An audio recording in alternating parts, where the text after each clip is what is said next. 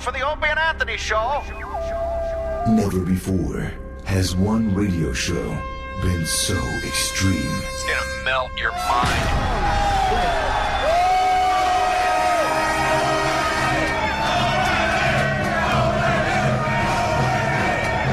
So vulgar. Shut up, you fucking degenerate hippie cocksucker. I would take a shot in the face from him. Very small cock. So flatulent. I've farted 3 times since I've been here. I'm like, all right, the Opie and Anthony Show. Here we are. Another 4 hours of love. The jokes all end up talking about cock and balls. This is good practice for Under the View. Quite simply, the greatest show in the history of broadcasting. This probably is the greatest that ever existed. You guys having a good time or what?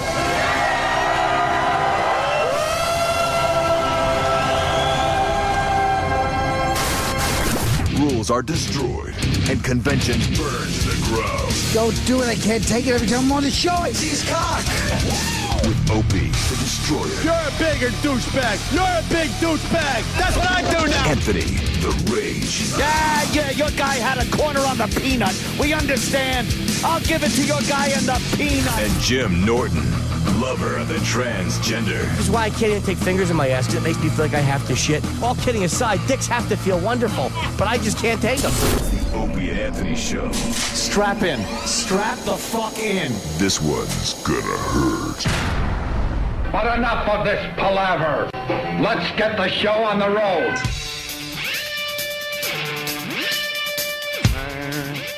Hi. Ooh. Let me turn up my headphones. There it is. Ha ha noises. Good morning. I got to clear my throat. There we go. Oh, ah. Oh, ah. Hi.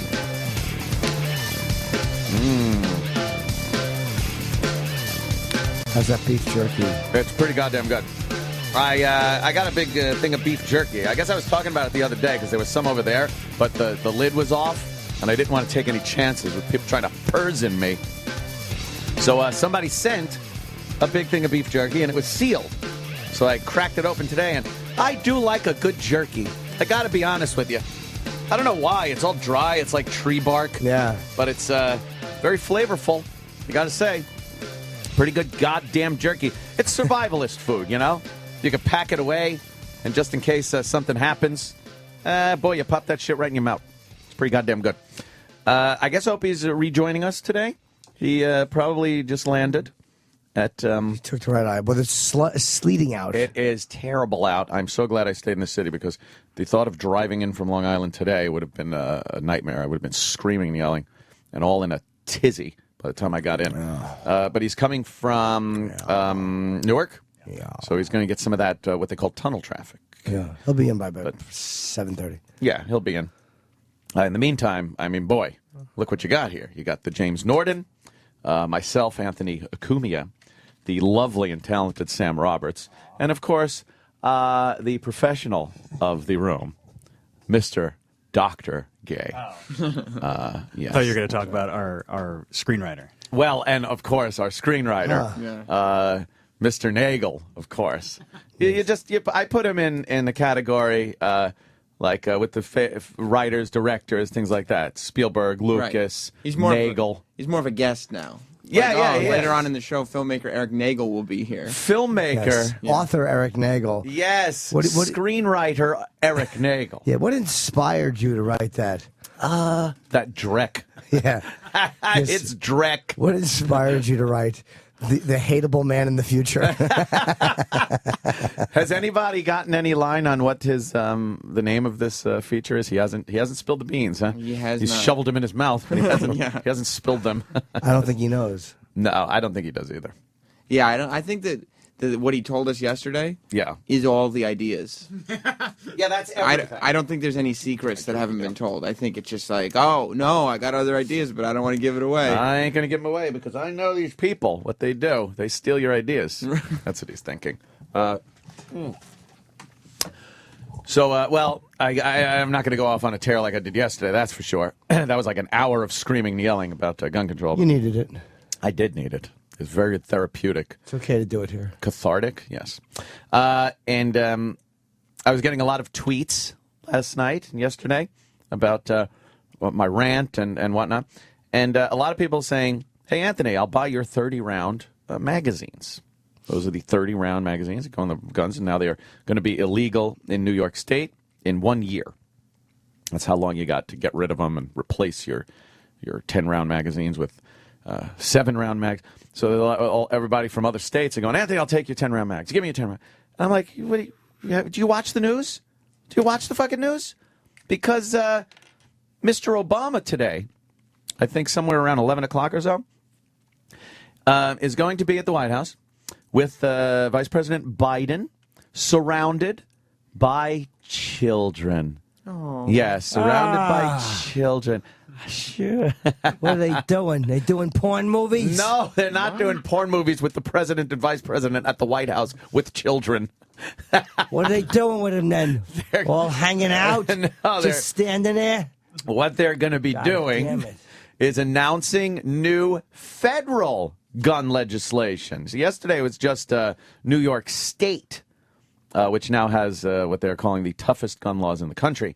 The federal laws now are coming out. And, of course, they call it the legislation against gun violence. Against gun violence. Because otherwise you're pro-gun violence then? Yes. I don't understand. I am pro-gun violence. It's how they word these bills. It's another aspect of it that's infuriating.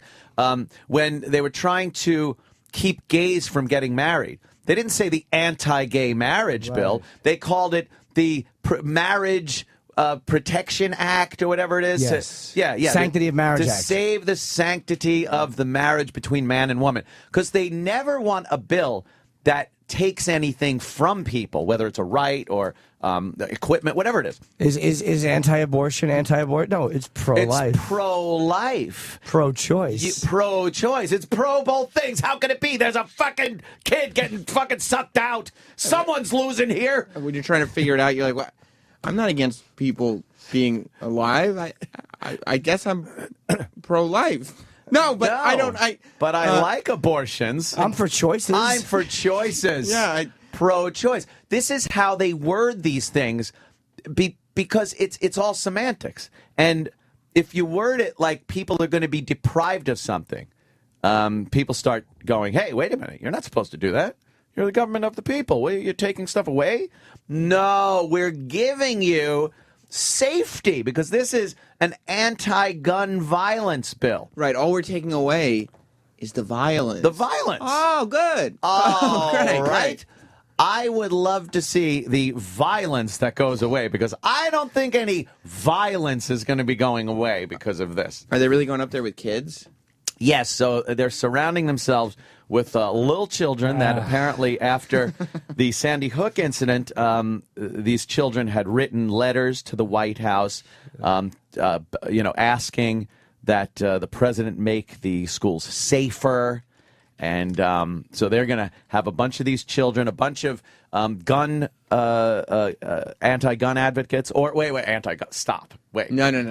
Anti-violence advocates. Thank God. Are going to be there, including the mayors against gun violence. And if you're not in that group, then you're mayor. You're a mayor for Right. gun violence. How do they even get elected? Who's going to watch these kids?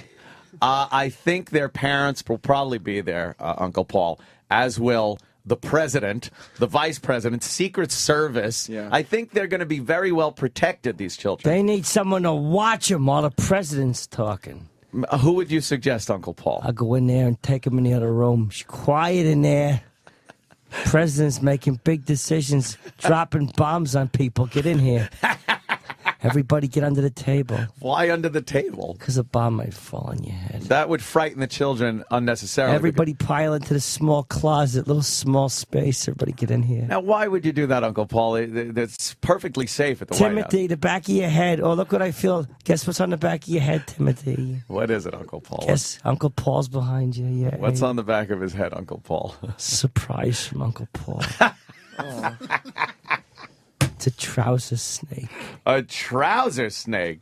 Talking about his penis, I think. Wow. Right at the White House. That's a ballsy move from Uncle Paul. I think a lot of people will be watching those kids. Uncle Paul has an addiction. Imagine a child gets molested in a closet by Uncle Paul at the White House. The scandal. Pure scandal. You know what you need to do? You need to lower the age people can fall in love. Fall in love. The Love Act. Right. Is what it is. Not the Child Molestation Act. Sure. It would be the Love Act. You're pro-snugness. Pro-velvet-like grip. All right. That's a velvet. Yeah, so that's happening. Some people criticizing the president for showboating with the children because obviously it harkens back to the tragedy at Sandy Hook. I guess the idea is if you're watching, you go, well, I don't want those kids to get shot. Right. So, I'll side with him. The children you see here today are children that have written me with hopes of safety. It's going to be one of those speeches. I want those kids to be safe. Yes. Then he's going to propose gun legislation, which is going to include an assault weapons ban, very similar to the one that was just enacted in New York State, which means a semi-automatic rifle with one or more military-like kind of things on it. Accessories? Good. Accessories. Good. Well, there was a very good example on Fox News this morning of two weapons. They showed one that said would be banned and one that wouldn't be banned. They are identical, except for the fact that the pistol grip type handle is incorporated into the stock a little more on the one as opposed to the illegal one.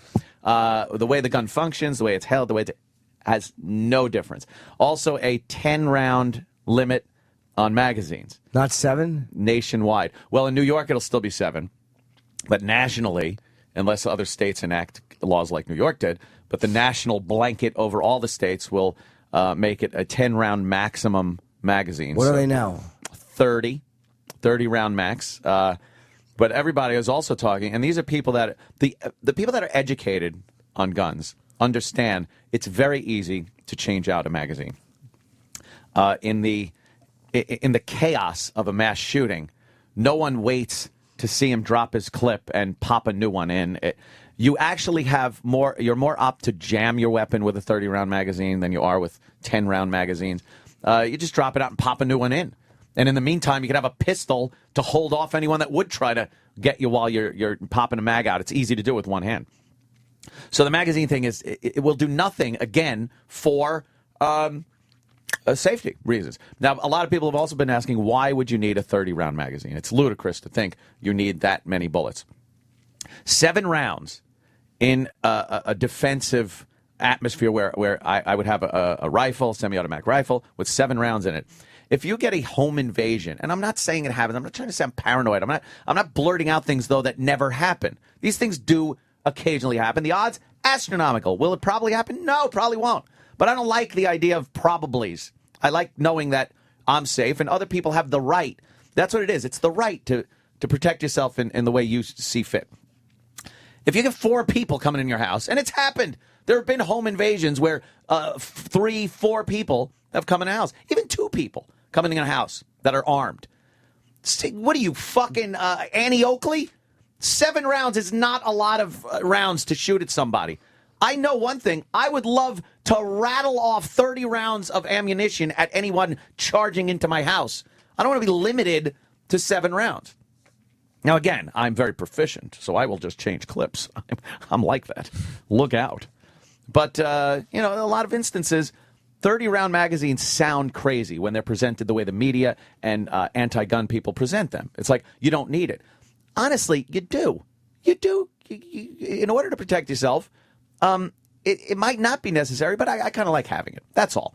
And, again, anybody who wants to commit a crime and needs a 30-round mag, which, by the way, is barely ever used in crimes, can get their hands on it.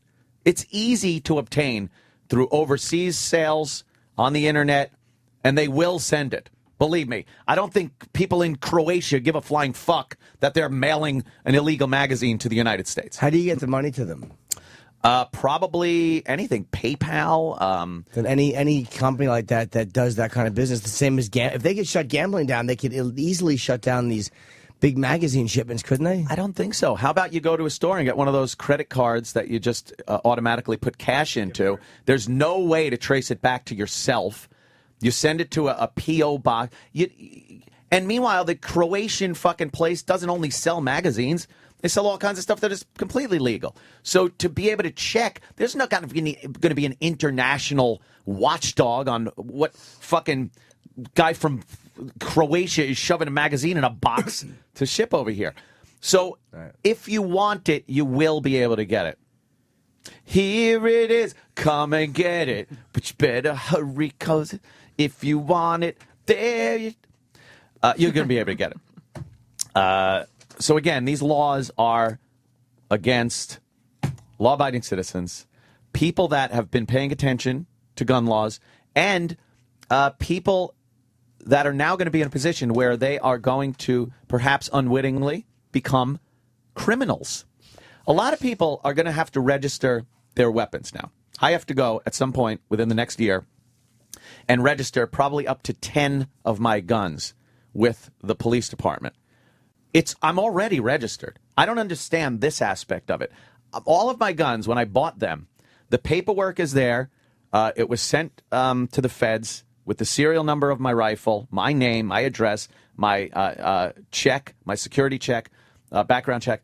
Everything's been done. So why now do I have to bring it down somewhere? I don't know yet. I don't know what the whole logistics to this thing are, but I'm sure it's going to cost me money also. I'm sure there's going to be a fee with every one of my guns to now register them. Why do I have to do that? A lot of people are speculating perhaps that it's a lot easier to know what guns people have, and perhaps if they do have some of these illegal attachments like magazines or a forward pistol grip or something like that, and they could check that out. They will know where to look if they're looking for guns, or if there is a future confiscation of guns, there's a big list of where they have to go to get them. They don't just have to knock on random doors. Now they just pull out their list and go, well, we've enacted a new law because this one did nothing and there's more shootings and more death and destruction. So now we're going to take away these assault weapons. And thank you for you already going down and registering them. It makes it that much easier for us to take them. Also, the fact that I'm grandfathered in, I still have the weapons. But the magazines, I'm going to have to get new ones, and I honestly don't know where to get those. I don't understand the aspect of the registering weapons. If someone could explain that to me, I'd be happy to listen. I don't get it. Is it just another step to make it more inconvenient? Yes, I'm sure, but there could be something a little more dastardly behind it, and I wouldn't put it past the government to keep tabs on who has these guns in case they do have a future confiscation bill that comes through. Do they already know? Yeah, that's just it. I don't understand. Maybe it's a more organized list, knowing what you still have, knowing what you hadn't sold off to somebody. But the thing is, there's going to be a lot of people that don't know these laws. The second the law comes out, I read the whole thing. There are people, though, that don't read the laws. We know that. It doesn't make them bad. It just makes them, they're ignorant of the law.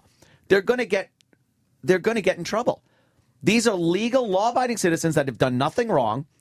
The only thing they've done wrong is not read the laws. So they're going to maybe go to a gun range, have a 30-round mag. There's going to be a cop next to him in the next booth shooting, going, "Hey, what are you doing?"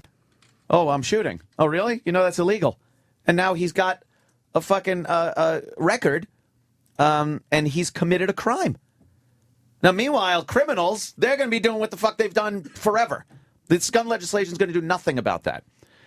So what you're doing really is criminalizing people that have done nothing but exercise their Second Amendment right legally, and you're putting them in a position now where they have to jump through a lot of different hoops now in order to remain compliant and not be a criminal. Right. Yeah, I don't get it.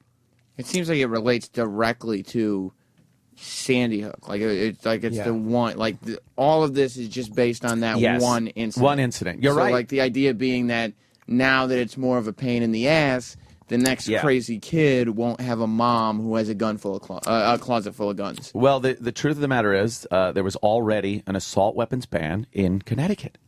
There is already, and was before Sandy Hook, an assault weapons ban in Connecticut. I mean, it's ludicrous. But people don't know that. They don't know what else to say. Yes. When they say ban assault weapons, that just sounds like the right thing to do and say. Right. But even though you said there's already those bans, it just sounds like something that makes them feel good to say it. Because because you can't ban guns overall. It's not going to happen. There are people that would love to. But it would be like prohibition. But it's once a very people have guns. You're right, but it's a slow rollout of this legislation. And this is a very quick rollout based on what happened at Sandy Hook. A lot of things transpire after a tragedy like this. Knee-jerk reactions, people that honestly want some kind of safety, and political aspirations. When you saw Andrew Cuomo, talking about this gun legislation, I swear I thought I was watching an old fucking clip of Hitler from Nuremberg. The guy's yelling, he's waving his hands, he's talking about guns. Bah, bah. I mean, if that wasn't his initial foray into the 2016 election, I don't know what the fuck was. Obviously, the guy's posturing himself for a run at the presidency. So his sincerity on safety, I have my doubts. I did a spot on Hannity's radio show yesterday. I heard you were very informed and good. A little debate with some woman, and boy, was she a dummy. She fucking starts talking about shoulder-mounted rocket launchers, and would I like those to be legal? No. Then where's the line? She goes, then what's the difference between an AR-15 and a shoulder-mounted rocket launcher? And I said, if you don't know the difference, how are you on the show debating gun control? What are you talking about? But tell me you wouldn't like to go to the range with a shoulder-launching rocket. Shoulder, whatever. Or the airport. Would that be a hoot? Down at the range? I would love it. And nobody's really addressing... Like they're saying, mental health checks and everything, but nobody's really addressing over-medication or... Right. Anything like that. I mean, that's a huge problem. Everybody's on pills. This is part of the bill in New York, is this mental health thing. It's very vague. It's almost as vague as E-Rock's movie. What? Almost. It's very vague. I don't want to tell you. I don't want anybody to copy the bill. The bill. Can we read it? No, I haven't. I'm not finished. I'm going to mail the bill to myself. E-Rock comment. Yeah, so there's a mental health provision in this new bill where I guess if a shrink, some kind of mental health professional, sees somebody acting a little kooky in a way that they see that perhaps there'll be a harm to themselves or others where a gun is related, in whether he's talking about it, whether he had brought it up in the past that he had a gun, and then the shrink realizes, wow, he's kind of kooky. He then has to report it, whereas the powers that be will take the person's guns away. Now, that seems vague. I mean, I like, on the outside, it sounds good. You're kooky, you shouldn't have a gun, take the gun. But what, again, is the criteria for these nuts? And can somebody, if somebody wants somebody's guns taken away for some other reason, it's easy to now just say they're a little kooky. Hey, this guy said something. Look, perhaps my rants here on this very program, when I go off and I'm yelling and screaming, I'm threatening, it's part of what I do here on the show.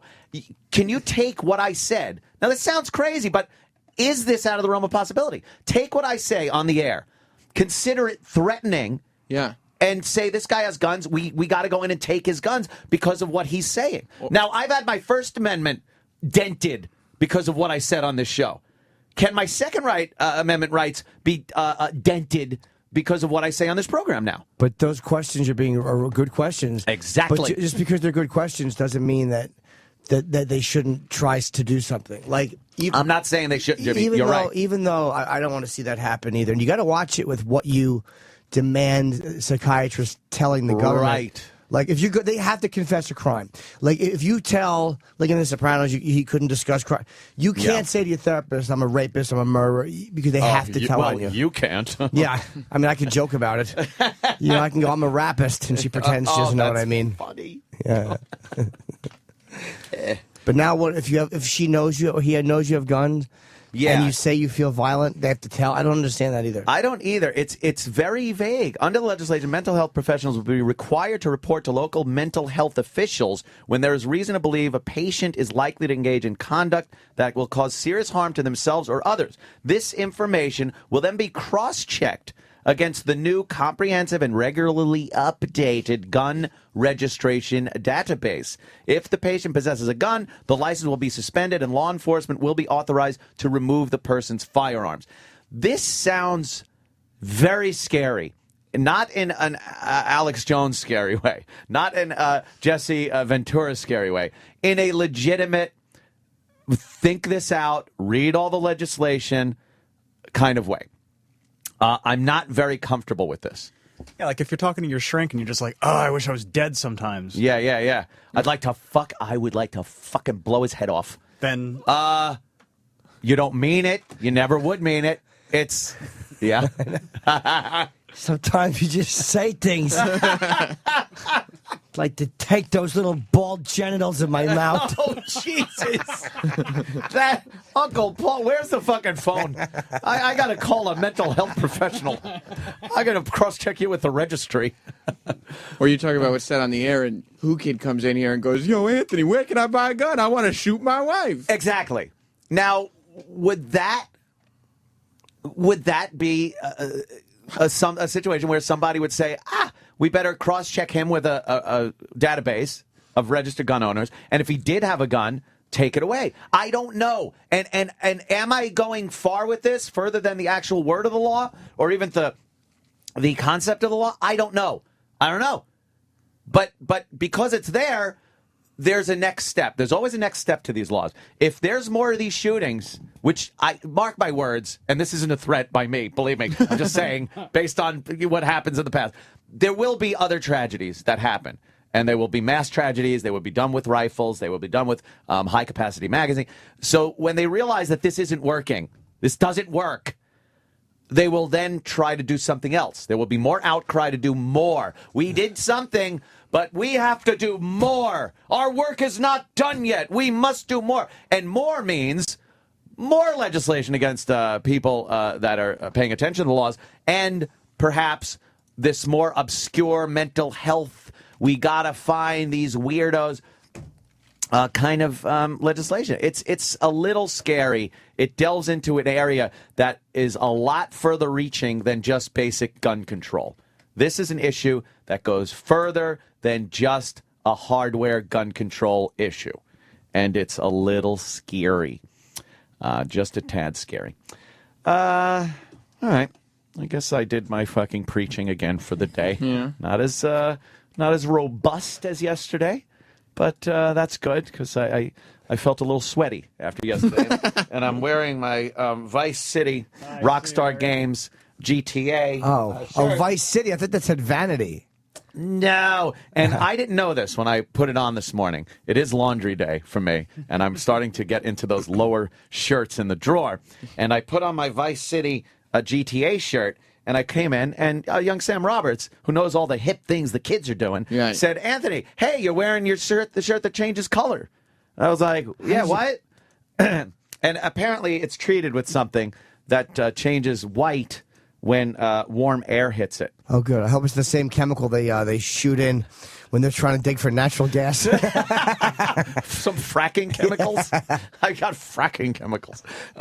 And now if I'm sweating or hot under the armpits... You didn't know the shirt changed colors? No! Let me see like it's like a, late 80s, early 90s. Those things were huge. That's hilarious. And there's like in the wrinkle in your shirt there? Yeah. Like towards the bottom? Oh, man! There's a white mark on it. Oh, God! I get hot under the collar. Because you blew air onto it before. Yeah. And it... Yeah, look, and it just turns like fucking, looks like a jizz stain all over. Yeah. Like I got jizz stains See, on my the rest of the day you'll have to tell someone, no, people were blowing on my back. That's what all that is. That's all it is. You could only wear those shirts a few times, though, because those were big when I was in, like, 3rd grade. Ooh. But you could always tell the poor kids, because after you wash them, like, 4 or 5 times, the effect starts to wear off, and you just get blotches on them. Oh, okay. And the poor kids would keep wearing them. Oh, it just looks like they got stained shirts. Yeah. Oh, that's good. You just see an exact replica of Uncle Paul's belly on the back of the kid's shirt. His big baloney nipples and fucking. I hate those shirts. They're tattletale Those shirts. tattletale clothing, they ought to call that. Mr. Hargis, it looks like there's a little circular thing. Looks like a chin print. Right up there under his neck. What is that? I don't know. I was helping him get something off the shelf. Oh, that's it. I keep the candy on the top shelf. Why you do that? Yeah, you hoist them up. Oh, is that? Do you check them? Do you check if they made in their pants while you're hoisting them up? You got to give the old sniff check. Yeah, get some candy. That's one of those parent things that are fucking disgusting. And they do it without batting a fucking eye. No! I've seen it in restaurants where I'm fucking eating and they lift their kid up and they shove their nose in the kid's ass and go, oh, yeah. I'm eating! It's fucking, it's disgusting. It might not be for the parent, I understand. But Jesus, shove your hand down there, and if you come out with some melted Hershey's, go to the bathroom. I don't want to see you smelling a kid's asshole. You'd rather them get shit a all handful over their hand. Get a handful of shit. At least I don't have to see Like our it. former intern. It is disgusting, though, isn't it? I don't know. I don't like it. I don't like kids in general in restaurants. I think parents should just stay home with their kids for, like, the first, 15 years? Something like that. It was running around, making noise. You can't just ignore them? Making ha-ha noises. Yeah, I can't ignore them because they're not ignorable. They're running around everywhere, ruining your fucking experience. If I go out to a restaurant, I want to have a nice, civil evening, dining. And having some conversation. Oh, the kid's having a good time. I'll just focus on what's going on with me. And Go to Chuck E. Cheese, you little fucker. I won't go there to eat. It's annoying. It really is. Some people have no idea what to do. Like, they let their kids run around. Yeah. Instead, gather your little fucker up. Meanwhile, they're doing it because they want to have a nice night together without the fucking kid sitting at the table. Well, that's what I came here for. I don't have any goddamn kids. They should have adults-only states. Yes. Child control. Actually, it's the Preservation of Adult Pleasure Act. Yes. Yes. I call it the Anti-Kid Act. Yes. Little rotten creeps. They really are just rambunctious little things, aren't they? Although I will say, I was holding my nephew. He was very cute. Aw. Yeah, I was kissing him. They are adorable. It was fun. Mean, you get a little baby. It's like, he's very cute. Something like that. He was very drooly, though. Yeah. Very They drooly. tend to do that. He's a very drooly boy. What is that? The fucking kid. It's just like fucking looks like alien. They don't know how to There's do this. shit pouring out of their fucking mouths.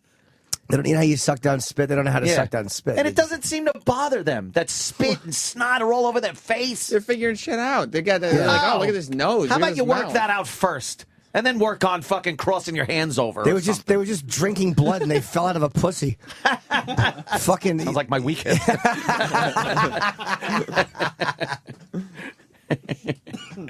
I don't know. The kids are stupid, drooling, shitting, pissing themselves. Well, they don't have a lot of life experience to draw from. Is the problem. Nah, well, I guess Yeah. you're right.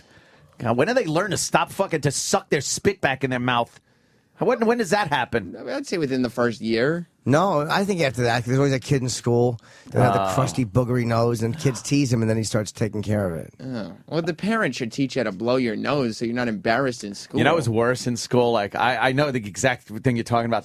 That white, yellow, crusty around a kid's nose. The black kids had that worse, man. Oh, the poor black 'Cause it kids. shows up because worse. the contrast. The black kid had a cold in school, and he'd have the just crusty snot all around his face. Jesus, wipe your fucking nose. White and the Asian kids are skipping through life, no one notices, but the black kid, it stands out. Oh, the poor black kid. It's a nice hat that Chuck Norris is wearing. Yeah, it's a Daniel Boone hat. Davy Crockett. I never knew Davy Crockett was so fat. Yeah, it doesn't even match any other hair on his face or like the sideburns. No, his hair actually matches the window treatments. Yeah, why did he go with red? Like, there's not a hint of gray. There's like darker roots on it. I wonder, do you think he's like completely, totally bald? Like He's like skinhead. Dr. Phil bald. Dr. Phil horseshoe fucking bald. God, what makes people get the fucking rug, though? It does make you look younger, though. I hate to say it, but when you look at him... Yeah, if he just had... He should get a better one, though. He's Chuck fucking Norris. Get one that fucking... Get a hair system. He looks younger, but it's also obvious that he's wearing a toupee. Yeah. Yeah. Yeah. It's like people know. Like, you're like, yeah, he looks young, but obviously... look at that fucking rug. He does not look He's 72. 72 years old? He probably still works out. What is that picture? That doesn't look as much like the wig. Huh. That's him in 2011. Let me see, Trev. Oh, it's kind of... it Yeah, it doesn't looks look as okay. much like a wig. Well... maybe he got a... Maybe... Because I know that commercial's pretty old now.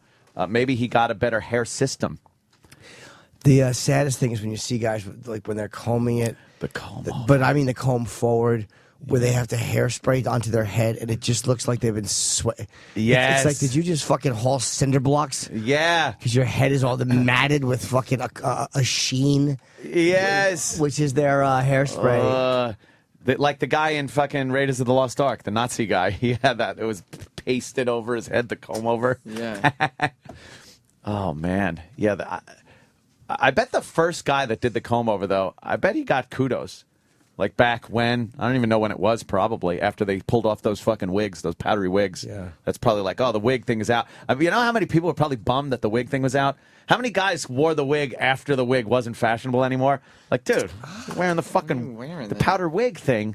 That was so 1700s. You're not a judge. Yeah, what are you doing? Oh, no, I like it. Fuck you. I'm wearing it. Yeah. 1825. And he's Still wearing the powder wig, and everybody's like, wait.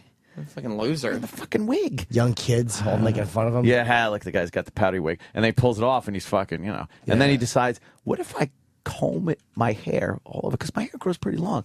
And I just swoop it over the top. And then he's walking down, down the fucking street, going to the saloon, maybe. And people are like, hey, look at that. Fucking... looks great. Mr. fucking Jeff Johnson. He combed his hair over his head, and it looks great. Hey, there's something different about ye. Yeah. Are ye working out? Ye look good. Yeah. Poor bastards. That's a good question. How long did they wear? Who was the holdout for that fucking powdered wig? Powdered wig thing. where Last guy keeping the powdered wig store in business. Yeah, everyone's just laughing at him.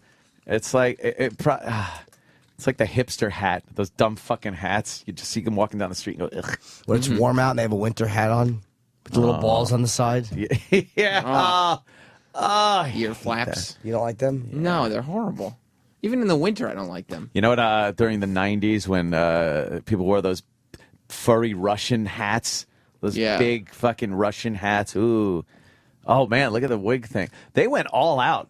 That's like fucking Howard Stern 1994 hairdo that these fucking guys have had back in the old days. Very homoerotic. Powdered wig. Yeah. And they powder their faces up and wear like a lot of rouge on their cheeks and put like fake moles on their face. What the fuck look is that?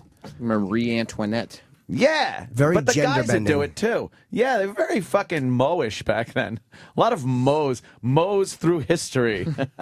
But then you get like in the 80s, even the 1980s, rock got like weird with that. You know, there's like all these things that go, fashions that kind of come and go that are very feminine. That thing really, the fucking 80s with the hair bands and shit, toward the end of it, it got insane. Where, I mean, bands you never heard of, you saw them on MTV and were like, what the fuck? Their hair teased up so high, total chick makeup on, very slendering, stretchy pants. Why the? And I'm watching, going, this is rock. This is like you're supposed to go. Yeah, that's cool. See, I didn't even notice faggy. it. I didn't even notice it. Really? Back then. No. I started noticing when the second you started seeing grunge slip in, you started going like, oh, okay. These are guys. They're just wearing jeans and their flannel shirt. They look dirty and shit. Now these guys look really faggy now. That's all it took. It took one guy to stop wearing the wig and makeup, and people were like, oh, you look masculine. Yeah, see, now I see. I didn't know the term bigwig came from people who wore long wigs because they were so expensive. Oh, here comes a big wig. Yeah. Big wig. That was a sign of The cost, wealth. Cost of wigs increased. An average one cost 25 shillings, which was a week's pay for a commoner. And then a bill for a large, elaborate wig was as high as 800 shillings. The I word almost big said wig that was coined. when Kareem came in. He wasn't wearing a wig, Anthony. Yeah, it was close to that. Oh. So 800 shillings Shillings. is how many? Wait, 25 is a week's pay? 25 was a week's pay for a commoner. So 100's a month's pay. That's 8 months' pay. Like the For rich a people, big wig? Rich people were wearing 8 months worth of poor people money on their Yeah, heads. but and now Ant's tweeting out 8 months' pay from the casino. That's it. I would have had like many big wigs. Of course. And poor Sam would have just been like bald with a few like things of hair on his head and going like, would've been- I don't have a wig. Trying to grow my hair out and just pulling it up and Oh yeah, it would. You would. powdering my own hair. Poor Sam wouldn't be able to afford a wig. How hot were those fucking things? They must have stunk back then. They had a lot of like oils and like perfumes that they would douse themselves with because bathing people didn't take baths a lot back then. They all wore velvet like coats and pants. Yeah, it looks very heavy. Ruffled shirts, like Lot lots of ruffles. a lot of fabric. Yes, a lot of fabric draped over them. That's apparently another reason people wore wigs, because lice was everywhere and it was easier to delouse a wig than a head of hair. I want to be ensconced. But then people stopped wearing them when a tax was levied on hair powder. What? It's amazing how taxes fuck everything up. Taxes are the things that on hair powder? Yeah, Brits stopped wearing wigs after William Pitt levied a tax on hair powder in Hi, Mr. Pitt. 1795. What year? 1795. So what was the powder for? To make them smell better, probably? Maybe, yeah. I bet I it was think of lice, though. I bet they powdered the wigs so the hair wouldn't get all tangled. I bet the powder kept the strands of hair apart. Big wig break. Maybe that's Yes. what Obama's doing with guns. He's looking at the old wig legislation and he goes, no. We didn't ban wigs. We banned the powder. Wig powder. If we start banning magazines, Yes. then The clean wig preservation legislation. Powder isn't good for the wigs. we're pro-natural hair. yes, pro natural hair. And some presidents said people weren't getting their fair share of wigs. Yes. Because all the wig hair was going to the big wigs. The wealthy. We're anti-lice infestation. Yes. Not That anti-hair. 1790s? Yeah. Yeah. That's when they stopped? Wow. 1795. Throw them wigs away, motherfucker. The 1800s are coming. How about here? Party like it's The judges- 1799. Bam, bam, bam, bam, bam.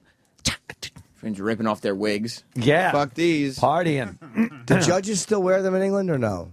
I think the barristers wear them over there, don't they? Do they wear them in, like, Parliament for, like... what's the word I'm looking for? For bullshit. Yeah, Pomp and just- circumstance? To look like Yes. douches?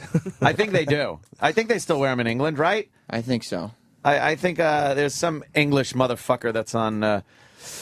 But they're not all like powdered and stuff. It's just some old damn right, Aunt. curly Q wig. Queen's Counsel, barristers and QCs at Queen's Counsel, yeah. They still wear it. Yeah. Wow, that's stupid. How dumb do you feel putting that on before you go to work? Look at that idiot. He is a moron. He's stupid. What a fucking tool. England's dumb. It looks like he's wearing a fucking dashboard cover over his head. Like he's fucking or a bunch of piano keys. Yeah, What a it tool. doesn't even look like hair. It's like too it looks like it was crocheted. Crocheted, Yeah. yes. Yeah. Where's my doilies? Oh, Martin had to go to court again. God, that's fucking horrible to have to do that. You look silly. What a bunch of morons to have to play dress up before they can tell you what the laws are. Look at all these losers. Why would you do that? You look dumb. That guy looks Oh so my stupid. God. It looks like dog ears. Yes, Yeah. he looks like he's wearing a costume for a dog costume. Looks like a pound puppy. He does look like a Aw. pound What puppy. fucking assholes. They've made them, though, look less like hair. It now is like a headpiece where you know it's a hat, kind of a thing, and they put that on, Like it's cut over the shoulders to look. It almost looks like a sphinx. The thing that's on a sphinx. It looks like chainmail, but your grandmother made it out of wool. Out of wool. Yeah, when you wanted to play King Arthur. Yeah. Go on, put this over your shoulders. No one will stab you. Go on the. Do they look dumb? Look at the black girl that has one. There's a black judge that has one. Oh, it that's doesn't look silly. bad. It's just because black people look better in hats. It's just That's my weave, motherfucker. I got my English weave on, motherfucker. Oh, that looks silly. That looks stupid. It does, but It's not one of the as bad little as the ones. guys. Look at her. It's a teeny. She one. looks like Harriet Tubman. Oh, man. Yeah, there's the little one that just sits on the top of your head, and then there's the ones with the pound puppy dog ears. Look, he has to wear shoes with buckles on them. Wow, they are weird over there. And there's a lady following him, holding his big robes up. What a they really are. Let me tell you something about England. You know what? How about you fucking stop with the long fucking stupid dressy colors? They're steeped in tradition, Jimmy. And how about you stop with the Queen and all that shit? Yeah. How about you stop with the Queen? But I enjoy us working together. Yeah, that is silly. A lot of tradition. It does nothing for the stereotypes of sexuality in England, No. like gay men. As Archie Bunker said, England's a fag country. Right. England's a fag country, he But said. it would appear that way based Sure. on their, It would. My mother would always say, don't come over there, because after they have tea and crumpets, they're going to tug your pud, Chipper. Hug your pud. Your mom didn't want Is that people what tugging Mom your said? pud? Yeah. Oh, here it is. Do you want to crank the volume up on this? I can't get enough of Archie. Roger the Fairy? Did you hear that, Edith? You know who they're bringing around here for lunch? Roger, sweetie, pie Roger. Cut it out, huh? Who's their friend, Archie? Listen, Edith, we run a decent home here. And we don't need any strange little birdies flying in and out. Yeah, stop that. Roger's not a strange little birdie. His pal Roger is as queer as a $4 bill, and he knows it. That's not only cruel, Daddy, that's an outright lie. You know something, Archie? Just because a guy is sensitive and he's an intellectual and he wears glasses, you make him out a queer. I never said a guy who wears glasses is a queer. A guy who wears glasses is a four eyes. A guy who is a fag is a queer.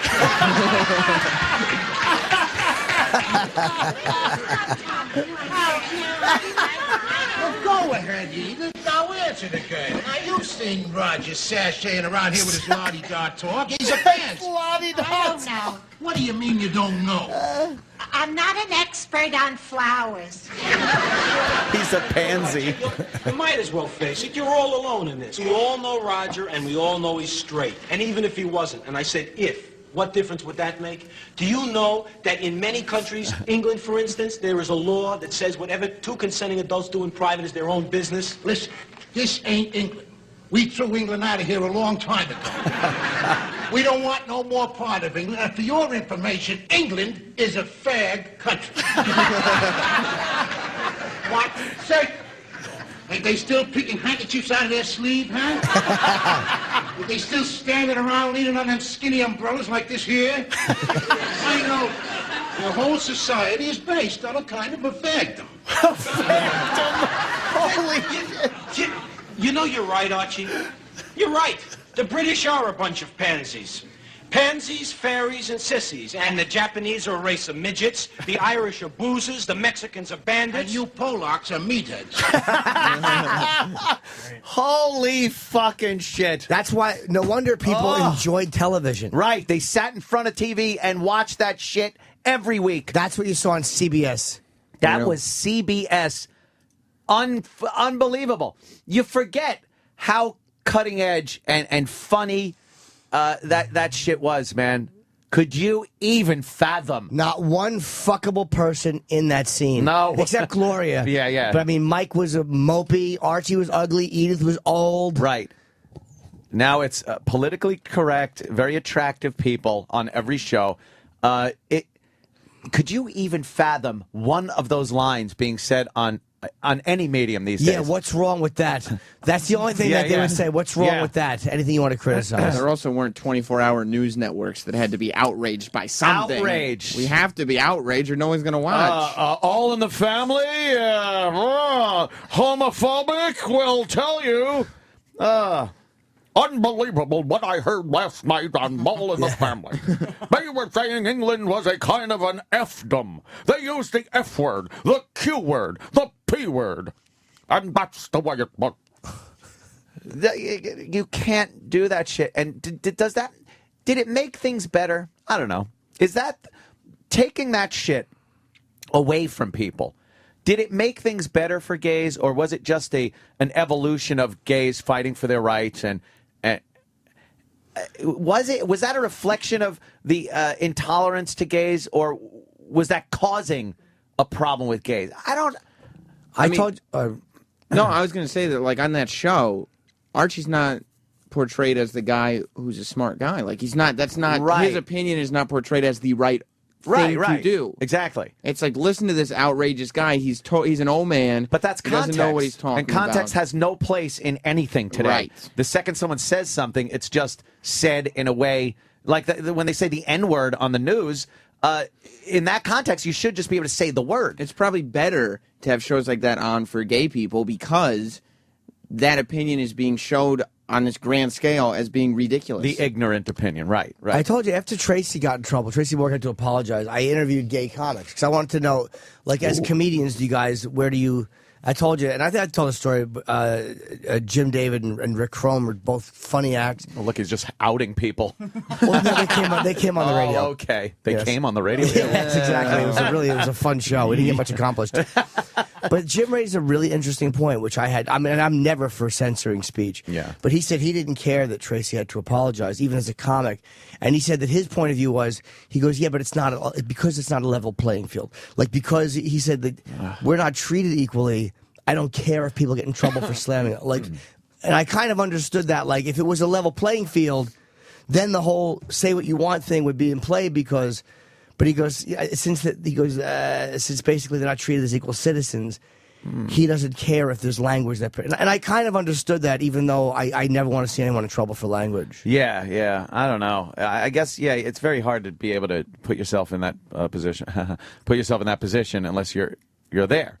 You know, a lot of people criticize my views on black crime and stuff and say, well, you don't even understand what they have to go through on a daily basis and I can agree with that, obviously, but I don't think it gives you an excuse, and I don't think anybody should get in trouble for voicing their opinions on anything, race, sexuality, shit like that.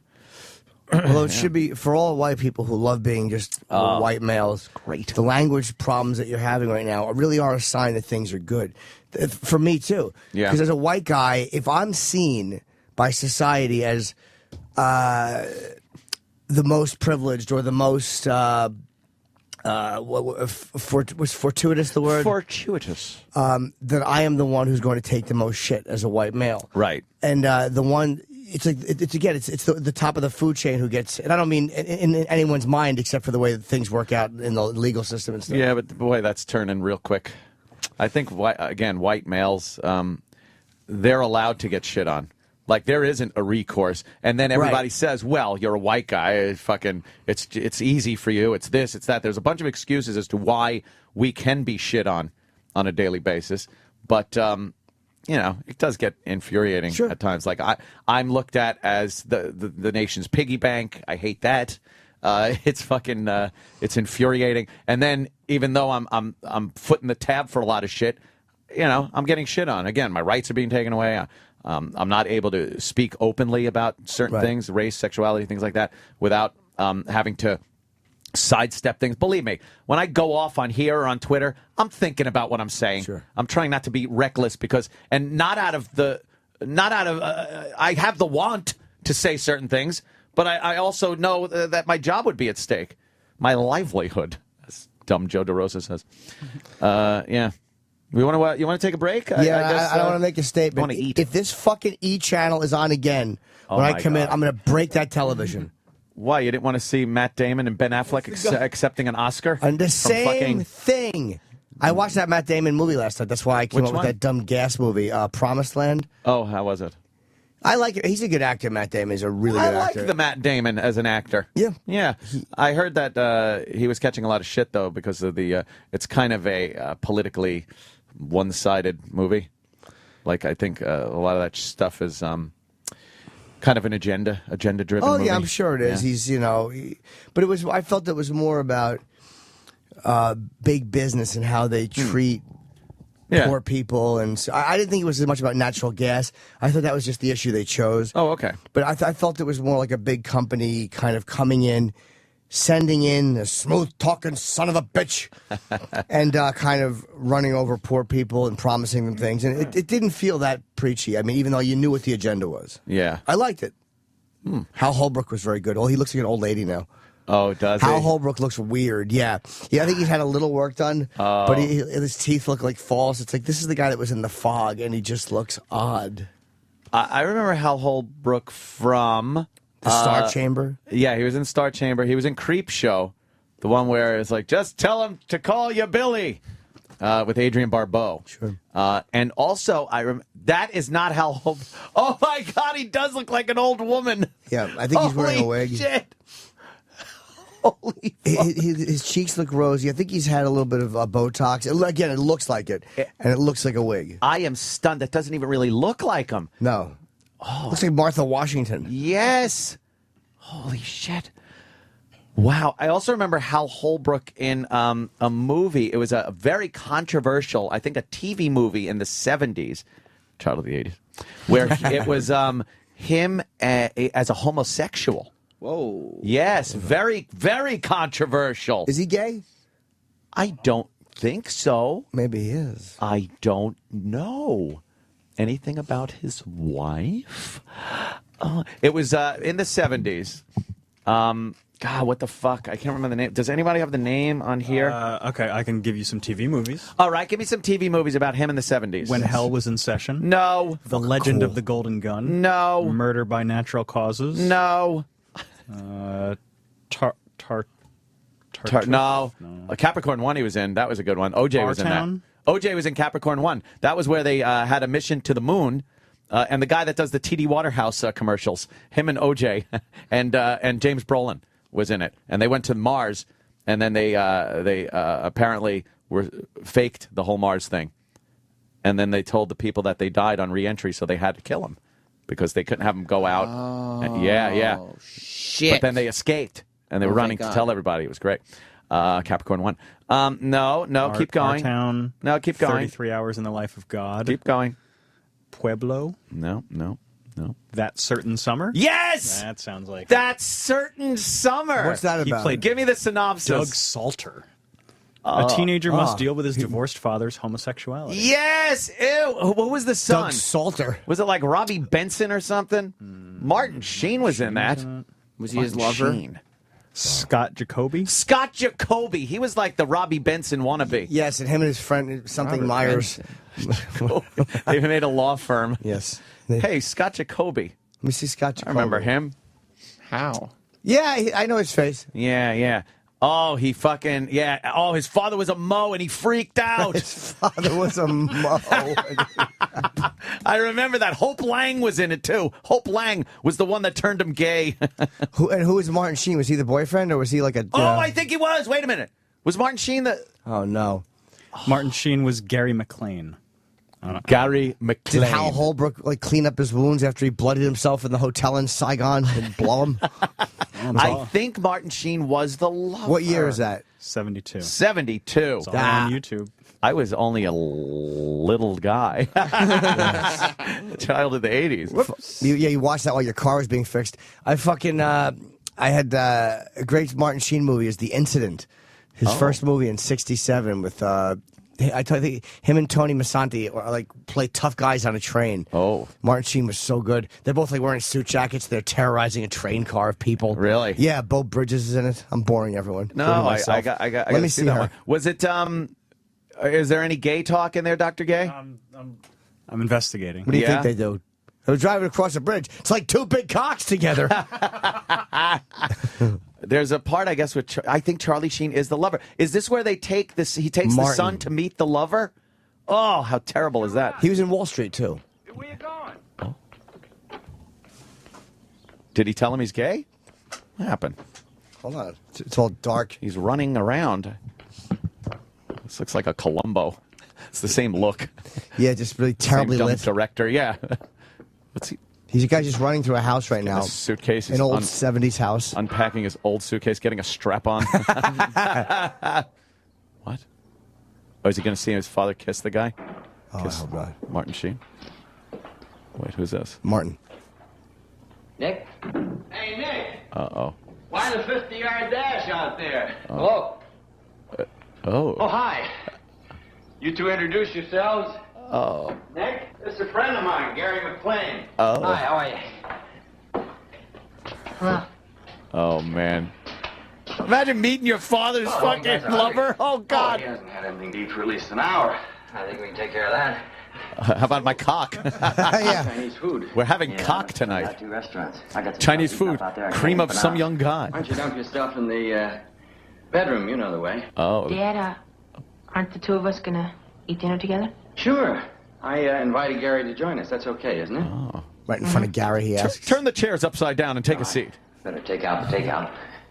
I'll give you a hand. Oh boy, I'm gonna watch that. I'm gonna find that and watch that movie because I remember being so uncomfortable watching that as a kid because all I could. I know why you're uncomfortable. Why? Because your dad was right next to you and he was just staring at the tent in the front of your pants, calling you queer.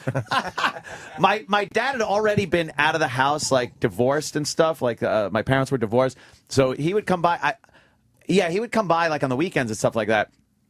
But I remember watching that and being so uncomfortable because all I could relate to was my dad. So when I'm watching this and little Scott Jacoby, I was thinking like, oh my God, how would I feel? And I got so into how that would be if that was my dad. It made me so uncomfortable. Oh, I didn't like it. Well, he should have told him that my friend's eating with us. You don't just let the kid run upstairs and find your gay lover. Yeah, with a fruity turtleneck and a kitchen towel in his hand. Yeah, he did. And what a spotless apartment. Yeah, of course it was. Why would it be a giant 70s house? Tastefully decorated. Yeah.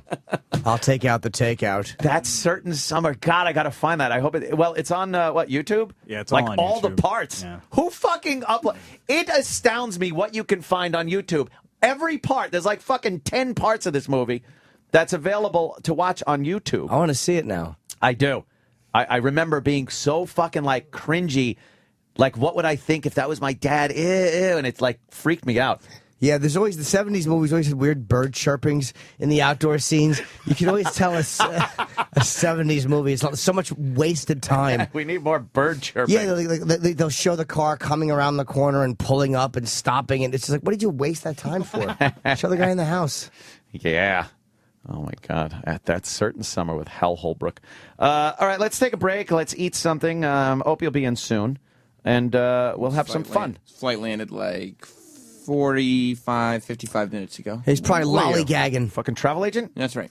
He's probably lollygagging around town. Oh, do we have an update on Opie's flight, Kenny? Yes, he's in a chauffeur-driven car en route. How's the weather? It's very sleety. Sleety? Yeah. And you expecting tunnel traffic, Kenny? Yes, normally on a weekday morning there's You've done that drive in various weather. What do you think the ETA would be? Well, I said by 7:30. Yeah? Let me 15 check. minutes, that would be. Yeah. My last 6:41. Uh-huh.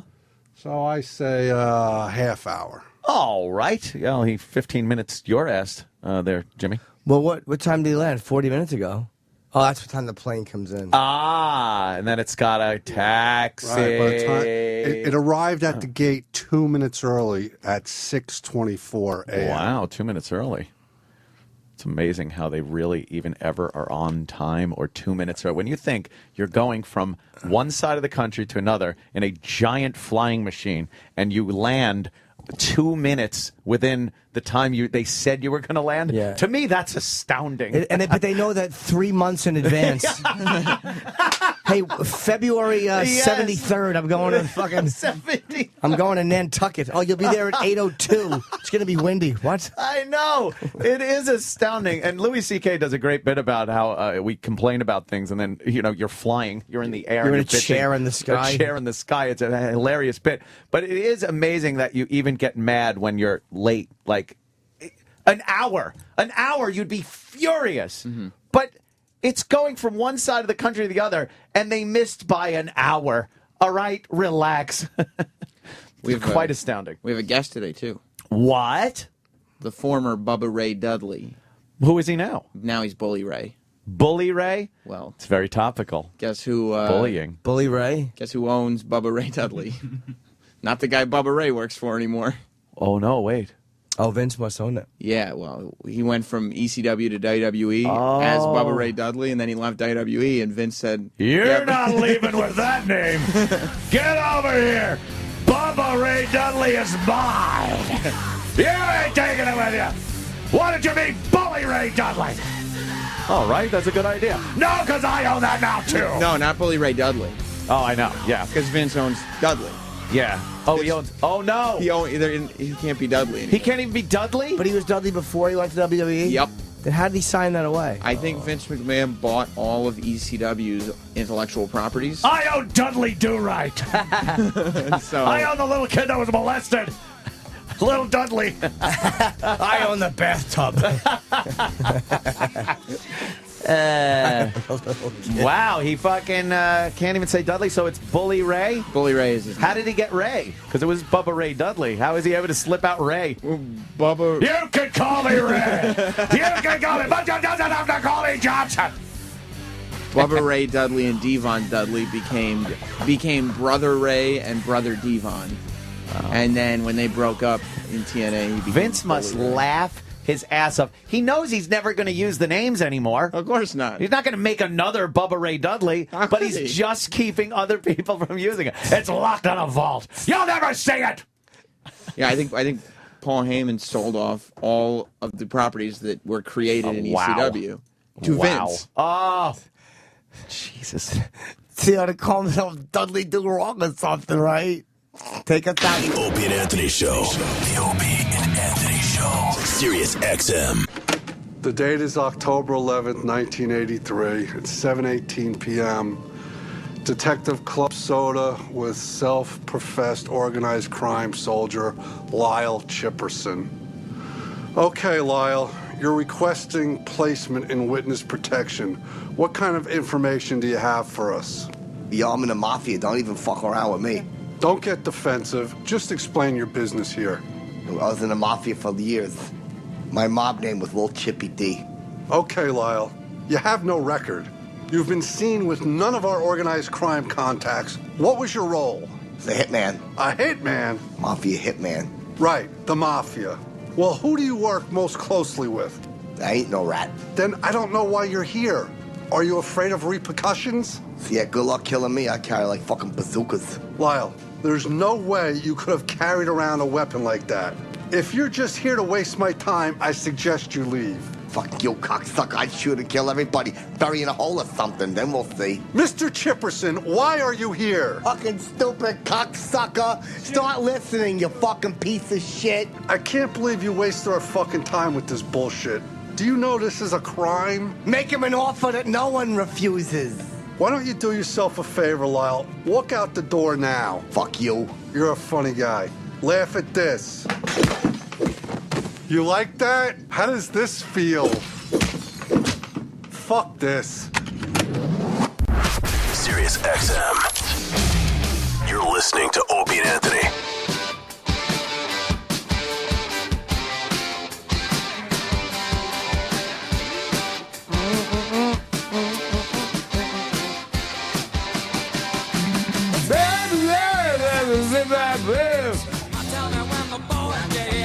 Yeah.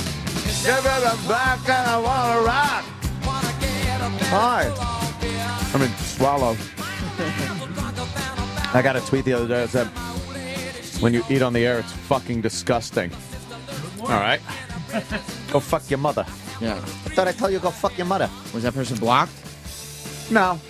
I wouldn't block for that. I don't block for things like that. They can be polite about it, though. They could say, I wish you wouldn't eat on the air. Doesn't have to say fucking disgusting. I'd still tell him to go fuck his mother. Good. Yeah, I don't care. I don't sit here the whole show and eat. We need nourishment here on the Radio Show. And Kenny's just bursting in. Somebody is out of the tunnel, so they should be here in a few minutes. Oh, well, that would be the Lincoln Tunnel? Yes. Mm-hmm. I got to see Lincoln still. I think I might watch it later tonight. Where's it playing? It's playing someplace out on Long Island. One of the cinemas out there. Oh. It's a wonderful theater. I love it. Reclining seats. Hope it's not too crowded. And, of course, that button. Oh, right. Oh, the button. You just press it. The film stops. I have a theater like that near me. Do you? Yeah. Great, right? Mm-hmm. Yeah, I love it.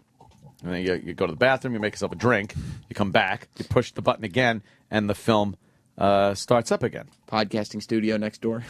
Yeah. Podcasting studio right next door. Of course, I'll have to shut all the doors so people don't hear the boo, boo. When it's over, you mean? No, not when it's over. But that last scene, probably. Nope. How does it end? So you get shot? Oh, well, spoiler. The scene, it's like the big the climax. Yeah. Is of course they free the slaves or whatever. Uh-huh. And then they don't actually show the assassination. The shooting. No? They show them. They do it in a way, but they don't. They should show it. Yeah. Yeah. They should show it and then have his big hat go like off his head. It just flies across the room, spins and lands back on his head. He goes, "What the?" And then it goes, "Da, da, da, da, da," and the movie ends. Do you know how disappointing that would be to people? Especially if they didn't tell Daniel Day-Lewis or they just did it in post. Well, Spielberg really took an odd turn there. He'd be watching it going like, what the fuck did you do to my performance? That was a little slow, Lincoln. Is it? Yeah. I fell asleep. You fell asleep? I don't fall asleep that often in movies, but I fell asleep. And for you, I think this would be something that was close to your heart. Why is that? Oh, you're black. Oh. I have some movies to bring in, by the way, if anybody wants them, because I'm a member of course, SAG-AFTRA, you know me. Just getting Oh, you have done. some screeners? Yes, I do. How come I'm a member of SAG? Why don't I get screeners? Don't know. Why you're not on the voting board of SAG? Why can't I be on the voting board? My opinion really counts. I don't know. Hey, I think I got something, though, like a ballot in the mail. A ballot? Yeah, or something. Yeah, probably to vote. For what? Best picture. They screen the SAG Awards. They send But out. I need screeners. Why don't they send me screeners? I saw. Did they just send them to you? Do you just open the get mail them. and go Every like, year I get them, yeah. Well, what did you do to get them? They just, it's my opinion counts. Whatever, Jim. Whatever, we don't know what to think, Jim. Who's better? Who's worse? Whatever. So I saw Silver Linings Playbook. Oh, right. You were talking about that. And did I talk about this on the air? No, I'm no. sorry. You were talking about it off the air. That you saw it. Yuck. I told you it was horrible, right? It was just a dumb rom-com movie. That I didn't think it was a rom-com. I mean, I thought it was the guy's acting was good. De Niro was fine. The girl was good. But what a cornball story. Oh, really? Yeah. That fucking the big dance-off. Oh, fuck you. What? Like Grease? Holy shit, was I irritated. Here's what I hate. I hate in a movie when two characters are together and two other characters look at the two characters together. It's almost like I hate when somebody writes that in. Like they both shoot a look like they're doing our work as the audience. Like, oh, look at them. Or when they talk about our work as the audience. Or that guy over there, he's a hero. When whoever wrote that is talking about the hero the way he wants himself talked about. Ew. I fucking hate it. E-Rock, do you have a part like that in your movie? No, not at all. All right. Of course not. The guy's hateable. How could he? Another He's not a tidbit hero. of information that we just got on E-Rock's movie. That's right. But can you imagine, though, if mental illness was as pleasant as that movie was? How much easier things would be? And it's such nonsense. It's such nonsense. So I guess what's the gist of the story here? Because I don't give a shit. I'm not even going to fucking see that piece of shit. Guy comes home from a nut house. Hey! And he's De Niro's son. Yeah, De Niro's son. And flashbacks kind of realize he's in the nut house because he came home and he heard his wedding song playing. And he saw his wife in the shower, and she was getting her pussy eaten by a balding history teacher that she worked with. Whoa! And that sent her to the nut house? Well, he beat the guy almost to death because the guy unbelievably said, I think you should leave, which just So is how nonsense. about they fucking pat him on the back and his pals take him out for a beer? How would that send you to the nut house? Exactly. Here's what they had to do. They had to find, in the story, a way to get him into the crazy house that still made him redeemable and likable. Right. And the whole movie, he's pining for this cunt who is cheating on him, who has to see that he's changed and gotten... They don't show her till at the end of the movie. Right. And you have to see that he's gotten better. But the reality is, I understand why he beat the guy almost to death. He was eating your wife's pussy. Yeah, that's and he said something shitty to you. That's not a, wow, you have to be crazy to do that. That's a, you would do that. But the guy's also bipolar. Yes, and he was completely unlikable. I hated him. He was a selfish twat, waking his parents up at 3 a.m. just to talk. And the acting, the guy did a good job acting it. But I was like, I hated the character. Yeah. You selfish jerk off. You were right to beat the guy up for eating your wife's cunt in your own house with the wedding song playing. But was it a good hate the character because he was doing a good job? No. And stuff, because you would hate a character like that, that's selfish and... Yeah, but I mean, as a movie watcher, I couldn't root for him. I wanted them to get leukemia the entire film.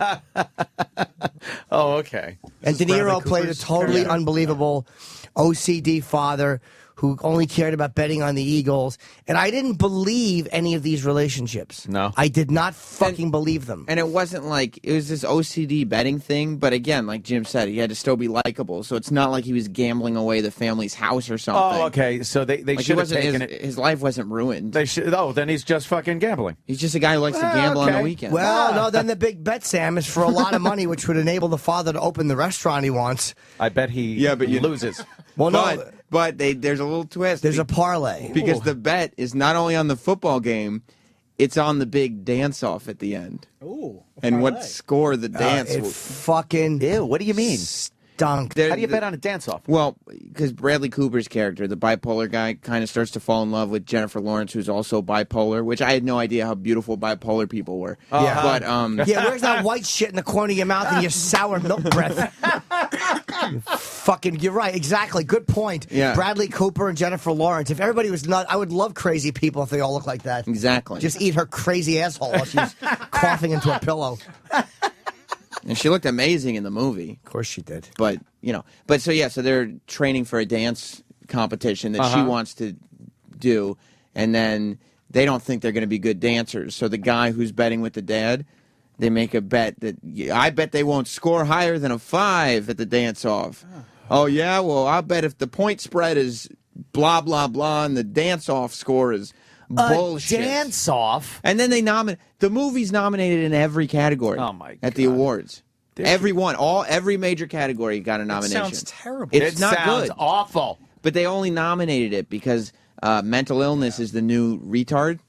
Oh. And so this is like... It's and not a feel-good movie. Right. Not your overt retardation. Well, they figured out a way... Your subtle mental illness. They figured out a way to get people's 50 most beautiful people into these retard roles without actually having to be retards. Distort their faces or not funny. Exactly. So you're still playing the retard angle, but it's the beautiful people. And you can make the it beautiful sexy. people. And, right. It's also the shallow... And, her big thing is she was such a slut. Right. She fucked so many people. And, and the thing is this, it's also like Shallow Hal. This is how fucking vomit-inducing Hollywood is. The only way to give a message about fat people was to have Gwyneth Paltrow be in that movie and give that message. So the way to give message about bipolar is to have two people that the audience can fall in love with physically give the message. But the mistake they made was they made the characters unbelievable and hateable. Yeah. Like a lot of bipolar people are.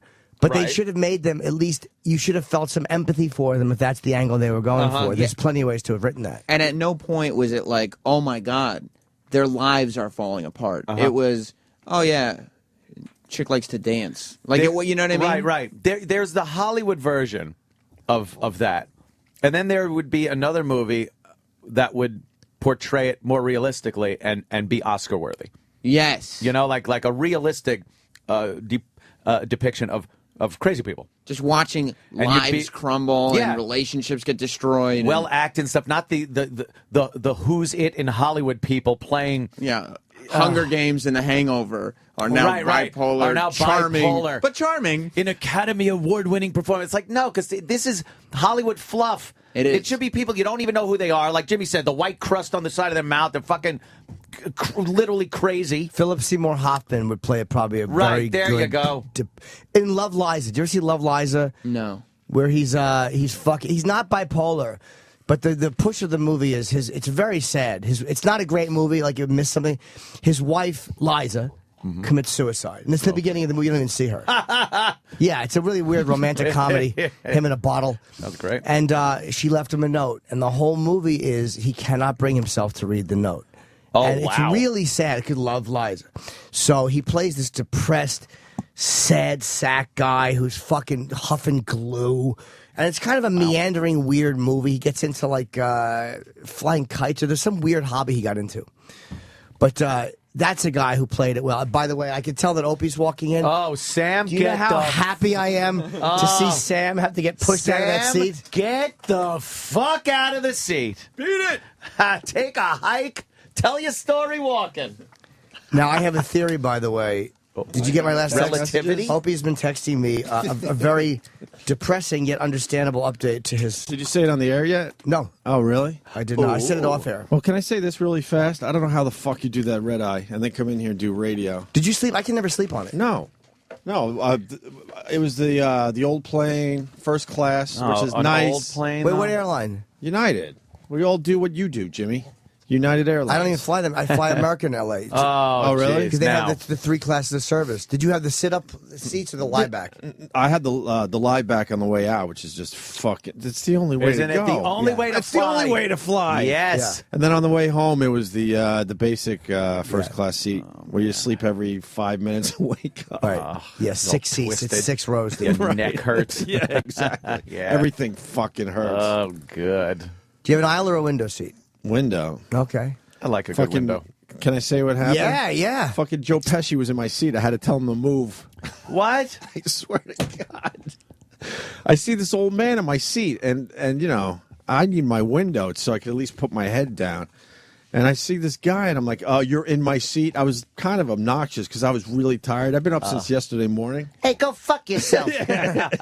So then he gets up and he goes, well, could you read my ticket because I don't have my glasses? Joe Pesci's. No. So I'm looking at his ticket, and he was across the row, but he had his window seat. Oh, he did? Okay. And then I'm sitting there all happy and nice, and I'm settling in, and then a guy goes to me, you're in my seat. Oh, shit. And it turned out And it was Ray Liotta. You had to sleep in the trunk next to Frank Vincent. And it turns out I was in the wrong seat, too. So Oh, it wasn't man. my seat or Pesci's seat. Jesus Christ. So you weren't sitting next to Pesci? No, God, no. But the guy that was, he feels like he's best friends with him now.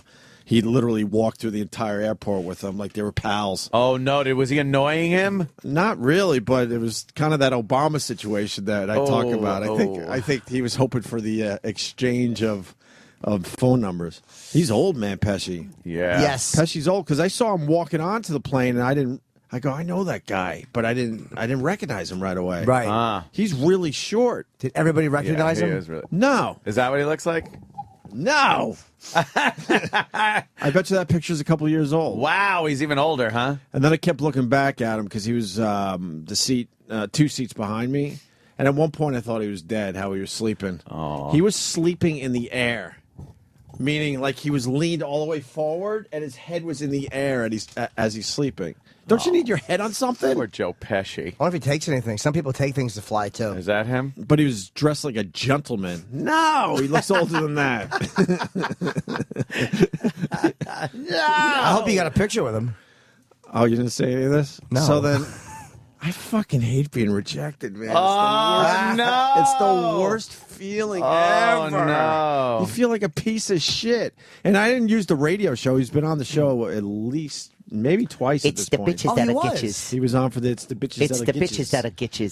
So we're walking. I'm with Chris. Yes. And I'm doing a Jim Norton art. This is how my fucking camera works. You know, I'm not like Jimmy for every picture, but every once in a while Yeah, man. I go Jim Norton. And I waited all the way to baggage claim, even though we didn't have bags. He was waiting for his. Oh wow! But I figured it would be slow down there. I go, yo, Joe, can I get a picture? He goes, man. And then he had a guy with him already that met him on this side. Uh-oh. And the guy's like, if he starts that, everyone will want a picture, one of those deals. And I'm looking around, who's everyone? There's 5 of us. And then Joe, he puts his arm around me. He's like, look, man, I look half dead. I'm like, all right, I don't want to bother you. That Big was fan, and then I had to walk away. That was about. My theory was wrong. I texted Opie, I have a theory. When you said Pesci wanted you to read his ticket, I thought he might have wanted your seat and wanted you to see, hey, it's Joe Pesci. Right. But he had an aisle already. If he had a window, too. Well, if I was sitting, I would have gave him the window if I got to sit next to Pesci the whole fucking flight. You know? You could watch him sleep. I know, but I just made up for it because I ran into some big celebrities downstairs. Who'd you run into? Big fucking celebrities. They're probably the ones I got on the elevator on the way up. I know. Always like big celebrities. Like, we saw them already. What'd you get? If it's the elevator picture I got, What'd you get? You got, yeah. I got him on the way up. That's just like having Joe Pesci. Yeah, the fucking Revenge of the Nerds guys. I got Booger and who's the other guy? Robert Carradine. Robert Carradine, right. Yeah. And Robert Carradine's still dressed like a fucking nerd. He's got him dressed like a nerd character. They're doing some press. Dude, You see my face? I'm like, this is supposed to be me and Pesci. Not 2 fucking nerds. Imagine getting turned down by Booger, though. I was coming in the fucking building this morning at like fucking 5 to 6. And I'm swiping, and they're standing there, and I'm annoyed. I'm like, excuse me. Right. And then they get on the elevator with me. I'm like, what the fuck? And I'm looking at Booger. I'm like, this guy looks familiar. So as we're getting off upstairs, I'm like, are you an actor? Yeah. And he goes, yeah. I go, I love your work. And then I didn't recognize Carrie. He goes, I'm an actor, too. He was kind of I'm like, oh, my God. Jimmy, can I ask you something? Yeah. If you had to ask him if he was an actor, how do you then say, I love your work? Because wouldn't you have known him if you loved his work? No, not necessarily, because are you an actor? Sounds insincere. I thought I recognized you.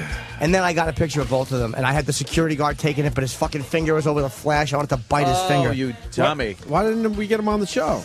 We didn't know they were here. He did Howard's show. Yeah. They did Howard's show. I guess they're promoting some nerd thing that's on TV. I'll tell you the mistake you might have made with Pesci. Doing it at baggage claim, because that's where people are going to be congregating. He might have had to wait. There was no one around. You know that flight. Yeah. There's no one. There's no one in the airport in general. Try to get him while they're walking. Well, I went to I did a Norton. I'm like, he's an old man. He's got that bladder. He's got to go to the bathroom. So the first bathroom, I went in. I'm like, all right, I'm set up nice now. And then I'll wait for him outside the bathroom, but he bypassed the bathroom. And you let them know real quick. You're like, hey man, can I get a quick picture? It's for my own wall. It's not going anywhere. Right. Like, because they're afraid of Twitter and TMZ and all that shit posting a picture, and all of a sudden Pesci's ancient, and then it's all over Twitter. Fuck, man. But he was nice to you? He was great. Yeah. He was actually really nice. But fuck, man. I guess I'll get him next time, right? You should have told him you were happen. Opie from the Opie and That'll Anthony happen. show. I was thinking that. You always tell them, hey man, I interviewed you a couple times for the song. This way they feel guilty, and fuck him if he doesn't want to do it and he does it anyway. Then you got the picture. Fuck. So I've been turned down. I want that one. That's a rough one. That's one I want. I want that. Yeah, that would kill me too. I got nerds instead. What the fuck am I going to do with a picture with nerds? It's like I don't even want to look at my Pesci picture now because I feel bad. You do have one, right? Yeah, thanks to Kevin James. I thought you did. Fuck. So why did he take a picture with you? He was at an event, looking all nice and shit. No. He was getting. I told Anthony. I told this off the air just a minute ago, right? It was at us at the Comedy Cellar, and Kevin was around, and someone said he's out there with Pesci. So this is years ago. I walk out, and I see fucking Pesci getting into a town car when he saw me coming with my camera, and so Kevin was outside the town car, and so I said, "Hey, how you doing?" He's like, "Oh, what's up, man?" And I'm like, "Dude, can you introduce me to Pesci?" And he goes, "Yeah." So he goes in the car and he goes, "This is a friend of mine, Jim Norton." And then Pesci took a picture. He was cool, right? He was really, but he has to say he wanted no part of me. Oh, really? But he was nice, you know. No, Joe was talking to everybody. Oh, was he? Yeah, he's wandering around in first class in the worst turbulence. I thought he was going to go flying. And the stewardess is trying to get him to sit down, but how do you tell Joe Pesci? He was pretty much getting his own coffee. At one point, I think he was pouring his own coffee. Flying the plane. That? Right.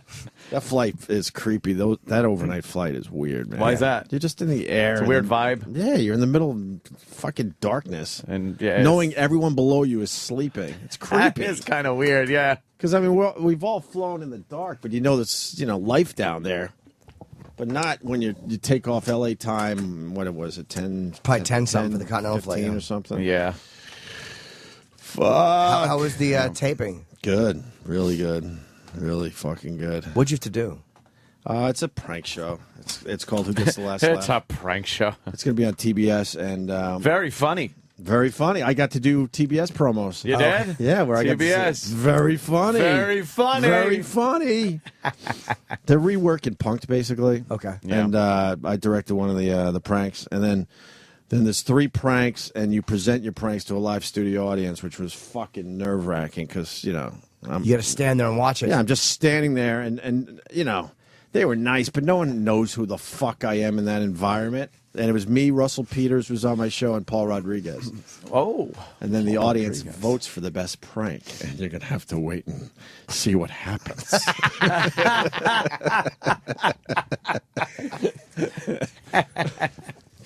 But you were happy with how it came out? The edit on my prank was fucking great. Yeah, and we have a lot of fans on the production staff of that show. It's so weird when you do run into fans out there, because I was telling them all we're used to being an East Coast show, knowing that we have people listening in LA is fucking weird to me. Mm-hmm. Yeah. One guy's wearing a WoW shirt on the set.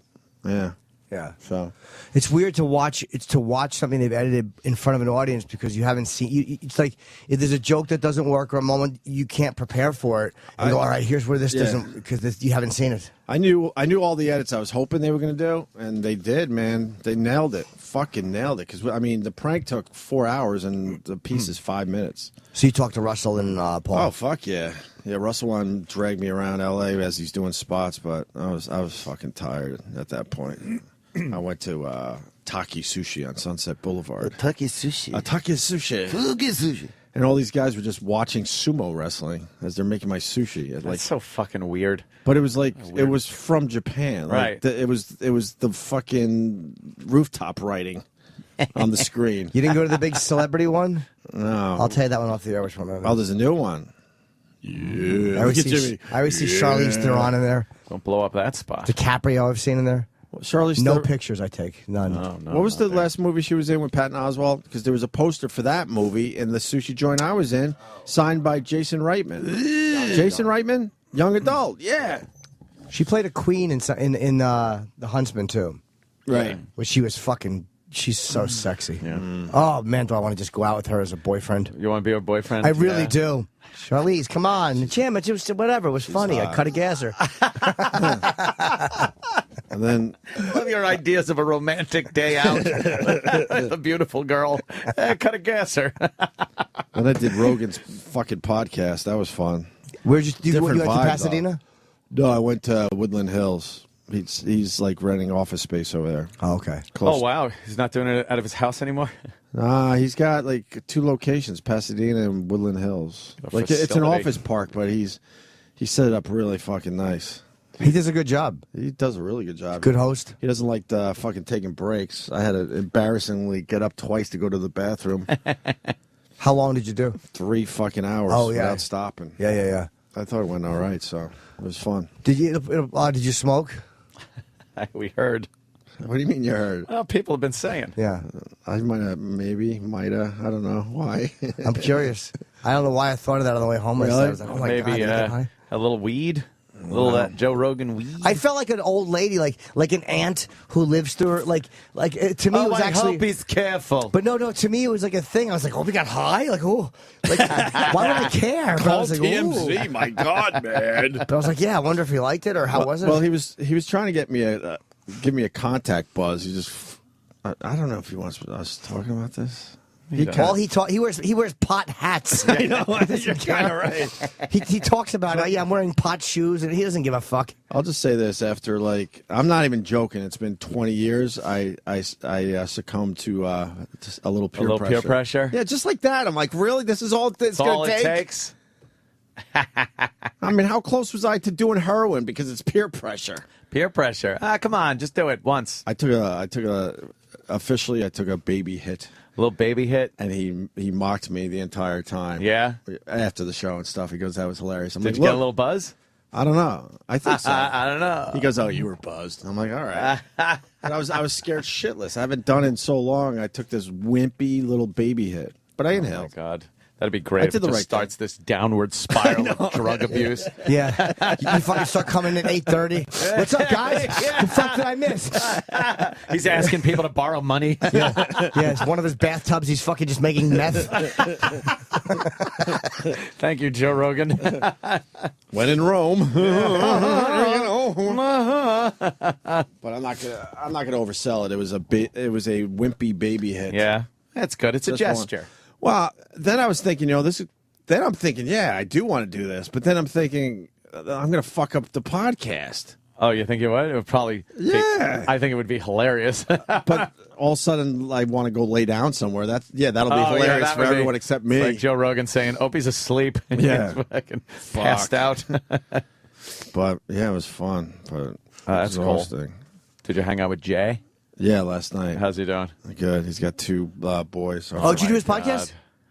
No, Jay from Framingham. Yeah, Jay from Framingham. Yeah. Me and Ant's old friend. We met in Boston. He's now out there with 2 kids, a 5-year-old and a 3-year-old. Still call him Jay from Framingham. I know. He lives in Century City, fucking Los Angeles. He's been in Framingham in California, fucking wherever 20 the years. fuck, right. He looks exactly the same. Does he? Yeah. Exactly the same. This fucking guy will not age. Did you see the ghoul? The ghoul? No. Bob. No, fuck that. The ghoul. Fuck that. I don't think he knows I was out there. But fuck Slipped in and slipped out without him noticing. And I got a massage that was set up by the hotel. Oh. And the lady's name, I'll give her a plug, fuck it, was Ingrid the Muscle Whisperer. And that's how it's going to appear on my credit card. Oh, man. Ingrid the Muscle Whisperer. She's a muscle whisperer. As long as it wasn't. That's funny. At least it wasn't Larry the colon whisperer. And I swear it was legit and all that. But I told her, I'm like, look, man, I know you're going for a cool little name, but I would imagine there's guys out there that don't want Ingrid the Muscle Whisperer on their fucking credit card bill. Yep. Ingrid. Because plenty of wives don't go for that at all, even if it's a totally legit massage. They're like, well, why were you getting, Right. Yeah. I had to relax for my TV appearance. Was she like big? Was she like a big German woman? She older, broad, blonde with big boobies. She Oh, was good? yeah? Yeah, she was really good, yeah. A former Buxotic? Yeah. Nice. So, was she able to fucking give a nice... She dug in, that's for sure. Dug in. She dug in all right. That was good. Yeah, it's always a nice relaxing massage. What's been going on around here? Ranting left and right. Yes. Guns? Well, a little gun talk. A little Just or a a lot? little gun. No, it was Did just you jump the in the beginning. pool? I fucking dove in head first, knife in mouth. I was like actually Tarzan. looking at the dump button yesterday, terrified. Oh, really? I'm like, he's going to threaten a public official. At the beginning of the show, I spouted off, and then I shut up about it. And beginning of today's show, because I guess Obama's going to be talking about it about 11:30. Oh, I don't even know what's going on in the news. It was so nice to not watch the news. I watched a little of the Golden Globes, but Where'd you stay? Oh, out there? You must have been fucking... I'm surprised you got a hotel out there. No kidding. And the hotel I stayed in, there wasn't a lot of people there. The London. I love the London. London off Sunset Boulevard. The London. Overlooking the Whiskey A Go-Go. Oh. Was the pool open? Yeah, but it's fucking freezing. I heard it was cold out there. huh? Fucking freezing. Yeah. So you couldn't go on the roof deck, really. I mean, you Oh. could, but it wasn't fun. Not comfy. I'm going this afternoon. You stayed there when it was something else. Wyndham Bellage. Was that what it was called The before first London? That's the when I met Dice. That's where I stayed. It was Hey. me, Florentine. Yeah. Me, You've Florentine, been up Rich there on that Francesi, roof. and Lenny Marcus in the same room. Yeah. Oh, all right. It used to be, it used to be burning with a. Is there a hot tub up there now? Yeah.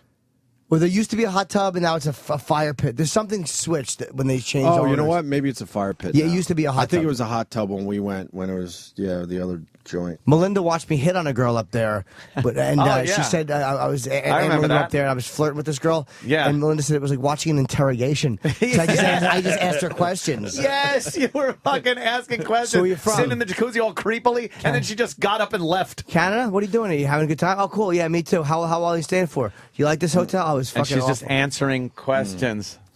I didn't realize, man, the podcast world is extremely competitive. Really? Yeah, I think Jay Moore's mad at me because I didn't do his podcast before Rogan's.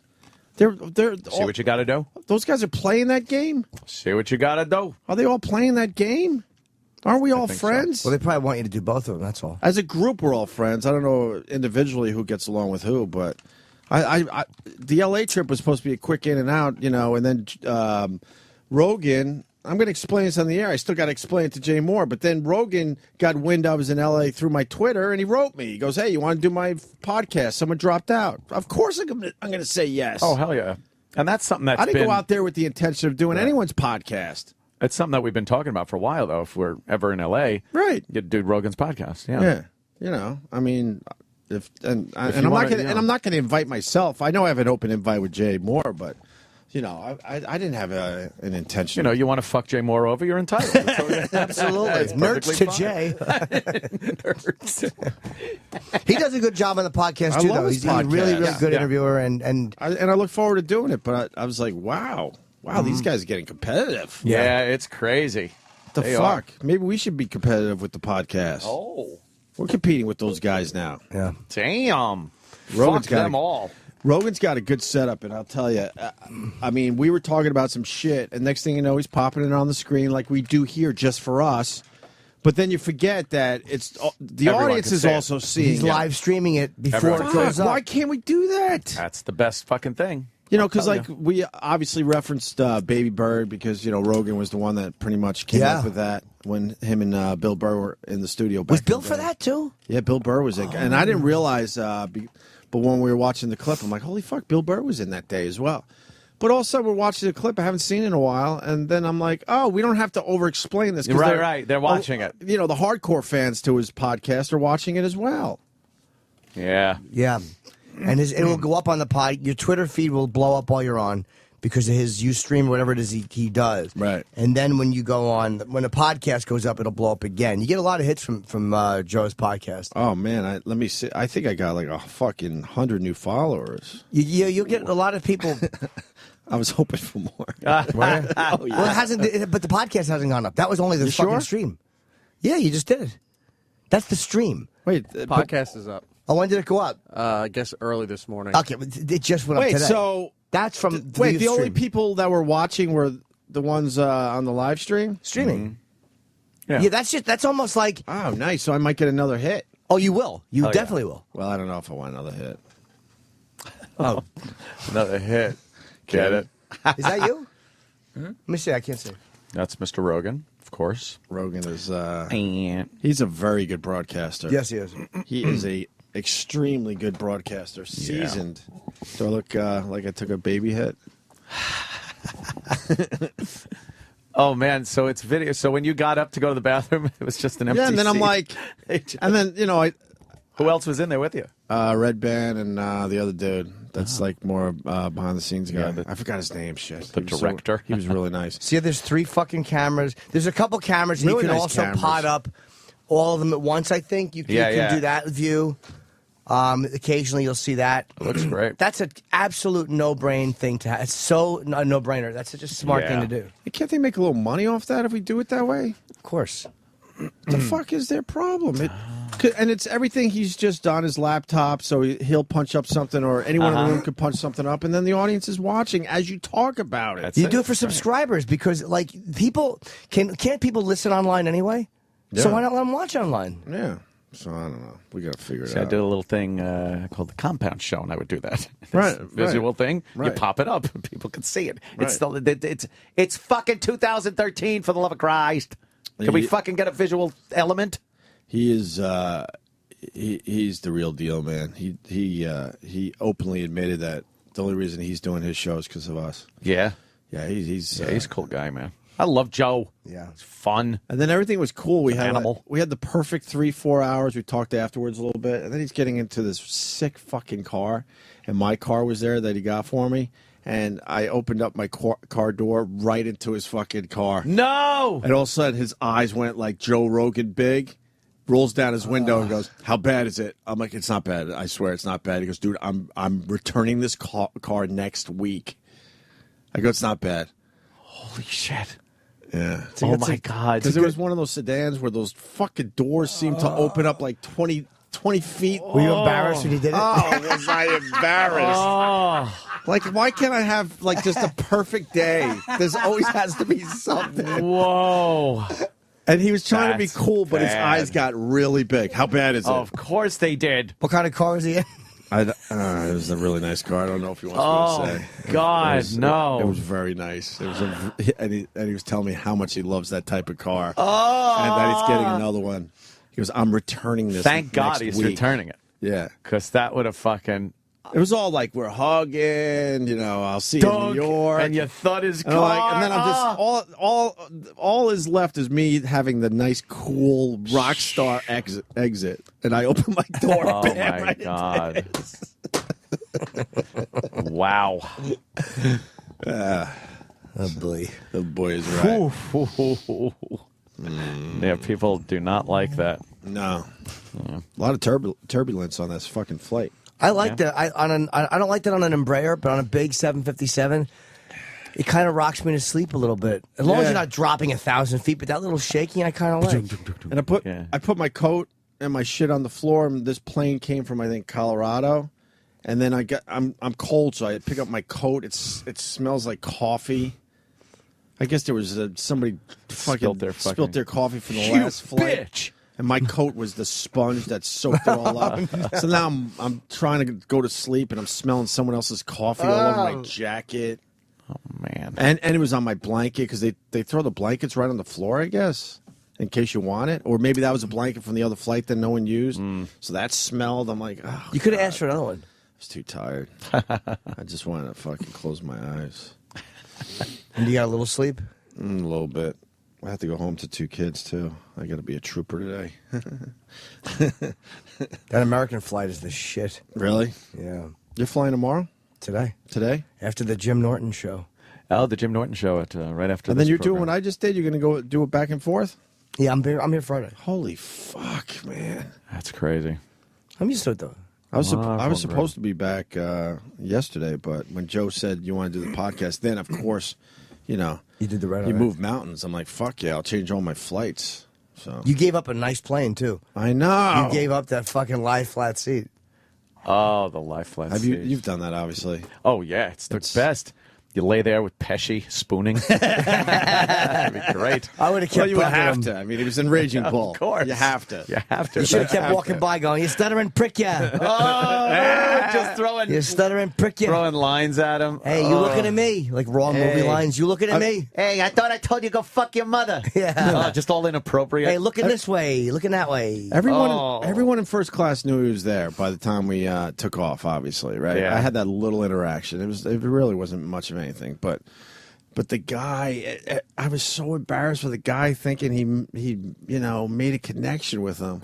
He was waiting for him. They got their luggage together out of the overhead bin. That guy. And I think Joe kind of wanted to walk with someone because he didn't have any security. So I think he felt to talk, and he felt a little safe until he ran into his actual guy. And it keeps other people from coming up. Maybe if he Right. makes it look like he's engaged You're with talking. a conversation. I mean, Pesci was just being nice, but the other guy you could tell was like kind of thinking that he made some kind of fucking connection. When you with walked away- this huge Hollywood star. when you walked away, did you say, "Now go get your fucking luggage"? That would have been funny. Oh, boy. Wrong movie lines would have been the best. Oh yeah, wrong movie. Yeah, like just fucking old Mean Streets lines. But hearing him Fucking just say, taxi driver. but hearing him just say, I look half dead over here.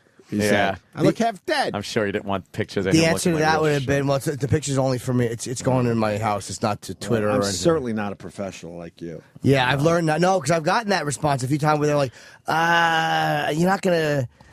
Peter Criss asked me that the first time I got a picture with him. He goes, this is not going to go online. I'm like, no, it's my own. Meanwhile, if Opie did say that, it would have been the biggest lie ever because he would have put it up on Twitter of in course, a second. yeah. In a second. But now I got to put the picture up of me Of with the nerds.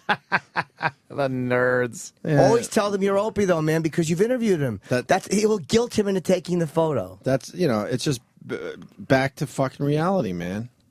Back to reality. That's my speed. Getting a picture with nerds.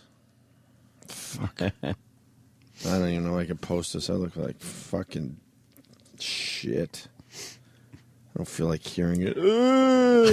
That's how Pesci feels. I know you flew all night and I haven't slept in 30 hours, but you look like shit. AIDS! Oh, is that the one you did? AIDS!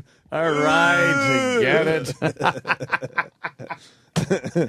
So did Armstrong admit everything? I'm really Neil, behind. yes, they never went to the moon. They never went to the apparently. moon. It was Fuck. all a farce put on by Disney, who in return for their cinematic favor got a bunch of land in Florida that nice. Canaveral used to own that is now called Disney World. Thank you very much. Nothing like spilling coffee on a nice white shirt. You bitch. I'm a fucking mess. What did Lance admit? Everything? But the sport was riddled with drugs. Yeah. Yeah, I guess he said, he was doping, right? But they were all with doping. Yeah. That's like the steroids in baseball. It was apparently a very big thing and very, very covert. They had all kinds of things in place to cover up. Sure. That's why he was lying about it. It's like, oh, but he lied about it. It's like, well, yeah, because he had a system in place that covered it all up. Right. He was able to lie about it.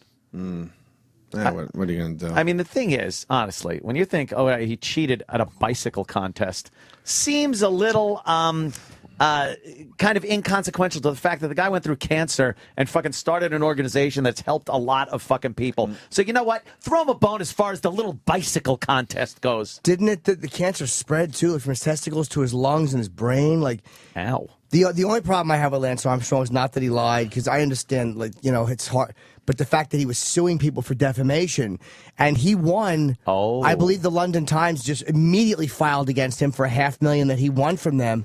And he won like 7.2. Can you look that up? Like 7.2 million. Wow! I From didn't somebody know that. else in defamation.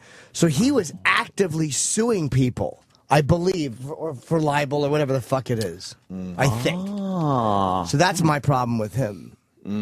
But you're right. It is just a bicycle contest. Who cares? And they were doing it. All of them were doing Most of the top riders, anyway, if Yeah. not all of them. It's kind of like baseball, where everyone knew that steroids was in baseball like it was. Yeah, they'll feign ignorance. And then they now, when it comes to voting, they all vote no. Fuck you. All those sports writers knew. Didn't Sosa and McGuire save baseball? I mean, nobody Of was course they watching did. after that strike. Because Sosa said so. Yeah. You expect me to believe McGuire was doping because Sosa says so? Of course. Yeah, he was. Did he do the? Have they aired the interview with Oprah? No, it hasn't aired yet. Tomorrow. Tomorrow? But it's already. Everyone knows what's going to be said. Everyone knows what happened. Yeah. And Lance Armstrong's now he's getting sued by people who Sue settled everyone. with him Yeah. for libel cases. Who's is it the London Times, Yeah. right? $500,000, and the other one's for 7.2. They want 1.5 million from Punitive damages here. from the London Times. No. Oh, okay, 1.5. And he says he's worth $100 million. But who was it that he got $7 million from? That is a Sunday lot. Times. Eric Logan says hi, by the way, but I couldn't squeeze it in. Yeah. Oh, you talked to him? He's out there too. Oh, that's cool. No, the only reason I'm bringing it up is because of the Oprah. Oprah. He works with the Oprah. She still gets those big interviews, man. Yeah. Well, Oprah gets information out of people. When you want to come clean and do your mea culpa, that's what you go to Oprah. yeah. How about a you a culpa too with something? Oh, fucking call me. You're a wordsmith. Take us out, you pig writer. Yeah, did you hear that? He's writing a movie. Yeah. It made it to L.A. Oh, It made it to LA. Hey, that's where the industry is. Big buzz out there, Come Erock. on, All the come producers on. were talking about it in between sumo wrestling matches. Oh man, And Taki Sushi. That's the talk of Hollywood, really. What is it? Everyone's waiting. Is he actually writing a Yeah, movie? good luck. About What is what? it? Good luck. Good luck. Good Did luck. he try to tell you? Well, basically, what we learned so far was Out of that an hour of prodding, he fucking Well, won't come clean. an hour on this show and then like 40 minutes on the after after So show. close to 2 hours. If this show blows up, his plan is to write a movie. That's like I said. What show is to blow up? Like if he didn't work for the Opie and Anthony show anymore, He's going to be a movie writer. he's got a movie that he's writing, and that would be his next gig. Here's the gist of the movie. It's an 18-year-old guy, right? Yeah. It's Are you present fucking time. around now? No, No, this is it. It's No. it's present Sure. time. It's 2013, whatever, Right. 14, whenever he writes it. 18-year-old guy. Somehow, not through a time machine, somehow, in a way that Erock won't divulge, he ends up in late 1940.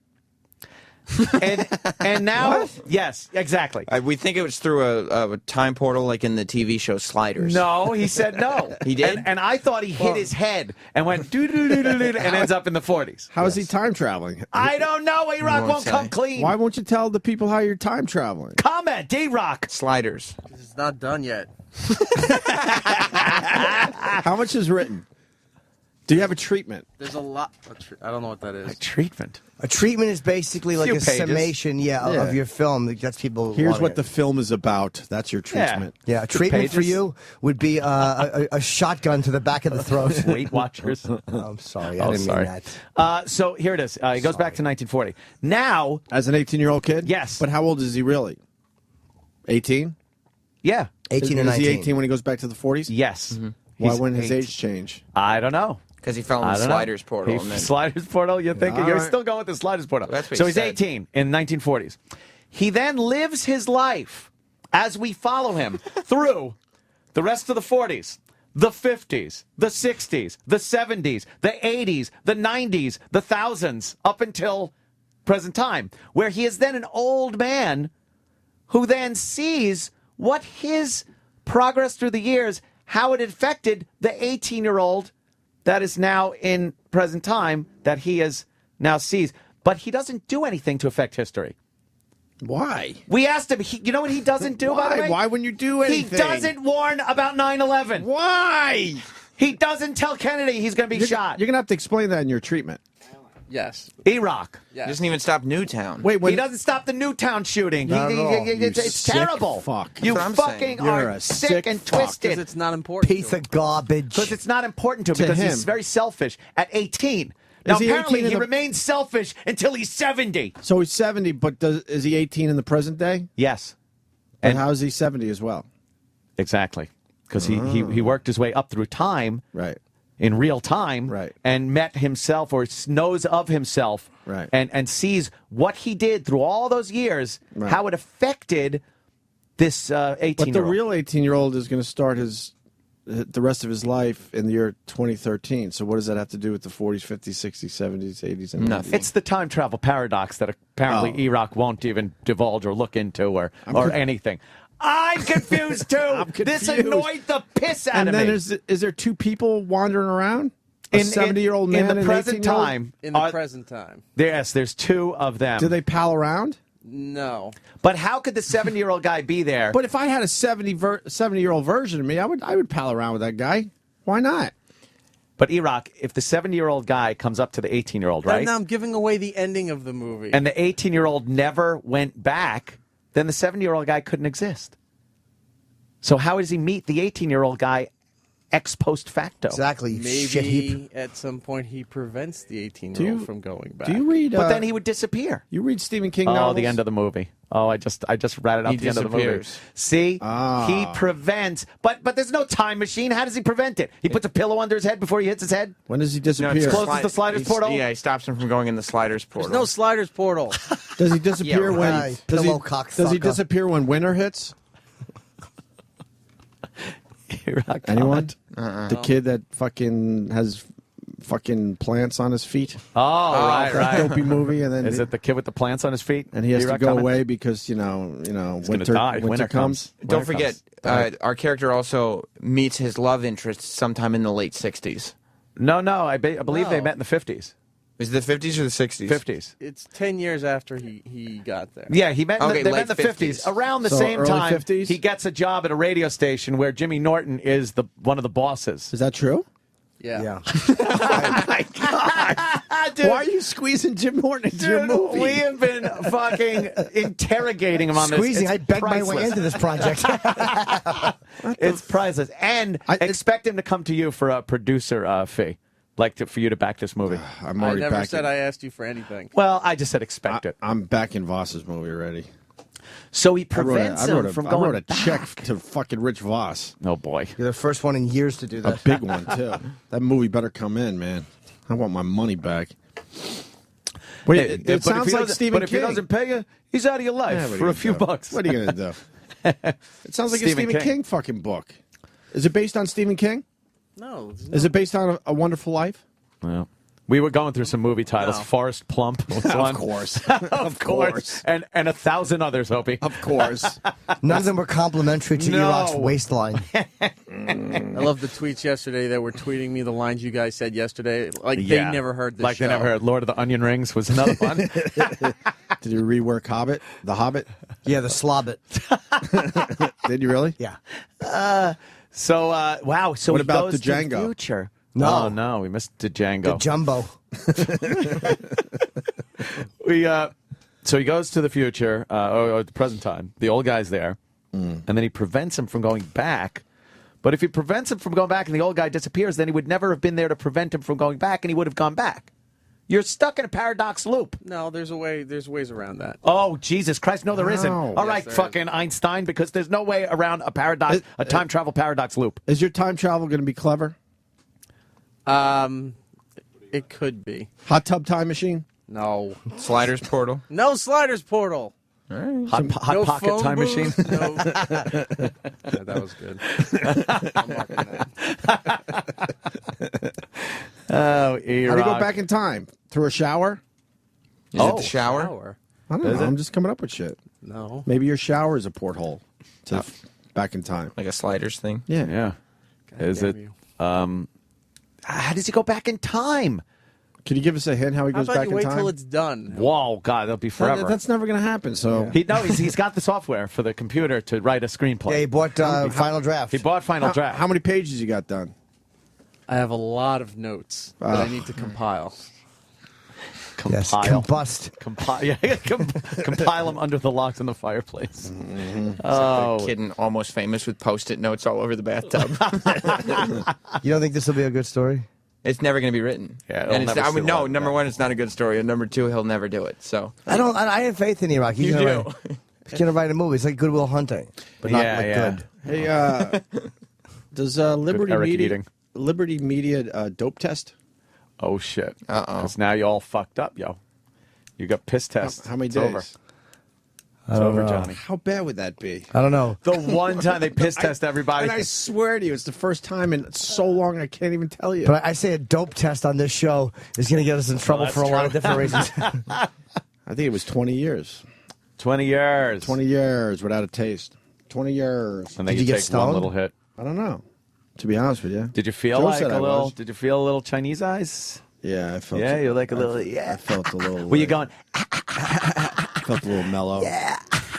Maybe he was stoned when he swung the car door open to, fucking, to Joe's Bentley. That door's heavy, man. His first words. How bad is it? Oh, fuck. Jesus. Of course, I couldn't get out of there. How bad was it? I by the couldn't get way? out of there clean. How right? bad was it, by the way? It was a good. It was. He was in his car and rolled down that window really fast. Dunk. And it was dark. That's why I was like, "How bad was it?" I'm like, it wasn't too bad. What color is I his think car? it's all right.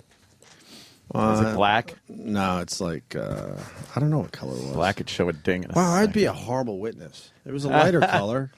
Yeah. I'm not gonna just throw a color out there just to answer your question. I don't know for sure. Anyway, can we break? I mean, it's your shoa. I'm just No, it's fucking. I'm just coming in to visit. I'll be back strong tomorrow. I promise. That's don't laugh. Yeah. All right. Well, screenwriter Eric Nagel, why don't you take us to break? The Opie and Anthony Channel on Sirius XM. We should do a montage of the first things we say when these mics go on. We should do a montage of the first thing when these mics go on. We should do a montage. We should do a montage. We should do a montage. We should do a montage. Because even after all these years, it's just dumb little noises. Noises.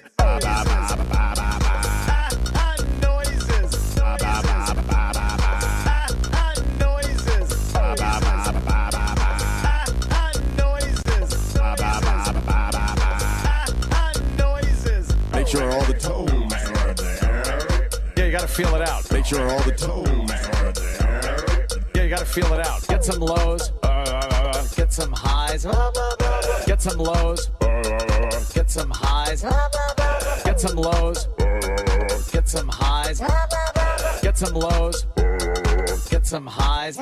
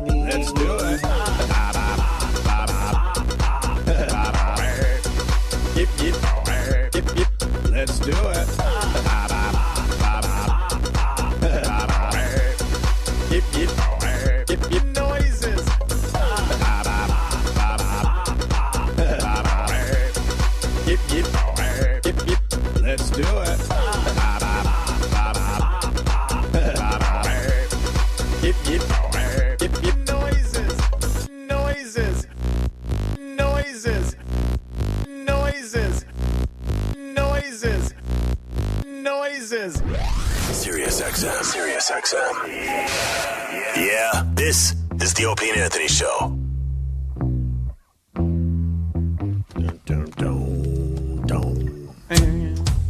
Is that the joint?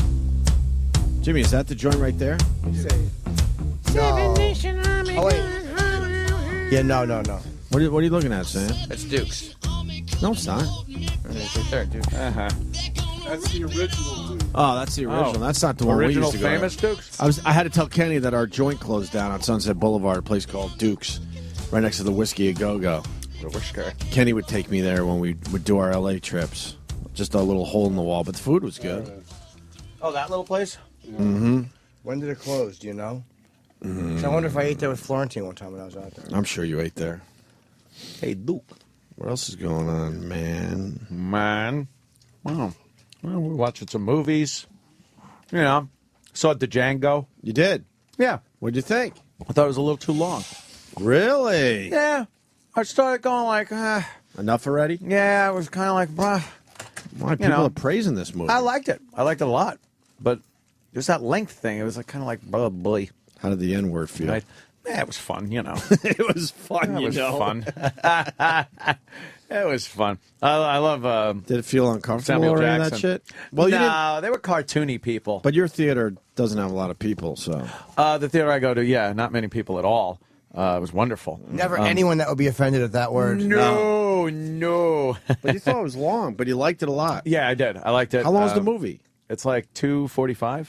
Oh, fuck, that's too long. Fucking long movie, man. That's too long. You could chop 20 minutes off, and it would even only 20 minutes would be kind of cool. Right. But yeah, I liked it. I saw Argo, which resembles nothing of really what happened. Oh, really? Yeah. Well, it won the Golden Globe for what? I know, for a director, Ben Affleck, a picture.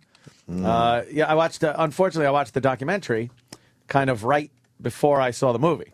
So the documentary of it showed that, honestly, they were never in danger. Oh, really? Yeah. They had to pump it up a little bit? Yeah, if they would have gotten caught, it would have sucked. They would have maybe been killed. And the American hostages and the Canadians and everybody would have been in danger. But all they had to do was give them their passports and send them to the airport, and they would have been fine. Well, they didn't need the cover story. They didn't get anything. Well, that wouldn't make a good movie. Exactly. You can't have that in a movie. Just them going home. Right. Hey, we're going home. Just can't have that. Yeah, so they made this chase action, like time was of the essence thing. No. How great was the hostage takeover scene, though? Yeah, that was pretty good. Really well shot. Just watching in the security cameras as they're running over the fence, and then these cameras are just going out. That would be fucking frightening, man. But the difference is back then, I don't think they beat the hostages. Or I heard there was some beating. Oh, maybe they were. Okay. Yeah. But they didn't kill them. They killed, not one hostage was killed. How many days was that? 400 and something? 444. 444 is Yeah. right. Pretty fucking bad. Are you eating beef jerky? Yeah. It's like From a listener? It's like wood bark. Well, here's what happened. Someone I sent see some. it. It was sealed. Oh, okay. So I broke the seal. Oh, okay. I'm sure he didn't do anything before he sealed it. You're fine. Oh, Jesus. I do like a good jerky. Is it venison? No, it's beef. It is beef jerky? Very dry. Western New York, they like their venison beef I'm not a jerky. big fan of the venison jerky. No? Tell you the God's honest. Yeah. You like beef jerky. I'm gonna try it. You're going to try some? Gimme. No, it's dry like your teeth, Edgar. Edgar, I don't know how you're going to eat it because it's very dry. You need some saliva, which Edgar lacks. It looks like chocolate. I know, right? It's tree bark. Is it good? It's jerky. It's jerky. So what's going on with the gun shit? Oh, it's crazy. Without jumping in the pool. I hear you. Just put your toe in, please. All right. Does Jimmy know this analogy? Oh, about me jumping full bore into the pool? Last week when you weren't in, he was itching to jump in the pool, meaning all in with the gun shit. Where I start yelling like I did yesterday morning. But I was begging him, and I was able to get him back to the cabana before he jumped all in. Yeah. I just explain it. Right. Well, here's the deal. So I just want like a toe in the water, if that's okay. Is that cool? I'll give you exactly what's going on. Or are you going to go in the shallow end? I'm You're not climbing up on the diving board, are you? I'm just putting my tootsies in on the top step of the shallow end. All right, good. There we go. What did Cuomo pass? Because don't we have strict gun control laws in New York? So what did he pass? Here's what he did. Right before midnight, minutes after they released the text, which gave no time for public debate or anything. They signed a bill that restricts assault weapons. It puts an assault weapon ban in place that's tougher than the one that was in place. Now it's a semi-automatic rifle with one of any of these military options that they talk about, which are purely aesthetics. Magazines for everything. Rifles, pistols, everything. Now limited to 7 rounds. That's it. What? You can only put 7 bullets in your clip now. And you not only put in, you can only have magazines that will only fit 7 rounds. They don't make them. They don't make a 7-round magazine. So now you're going to... Well, this is how they got around saying, we want you to only have 5-round mags. They say, oh, we'll give you 7-round mags.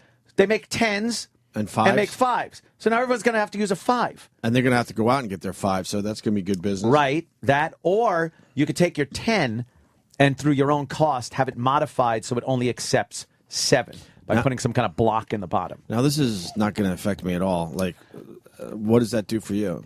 I have Is it a nightmare? That's only part of it. Yeah, a huge nightmare. Really? I have. So you got to be out of your mind. I have magazines that were pre-banned. The only 30-round magazines you're allowed to have now are ones that were made before 1994.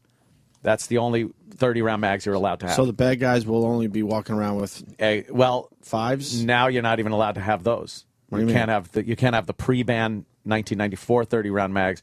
Every 30-round magazine you have now has to be eliminated. And the bad guys will get rid of their 30 They're mags. going to throw them all away. All right. They'll throw them all away because they're good people. All right, that's good. Anything deemed an assault weapon, if you own it now, you're allowed to keep it. But you have to take them all somewhere. I guess this is going to be explained to us. And have them all registered. Wow. Now, everything's registered already. I when I bought my gun, all the How did they get all this through? Because they signed it at midnight without any fucking body seeing it. Wow. Yeah, so now I have to take probably 12 guns. What if you don't? Somewhere. Then a law-abiding citizen. Hold on, I'm not saying you, by the way. I understand. What if Joe gun owner doesn't do that? Will they know that Joe gun owner did not do that? Yes, they will. How? Because you already have a record of the so it's going to have to match up. Right. So what if you sold that gun? Then they want to know who you sold it to. Holy fuck! Wow. And then the person that you sold it to has to register it. And if you don't, then the legal, law-abiding citizen that was doing nothing wrong, just owning his guns, paying attention to his Second Amendment right, now becomes a criminal. Wow. A criminal. It's going to, believe me, not everyone is going to do this. Some on purpose, some just because they don't know the new laws. Right. And you will be turning honest people that meant no harm, that were conducting business legally, and you're turning them into criminals. Wow. And it's really obvious it's going to do nothing. Now there's also this mental health part of the legislation. Well, that's what I'm more curious about. Yeah, this is a little weird. I think that's... it's a little scary. That's my soft spot. It's a little scary. Why? Well, it says that if... Can I lock my mom up? Please tell me. If a mental health professional...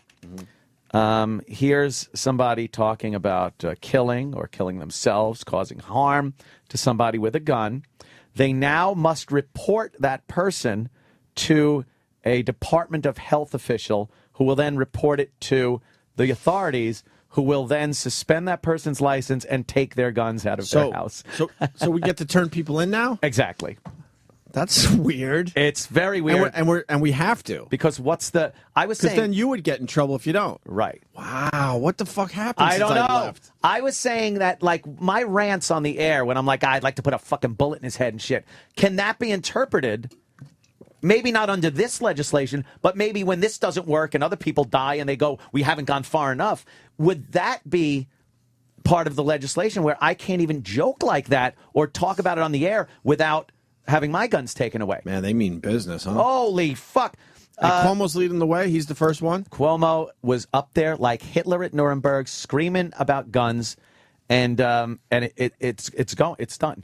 Now, will his security guys be disarmed only 7 a little bullets. bit? Only 7 bullets for his security team. Do you think that's all? Oh, that's right. They'll have full automatic MP5s under their jacket. This world's crazy. I have certain guns that I don't know where I'm getting magazines for these guns for 7 rounds, or if the magazines can even be modified for 7 rounds. I have a Barrett 50 caliber. The magazine on it is huge. It's the size of an old Walkman, and it holds 10 rounds. I don't know how. First of all, they don't make and they never will make a 7-round Barrett 50 caliber magazine. Why can't they just trust you to only put 7? I'm only going to put 7 in. Put 7 in. It's a matter. In the 10. It's a matter. I'm putting 7 in. Right. Also, any magazine I have for my P89, which is like an MP5 little mini machine gun thing, I have 30-round mags for that and a 10-round mag. They don't make 7 rounds, and it doesn't look like these can really be modified either. So I don't know what the fuck I'm going to do with as far as those guns go. The pistols, there's a few that take, like my main carry gun has a magazine that fits 9 rounds. Oh, I got to fucking now figure out how to make it so only it seems very 7 rounds. Carry it like that, but if a cop pulls up, just pop 2 bullets out. Yeah, and then it'll push down on the top and go, well, I could fit 2 more in, so you're guilty. You're not allowed to have a clip that even fits 10. Never mind putting 10 in or 9 in. You need the clip to only fit 7 bullets. And if you try to put 8 in, the 8th won't go in. And this is only New York. Now, I've had a lot of people tweeting me and shit and saying, I'll take your, I live out of state. I'll take all your 30-round mags. Can I have them? Give me your 30-round mags. They're going to be illegal. I'm like, hey, dummy. Obama speaks today at like 11:30, and he's doing the same fucking thing. There's going to be magazine. He's unveiling what he's going to do? Yeah, today. With his executive order? Well, we're not sure which ones he's going to use executive privilege for, or which ones have to go through Congress. Is it order or privilege? It's order, executive privilege, Okay. executive. What they're talking, though, is what he's going to try to get passed is an assault weapons ban, and magazines that only fit 10 rounds or less. Will the country be outraged by this? Holy shit. So what are they going to do? What are the gun people going to do? Well, this will have to go through Shouldn't this be their time to stand up? Well, yeah. Stand up a little bit? I would think. I think each state is going to have to put this through the Supreme Court and see if it's So that's going to take forever. Constitutional. There's going to be all sorts of lawsuits, This is right? all going to. But New York itself did this on its own, so we're fucked. Automatic weapons. What are you hunting deers? They have on bulletproof vests? Makes not a bit of sense to me. Really, Regular Joe? Wow. Good old Regular Joe. I missed Regular Joe. Yeah, Regular Not. Joe. No. I don't know. So we find out a little later what Obama is going to run through Congress and Is what he going to ban violent video games and all that shit? Because Biden was looking at all that. Yeah. There's banning violent video games. No, I don't know what he's going to do as far as that. That's a First Amendment issue. Mm-hmm. So they won't address the media. That's either. a lot tougher. They will never address the media and its impact. The politicians should be addressing the media. You know why the media is not going to address the media? Mm-hmm. That's their business. Right. I'm so surprised that not one politician has stepped forward and said, "Look, you guys got to fucking knock it off. You're glorifying these people." Yeah, they never will. Never. Right. So now we'll see what Obama says and see what the different states say. Texas has said they will arrest any federal agent that tries to enforce any gun bans that are put in place. Really? Wow. Yeah. Texas is fucking not kidding around. Well, Texas is not going to be part of America soon. Well, I would move to Texas then in a second. If Texas they able want to do their own thing. If they were able to secede from the Union, I would move to Texas in a second. Yeah, we'll see them secede from the Union the first time Mexico wants to move in and take over with their military. Yeah, I know. They'll arrest a federal agent? Yeah, they said they How would does that work in the have a States? federal agent arrested for. Texas is very into their sovereign state rights, man, and they don't like when the government when the federal government pokes their. And fucking they nose will in their arrest the business. federal agents. Yeah, and then deal with it in court later, but see if there's what the legality is to that. But Obama will put in place some type of gun regulation, and we'll see which ones he just signs as the president and slips past Congress, and which ones are going to have to go through Congress. I think things like a magazine restriction might go through Congress. An assault weapons ban, he's not going to be able to just sign off on by himself. That's going to have to go through Congress. This mental health legislation, I think there's going to be something involving that, whether it's similar to the one that's in New York. That's another story. I don't know. That's the scary thing because it's such a gray area. What's the criteria for saying that somebody isn't mentally fit to have a gun. You know them when you see them. You could look at someone and go, that person shouldn't have a gun. But there are plenty of people that are nutty and look normal and shit that just because thank you, Jimmy. Just because they say something, is it perceived as a real threat, a joke, in context, a pun, whatever? It's well. Let me ask you this: with all the new legislation, they have to have tougher penalties. If you're caught with this shit. That was another thing. Or this isn't going to work. Much tougher penalties, they say. And this is where I do completely agree with you on gun control. It's not going to stop the bad guys from getting their shit. So now the penalties have got to be way worse to make those people think twice. No? They've so what are they going to do with that? They've legislated to make tougher penalties for illegal gun ownership, using a gun in the commission of a crime, shooting first responders. All these are tougher penalties. But here's another little fuck you to the legal gun owner. When this is signed by the governor, these restrictions and assault weapon bans and magazine capacity bans go in place immediately. The tougher law regulations for criminals, 60 days it goes in effect. Why wouldn't you do it immediately? How come the criminals get a 60-day buffer to do whatever the fuck they please, and the legal gun owner, it's immediately when it's signed, we are fucking all of a sudden criminals. Yeah, they have to comply right away. So this is a dark day for you. It really has been very depressing, stressful. I feel like I've lost something.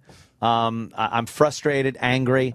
I did a Hannity. Hannity's. I did a phoner debate with a woman on Hannity's radio show yesterday. Oh, you did? Yeah. Nice. Yeah. Slaughtered her. So why didn't you go in and do that live? Hey, they just that phone shit's weird. Do a phoner. It was I'm cool. doing a wacky game show, and you're fucking. I'm doing a phoner on gun Hannity. control. Debating gun control. What's this assault weapons? I mean, what are the other ones for? To tickle you? That don't make a bit of sense to me, guys. Regular Joe, just fucking. He says it all.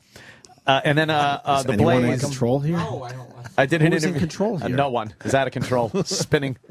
I did an interview with the Blaze with the.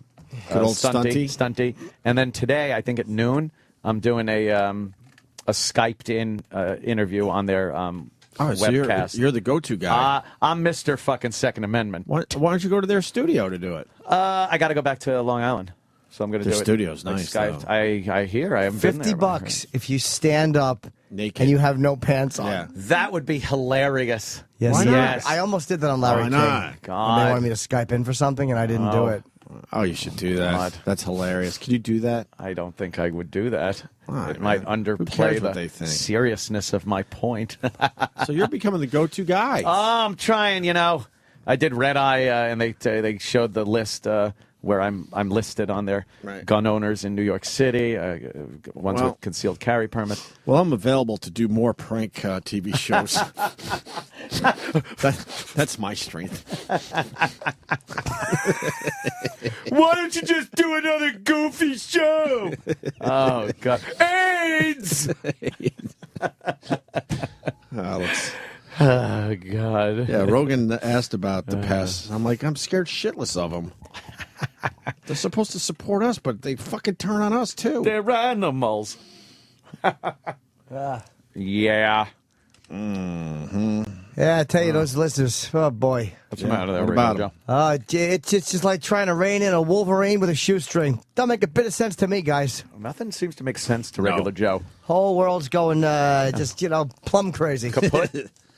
Hell in a handbag? Down the tubes. So Obama speaks at 11:30? Yeah, around there. Joe Biden has been meeting with people and, of course, not saying anything to the public. Just nodding a lot. Yeah. Having those photo ops. Uh-huh. That's what they do. This is one of these feel-good things.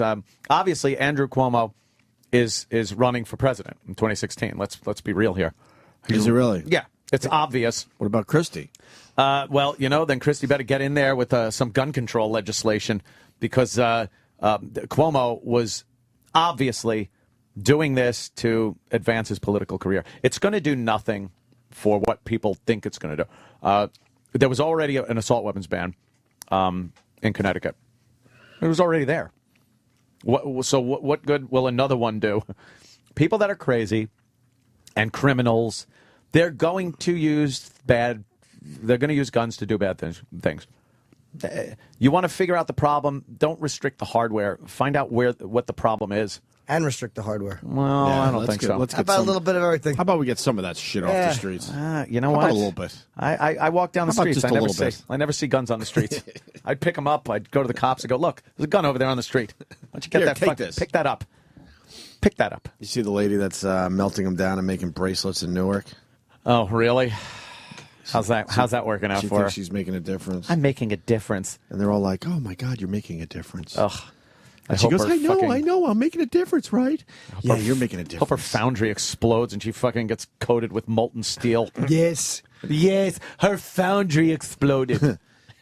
It's metal bracelets out of the guns. Oh, that's sweet. She's making a difference. Yeah, she's turning swords into plowshares. That's right. I don't fucking know. I've been disgusted. I don't know what to do with some. I'm very confused as to what to do with these. And the other thing, by the way, what do you think? I'm going to be able to parade up to wherever I'm supposed to go with my weapons and have them registered and just go, all right, thanks. Or am I going to have to cut some more fucking checks and dole out some cash for these fees? It'll cost you. It's going to cost. Yet another fucking tax, another fee that I have to give the fucking government for the complete lack of freedom that they're giving us. Less freedom every day. I went through that shit, talking about that shit yesterday that we had touched on in the past about that you're not free to do anything. Right. It's like grab a fishing pole, go fishing. Right. Go ahead, see what happens. Oh, you got a license? Right. You're not able to fish here. You're not allowed to catch that fish at this time of year. Go hunting to feed your family. Oh, what? You got a deer tag? No, you're not even supposed to be hunting with that gun in this month on this land. Right. You're not free to do anything. Well, Don't go. You're done working for your life. You've made everything for yourself. Go to your house, sit down, and just enjoy the rest of your life. Oh, what? Property taxes? You didn't pay them? Your shit's ours now. But you could put a pool in your backyard. Oh, right. After fucking paying off the local government. Everybody! Yeah, paying off the local government for fence variance fees. Yeah, the fishing thing's annoying. If your fish is too small, they're gonna charge you. Yeah. They're gonna write you up. You can't do anything. I was saying, try to get from point A to point B anywhere. Unless you walk, you have to follow rules or you get in trouble. Isn't it true you can't even go to parks on Long Island anymore? Don't you have to get a park and recreation fee or some? Yeah. I thing? have a leisure pass that I had to buy in Nassau County. A leisure pass. And what does that get you? It gets you everything that you pay fucking taxes for in the first place. Parks, yeah. When I go to the gun range, I have to pay a fee to use the range. Right. I have to pay money. But I also needed a leisure pass to even be able to go in to pay money to use and the you have shooting to show range. the leisure pass? Yes. Your what the leisure. fuck's a leisure pass? It's just a way another for way them to to get sap more money out of from you. How much is it? I don't know. It was like $30, something like that. For the season? No, it's a. Is it 1 year? Yeah. What are the taxes for then? If you have to get a leisure pass? I know. That's it's what the same that's thing what your as, taxes are supposed to be You know what it paying is? for. It's like the seats at Giant Stadium. You have to buy the license before you can even buy the seat. With this, you need a leisure pass before you can even pay to use their stuff. Can't go anywhere anymore. I'm beside myself, as they say. Look, I'm right there. What, you in Iraq's movie? I'm beside myself. Iraq comment. Is that the name of the movie? Oh, I'm beside myself. Ask him the name of the movie. You got the name of the movie, Iraq? I do. What's the name? I'm not telling. He won't tell us. We have clues. Why? Is it a clever name? It's 5 words long. 5 words. 6 words. 6 words long, the title. Really? One of the words in it is the, but it's not at the beginning of the title. And that's all he's telling us. It's like a puzzle, right? I was toiling over this yesterday. I got it. What is it? Wow, look at the fat kid. Oh, no. My that's nickname terrible. is the stupid pig. Oh, no. Is it one of those two? This isn't going to help him, Give us another word in the title. I know. Give us one more word. One more word in the title. Come on. What, are you worried someone's going to steal this? Yes, he is. He's crazy. Travel. No. Time. No. Yeah, portal. No. Old. Oh. No. Slider. No. Backwards. Matrix. Backwards? Back. No. Back No, to backward- the future. backwards. Yesterday. Backwards. Backwards. Backwards, isn't it? We figured out another No, word. I said no. Oh, damn it. He might be trying Forward. He might be trying to throw us off, though. No. Two. Is two like T-O? No. We've guessed every word. Is. Nope. Good. What's up with that cough? Exactly. Tuberculosis. Justin Stengel has a guess to what the title is, and he's like a Hollywoad guy, so he would know. Yes, he's look in at the this- Texted. Look at who's giving your movie this attention, all right. Iraq. What is he saying? It's probably right from Letterman, by the way. Yeah. He thinks it might be, "Can I have more pie, please?" That's boy. ridiculous. Yeah, Yes, it's he crazy. never asks. There's no the. No, there's no the in it. Exactly. He just puts his face in it and eats it like fucking oats out of a trough. Oh, that. Can I have the pie, please? Oh, okay. Is that all what right. it is? No. You sure it's not that? Positive.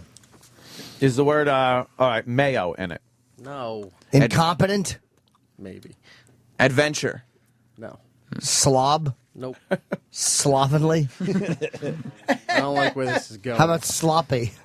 How about unkempt? Unshaven. He's not going to. He's not budging on this one. Iraq. Well, Come on, you. Nope. Nope. Not good. He's banking on this one. he really Yeah. is. This is his go-to project. All right. And Tell I was me like, off the air, I won't repeat it. I was asking him why he didn't come up with a movie that's more like Clerks, your first movie, something small. He's got this giant multi-decade period piece. Who's going to direct it? Oh, I don't know. Do you have a Ridley director in Scott? mind? How about I finish the script first before I worry No, about you that? got an idea. Who do you want to direct your Of big course movie? he I don't does. have an idea. Ron Howard? No. He doesn't have pretty terrific. He doesn't Ron have a Howard's good. director in mind, but what he wants to do is hang on to. Oh, right. Have a decision in the casting. Yes. The soundtrack. Who do you and want to he wants cast? a producer title. Yeah. Who are some of the people you're looking at to be cast in your I haven't movie? looked. And when he yet. says he hasn't thought about it or looked, You he's have lying. thought about it. If you have a lead character, you absolutely Right. have this image. And is it him? No. The character's not based on you? It's not the Iraq story. So- a young boy born and raised in Florida. So who do you have in mind for the young? You're full of turkey. The young version of this. I haven't picked any. Who do you have as the 18-year-old? Come on, you had a if you got a treatment or you got this idea somewhere in your head, you're thinking, oh, I Right. would love to. Who's the see brash? if Leonardo DiCaprio is available. Who's the brash 18-year-old? Yeah, or the old Edward guy. Furlong. Edward Furlong. Edward Furlong. You bringing him back? He could play multiple ages. Iraq? Corey. Corey Feldman. Corey Feldman. Corey Feldman. Is Corey Feldman? No. He's the Corey left. Yeah. Give us who you're thinking for the I old haven't guy. picked anybody for it yet. Yeah, but you kind of know. No, Who does I he don't kind of know? When you think about this character, who does he look like as far as Hollywood goes? In your face. Who does he look What does like? he look like? You're right. I don't know. I have to think about Joe it. Pesci. You have thought about it. You've thought about it. Why is Pesci in New York? Is he coming this way? How do you know? Does he do interviews here? Yeah. I have not heard. Not on the list. Huh? He's not on the list. Might be doing TV or might be shooting. So mad. Man, you got shot down. Fuck. You got Yeah, that's a shot tough one. down. A Pesci shoot down. I would have just kept saying, you stuttering prick, yeah. That'd be fucking great. He'd have loved it. Yeah. He gave me that look, though, man. You know he means business. Good. Yeah. For the people that don't know, Pesci was on my flight, and I went to my seat, and he was sitting in my seat. And I didn't know it was Pesci yet when I said, you're in my seat. When did you realize it was him? When he handed you his ticket? Did you look and said Joe Pesci? It said Joe on it, and then it all came together. I'm like, holy fuck, that's Joe Pesci. Did you say You that to idiot. him? No. Holy fuck, you're Joe Pesci. I was trying to be cool, and he's like, what does it say here? Where do I sit? And Oh, I think, the poor I old think guy. it was 4B. I go, you're over there. And then I was in the wrong seat. So I shouldn't have bothered him to I'm over begin with. here now. Right. And then I think the guy that became friends with him on the flight, or so that guy He thinks, thinks. he went to him. He's like, well, do you want the window? And the guy's like, no, you can have the window. So he was aggressively trying to get a window seat. So he could put his little head down. Oh, wait, so Pesci might have had an aisle seat. Yeah. Oh, so he switched to a window. Yeah, that's all. I think That's why he so. showed you his ticket. I was right. Yeah. He wanted you to see his name and make sure you know it's Joe Pesci so you wouldn't say that. Right. I would have said, my mother always thought your name was Joe Pesci. I would have sat down next to him and just told a bunch of stories about my good old mother. Do you have to use that kind of language? Or I would have said, who's that annoying bitch that played your mother in Goodfellas? Hey, you want to hear? They opened the books. They're giving you a window seat. Yeah. Hey, remember when you got whacked in Goodfellas? Fuck, dude. Fuck. It was awesome, dude. What else is going on, man? Oh, Josh Gad's coming in tomorrow, Friday. Nice. He's promoting that show. 1600. Yeah. Or whatever the fuck. And Andrew Reynolds has a show too. Both of those guys. I'm going to see a play on Sunday. No, you're not. Oh, Wicked? shit. No. What play? Oh, Jersey I Boys? don't know. No, Ross Gary with Glenn. Who knows what it's called? Really? How'd you score the ticks? I had to pay for him. It's the final performance. Ooh. With the Mr. Bobby Cannavale and Mr. Al Pacino. Do you think you could be able to get backstage and meet Mr. Pacino? Why? Why is it the final performance? The run is over. It's a short run, isn't it? I don't know. Doesn't seem that it was on Broadway that long. I'll tell you one reason I won't be able to, because it's the last show. They'll all be bonding and saying goodbye. Yeah. I'm pissed if that's why I'm going. I wish I was just going to a regular fucking Friday show. Sure. Yeah. But I know Bobby, so I would love to be able to. Yeah. Get in there. Meet Pacino. Hey, Jim Norton. Yeah. You could look down. Hi. I saw you. You do those dirty jokes. Hey, you're a tall drink of water. Hey, pick me up. Give me a kiss. Shake me like a little baby. Oh, that's good. That should be good, huh? Yeah. Yeah. I have a date I'm bringing too. Oh, do tell. Lovely lady. A young lady. I'd like to meet her, Rupert. Yeah, Baba Kali. Oh, no. You're taking the lovely Baba Kali? Yeah, I said I had 6 seats to burn. What am I going to do? No, I'm kidding. Jesus. Poor Bobby was in here yesterday, but E-Rock was taking most of the abuse, so Bobby actually jumped in on the fat joke. Oh, did he really? Yeah, he got all caught up Good in for it. Bobby. Oh, yeah, Kevin Hart came in yesterday. Just started giving How was Bobby. Kevin Hart? He's good. Yeah, it was good. It was What funny. is he promoting? His new Everything. show on BET called Husbands of Hollywood. The True Husbands of Hollywood. It's like a mock reality show. It's right after Fuck White People. Yes. I watched the On new BET. segment. And then... Who's coming in today? Bubba Ray. Bubba Ray. Bully Ray. Bully It's Ray. Bully Ray. Oh, he's not allowed to use Bubba? We're Oh, talking about that. God. Vince fucked him so bad. He's not allowed to use Bubba or Dudley. Or Dudley. Oh, my. So he goes by Bully Ray? His name is simply Bully Ray. We're so calling him Bubba Ray the whole Of time. course. You know that, right? Bubba Ray Dudley. Yeah, Bubba Ray Dudley. Yes, Bubba Ray Dudley. What the fuck? How much money does Vince need? Every Let these bit guys of it. have their names. He bought out all the ECW intellectual property rights, Why? so nobody can use their names. He's a billionaire. And he'll never use those names. Like, Right. no, he just locked them up. And these guys, when they work for him, they got to stay in the shitty hotels and make their own travel arrangements. The least he could do is give them their names back. Throw him a bone. So what is he going to do with Bubba Ray? The name? Just have it. Just collect it. Oh, God. I know. He's not even like getting another wrestler to use that name? It No just way. sits there in a vault somewhere? I mean, he might put out DVD that the Dudley Boys are on. No and- wonder his own son left him. Left the organization. What the fuck's up with Vince? Hey, Vince has What's to wrong pay with for him? those failed fucking runs that his wife took. It's true. Jesus. A lot of money.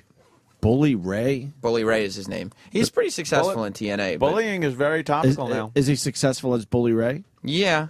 I mean, in TNA, yeah. But when he walks out, does everyone just shout Bubba? Well, the thing is, it's like when you're famous in WWE, it's not the same as being famous in TNA. All right. You know what I mean? So, like, Who's on the roster on TNA? like their main guys, they have Jeff Hardy and Kurt Angle. Kurt Angle, huh? How's Kurt doing? He's still going. Is he? He can still go. Is he? Well, He he'd was have to a ask little- Bubba that, I guess. Is he?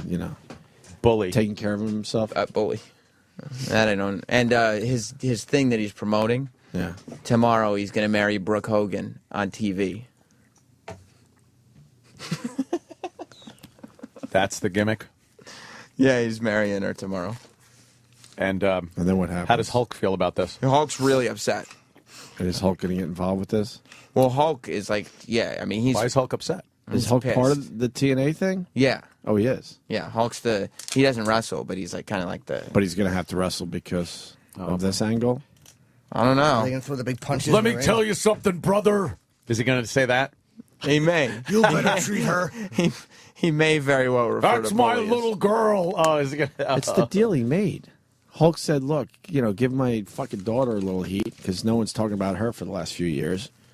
You give her a little heat, I'll come out and do a little something, right? You don't think her record's hot? Oof. We were so polite to her. Oh, do we got some? And the publicist still wasn't happy, right? No. Let's hear a little Bully Ray banter with Hulk Hogan, and this is about him marrying Hulk's daughter. I think this is before he proposed. Innovation that excites. But Hogan wants answers, you know? Oh, he does? Yeah.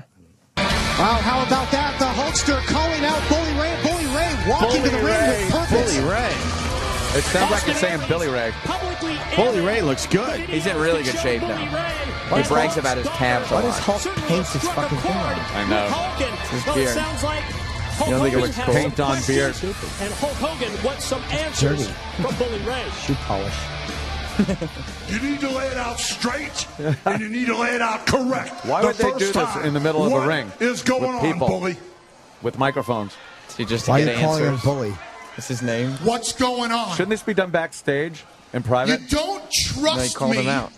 but you want to know what's going on. Oh boy, Am I hearing you right, Hulk? I think You yeah. haven't trusted me from day one. Hulk You looks didn't trust sad. What's me with that when I stood blonde by mustache Sting's side. and the black You didn't stubble? trust me Like an every idiot. single week when I've earned it, and you know it. And you won't trust me Now at insert you want special pay-per-view here. answers. Cut the crap, Bully. What's going on between you and my daughter, Brooke? That's what we're talking about. What's going on between me and Brooke? Yes. Yes. Are you sure you want to know answers? Is that what you want? You want answers? Hulk, do you really want answers as to who the #1 man is in your daughter's life? Whoa! My God. How did the guy know to cue the music there? Maybe Brooke told him to. Is that Brooke? Brooke coming? That's Brooke. I do think she's sexy, man. Here she comes. Is that her song playing? Yeah, she sings her own entrance. Oh, Here boy. comes Brooke Hogan, obviously. I really want to fuck her. And there's Taz This thing doing went to a whole commentary. new level of. She's a big gal. Oh, she's juicy. And Hogan and Bully Ray E-Rock's just giving jerking off daggers at watching each them. other. Oh yeah, she's pretty hot. Dude, I would have those big long Yeah, legs she wrapped looks around good. you. She God, looks would I good. fuck her. What in the hell is going on with you and Bully? Bully. Dad, I'm not 18 anymore. Why are you doing this? I want the truth out of you. This is What's great. going on with you and him? Uh-oh. I love him, Daddy. What do you mean it's not what I think? Let me tell you something, Brooke. You married just As long yesterday. as I'm on the face of this earth, I never want to see you with another wrestler, especially him. Man, she does look good. This. Oh, this is Hey. just sad. The Hogan family. Oh, man. Yeah, all of you, look Who's at that? you. That's their Your dirty that's their laundry, CM your Punk. personal affairs.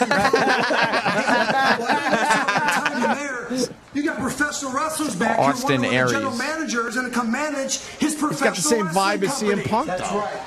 He's got Why the is he best standing that on the this table? company has to They can offer, suck his dick. And I've got better things to do. He is the right height. That's Wow. terrific. So That's fantastic. That's amazing stuff. I can't wait to see what Bubba happens. Ray Dudley will be in to talk about that. Damn, she is. Oh, yeah. She turns me She's on. sexy. How tall is she? Like 5'11", 6? Yeah. 11 feet tall. She's big. Nice 6-foot girl. She's big, but it's Healthy. shapely. Oh, shapely God. big. I would die in that pussy. I would literally wrap my arms under her back, and while her big, beautiful legs are around me, and I would just make cumsies. I would make a weird. I would put my face like up by her neck chest and go like, by her neck chest. See, because Hogan thought Bully Ray was in charge, was, associated with the Aces and Eights heel faction. I don't know what that means. Right. So Thank now, God I don't now know that what that Brooke Hogan means. is involved, it's like, Ah, boy. Well, now it's gonna happen. Who knows? It's all fantastic. Yeah, I we'll can't wait to find talk out. to him about it. You want to wrestle with something? How about you wrestle with these tax problems? What the hell's going on, guys? Don't make a damn bit of sense to me. Regular Joe is the worst. Oh, but he is Regular Joe. Remember that guy I talked about yesterday that I worked with when I was at Apollo Air Conditioning? Jeffrey And Cumsniffer, yeah. Yes. I talked about it, how I looked at him and been like, oh my God, I don't want to be that guy. Because he was like 50 already and he was still doing it. Right. And I'm like, oh my God, I don't want to be that guy. I got a text a Twitter from somebody that they work with him. He's still doing it. Still doing the... Dude, he was 50 at the time. Holy fuck. That's like 20 years ago. Yeah, so he's pushing 70 now. Pushing 70, and he's still fucking... Still there. Well, out there. That's what people do. They actually work for a living. It's crazy. They don't get to move on to a better job. You'd think by They got that their age, job though, and you could that's it. fucking, retire something. Not anymore. Oh, my God. Not many people could retire at 65. Poor fuck. Should we take a break and get ready for Bully Dudley? Bully Ray. Ray. It's just Bully Ray. Bubba Ray Dudley. His last name is not Dudley anymore. It sounds like you're saying Billy Ray with a weird speech impediment. Bully Ray. Bully Hey, Ray. it's Bully Ray. It used to be Brother Ray. Brother Ray, Brother Ray. But didn't Bubba Ray Dudley, didn't he bring his name to Vince? Yeah, but he brought it from ECW, and then Vince bought ECW all out. So he bought all the ECW intellectual properties. So not only he doesn't get the big stage anymore, that he takes his fucking And he's still with name. ECW. That's horrible. There are old ECW guys right that never wrestle for Vince that can't use their names because Vince bought their names. Let it go, Vince. Let it go.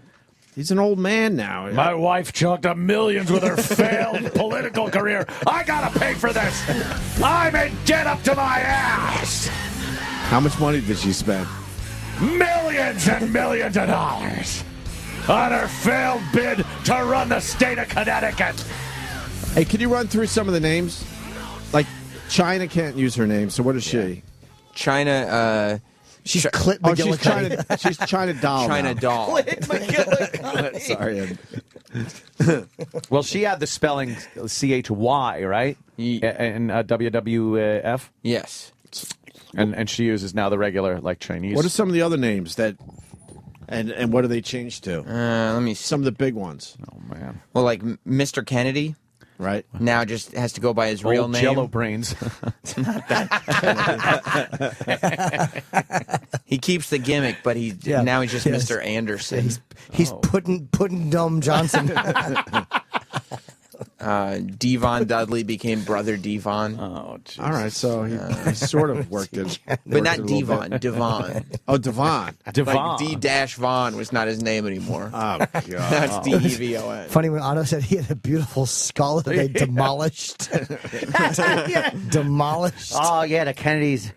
Beautiful skull that they demolished. Demolished. Great fucking word.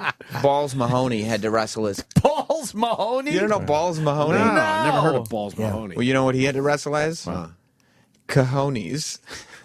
He lost Balls Mahoney. Mahoney? Vince McMahon took Balls Mahoney. He took Balls Mahoney? Balls Mahoney's mine. Oh, that's low. I'm keeping Balls Mahoney. He wouldn't let You Balls guys don't Mahoney even have know his the name. name. Mahoney. No, he wouldn't let... That's all Balls had left. You never know when you're going to need a Balls Mahoney. So now he It was just calls perfect. himself Cahoney? Balls Mahoney was from Nutley, New Jersey. Hilarious. It's a big balls joke. He took it. Vince took it for himself. Vince, you suck. You really suck. Now it's just You don't need cojones. Balls If Mahoney. Balls Mahoney ever sees the light of day, it's coming out of my mouth. Oh, wait a minute, Vince. Balls Mahoney. Poor Balls from Mahoney. Nutley. It's great. Who else got fucked? What about Ass Man? Yeah. He couldn't even use Billy Gunn Oh my God! because it wasn't really his real name. What did he wind up using? I don't. He couldn't be. It was Kip James, I think. Yeah, he could. He just called it Kip James. Kip James. He was Heine Guy. They called him. Heine Guy. But so, like, he still wore little shorts, and he kind of had music that sounded like it was the tune of Ass Man. Cause I'm a Heine Guy. Cause I'm a Heine Guy. And then it's different things he loves. I love to wave him on. I love to tickle him. Oh, no, I think he does tickle him, right? Or he just sings, I'm a Greek. I love to kick 'em. I love to shove 'em. What a great song I this love to is. stick 'em. Yeah. Second verse, too, because it was so good. This is better than entry music. This is a good tune. Yeah. I'm gonna kick 'em. Why? 'Cause I'm an ass man. Yeah. I'm an ass man. All right. Yes, I'm an ass man. You couldn't even use Billy Gunn. No. He used to run in that ring, spin around, jump on the ropes, show his ass. How humiliating that he can't use Billy Gunn anymore. He can't use Billy and Gunn. Balls Mahoney, what the fuck? You mean cojones? Now he's just cojones. E-Rock, you got any more examples? Oh. Some of those big names that were taken away? I do, but I'm not telling. I mean, Road Dogg couldn't be the Road Dogg. Remember the Road Dogg? I remember the Road of course Dogg. the Road What is Dogg. he now? He just became BG James. But people would watch and go, "Who's BG James?" I don't know. Right. If I knew the Road And Dogg, he so wants to be the Road Dogg. why couldn't he be like the Street Hound? And Wouldn't that work? He still wanted to just come out and go, "Oh, you didn't know," but he couldn't. And Vince basically lives in a castle, and he's holding Balls Mahoney's name. Balls Mahoney. What a He's got dick. Balls Mahoney in the palm of his This is hand. a dick. Like so many nickels and dimes. Right. And some of the divas left too, so they had to switch their names. Like what? You got one? Her name was Victoria in WWE. I'm trying to remember what her name is X-Pac has now. had to put every word that you can think Oh, of in yeah, front yeah. of Pac has been there, except X. He's tried everything else? Has he been Y-Pac? He was 6-Pac at one point. Six-Pac. He can't be X-Pac. Oh, God. Or the one, he can't be the kid. He can't be the kid. He can't be called the kid. It's terrible. He basically lives in a Uncle Paul. trailer, and he can't even use X-Pac. How could he use I don't the know if he word lives in Pac? a trailer, but Even. Can he 'Cause use Tupac is can what he it's use- based on. Can he use X-Pac or X-Pac with EX? No. Chicken Christ. Pac. Hockey Pac. Hot Pac. Yeah, imagine he just has a horrible It's really bad, yeah. hot Pac. Hot Pac. And now Vince, when he signs people, Right. like there are wrestlers now who wrestle under their quote-unquote real names. It's not a wrestling name. Right. But Vince won't allow people to wrestle with their actual real names. Right. He makes them change to a different real name. That way, if they leave, they have to wrestle under their real name, and nobody knows who they are. He's fucking amazing. He So, really like- is a dick. So, like, he signed a I guy. kind of had that feeling years ago. Yeah, but yeah. It's pretty evident now. But so CM Punk, Vince McMahon owns that name. No, CM Punk was the last guy to keep his own name. Wow. So CM Punk could leave and have his name. Yeah, he created it. I'll And get The it. Miz created his own name. I'll get it. But CM Punk, The Miz, and MVP, you remember him. The Miz sounds What happened to stupid because MVP? it sounds He's in like Japan. Like Miz. Like Miz. What's up, Miz? Yeah. The Miz. yeah, Miz. sounds terrible. What if Hey, you? Miz. Well, hey, hidden Miz. Yeah, well, that too. All these crazy names. How about just Joe Bag of Donuts? That's what you call me. Don't make a damn bit of sense to me, guys. He's the worst. We got to break. Oh, God. Because we got to get, what's his name now? Bully Ray. Bully Ray. Bully Ray. And we like Bully Ray. We go back with him. He's a main eventer in It's TNA. Bubba Ray Dudley. It's Bully Oh, Ray. don't It's say that. Bubba Ray fucking Dudley. How's this for an injunction? A C&D on you, Opie. Don't call him that. I own Bubba Ray Dudley. No chance of keeping your name. No chance in hell. Yeah. I would understand if it was an up-and-coming business, but... Holy Yeah. fuck, Vince. Let some of this go. Not only is he not allowing... He didn't even create these names, and he's not allowing I know. you to keep them. I know. It's amazing. That's kind of sad. That would be great if one of them found a loophole where they actually owned Vince's name. Make him change it to like fucking Lance McLean. Lance Just something he couldn't use his real name. But guess what? If somebody has... If Michael Cole, Yeah. the commentator, ever moves on to something else... Oh my God, he owns Michael Cole? Michael Cole is not his name. He cannot move on. That's not his real name. No. Vince just gives people fake names Yes. so he can own them. He goes, no, you got to change that. That's not a TV name. We got to change it to something else. Yeah, something I'll own. And then he owns it. Smart What guy. a prick. He signed a guy named Brian Daniels and changed his name to Daniel Bryan. So- and now everybody knows who Daniel Bryan is. But if he leaves the company, He's Brian he can't wrestle as Daniel Bryan. Wow. I'm getting Because I mad. guess legally he can't take your real name. No. Like if you wrestle under your real name and leave, it's still your real name, so you can use it. Exactly. So he makes you change it. Yes. And then owns that and name. then owns the name. And I'm sure makes he you famous under it. And I'm sure he makes you come up with a new name.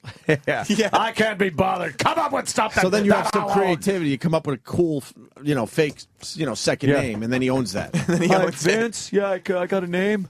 What is it? Yeah, it's I want to be like the snowplow. All right, snowplow it is. But it's mine. What the hell happened? It's my finishing move, the snowplow. I have, by the way, the best wrestling name. I will sell. I will not give it away. Oh, what is come on. I'll say it because I own it. Oh, what is it? Let's hear. No, come on. It's a good one. Oh, I can't wait to hear it. Get ready to go to break. No, it's a good one. I think this might be our out before Bully Ray comes in. Jimmy, your new wrestling Yes, name Jimmy. I came can't up look with? at you. Jeff Turtz. Jeff Turtz. That's awful. He can't even say it. It's like Jeff Turtz. Jeff Turtz and his, like, you know how you get like Greg the Hammer Valentine? Yeah. He's Jeff the Meanderer. Turtz. He meanders. He could Around be the like ring? jumping Jeff Turtz. Yeah. Right. Something Meander. good. Jeff the Meanderer Turtz. Vince would go, you can have that one. Yeah, keep it. Keep that one. That sucks. All right, Bully Ray Dudley next. No, not Dudley. No? No, not Dudley. Just Bully Ray? Right. Bully Ray. Yes, his first name is I'm Bully. surprised his he's last allowed name to is use Ray still. Yeah, really. Is Ray his real name? No, but he says you can call me Ray. And he's going to Call me have Jay. to Call me he's Ray going to have to J. bring up the time I puked in his limo, but I didn't puke in his limo. Oh, But he right. loves Oh, I telling forgot everyone about that that. I puked in his limo. He came in as Bubba Ray Dudley, and he was going back to Long Island. That's where he's from, and he gave me a ride in his limo. That's But I nice. had the side seat, and I got very car sick. And I puked on the side of on the service road. Of the Did you have LA. to go? Could you pull over? No, it was about my stop. I was Oh. able to hold it in. I was getting picked up at that point, and I fucking puked. But I didn't puke in his limo. Look at fucking Jimmy. He's proud of himself. The meanderer. I'm just thinking of his finishing move. What is it? It's like he just kind of slowly walks around you, and he just kind of grabs you quietly and lackadaisically and gently puts you down. Gently on the As mag. he whistles a happy tune. He's meandering. Yes. And introducing His entry music is very just nonchalant. Jeff Turtz. It's a terrible name for an announcer. It's his music. He just meanders down the ramp. And then here it comes. He just meanders down the ramp, looking around. Oh, look. I'm making my way to the ring. He's meandering. There he is. Oh, my God. He's meandering around the ring. He's terrible on the mic. Oh, The Hulk's yeah. like, what is your problem? I don't know. Do you really want to talk about it? Just kind of beats around the bush. He's meandering around him, King. I don't know what he's thinking. Oh, my God, he's got him in the meanderer. Gently puts him on the mat. And his music is so bad. You don't think that's a good name? No. It's horrible. Terrible. Especially if his real name is something like Stryker Allen. Oh, see, that would be a good one. That's his real name. He changed Yes. it. And Jeff, Geoff. Yeah. Womp, bam.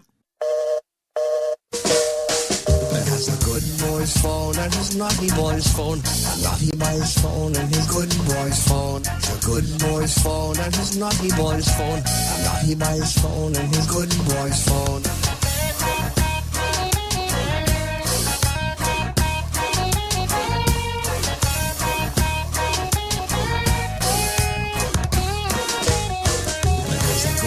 Boy's phone and his naughty boy's phone. A naughty boy's phone and his good boy's phone. It's a good boy's phone and his naughty boy's phone. A naughty boy's phone and his good boy's phone. That's a good boy's phone and his naughty boy's phone. A naughty boy's phone and his good boy's phone. It's a good boy's phone and his naughty boy's phone. And his naughty boy's phone. And his naughty.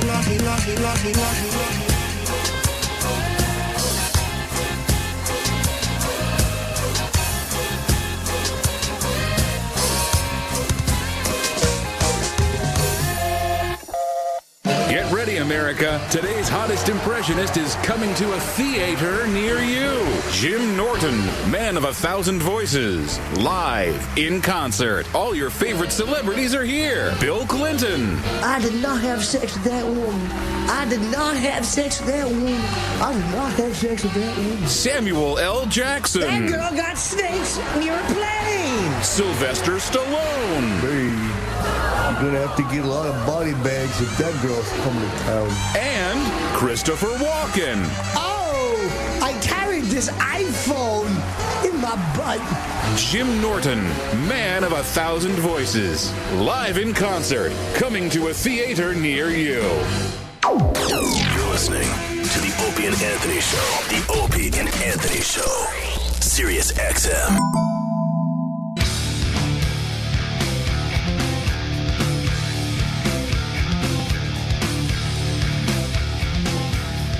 All right, so we got Bubba Ray Dudley. He's a block or two away, right, Sam? Sam Roberts?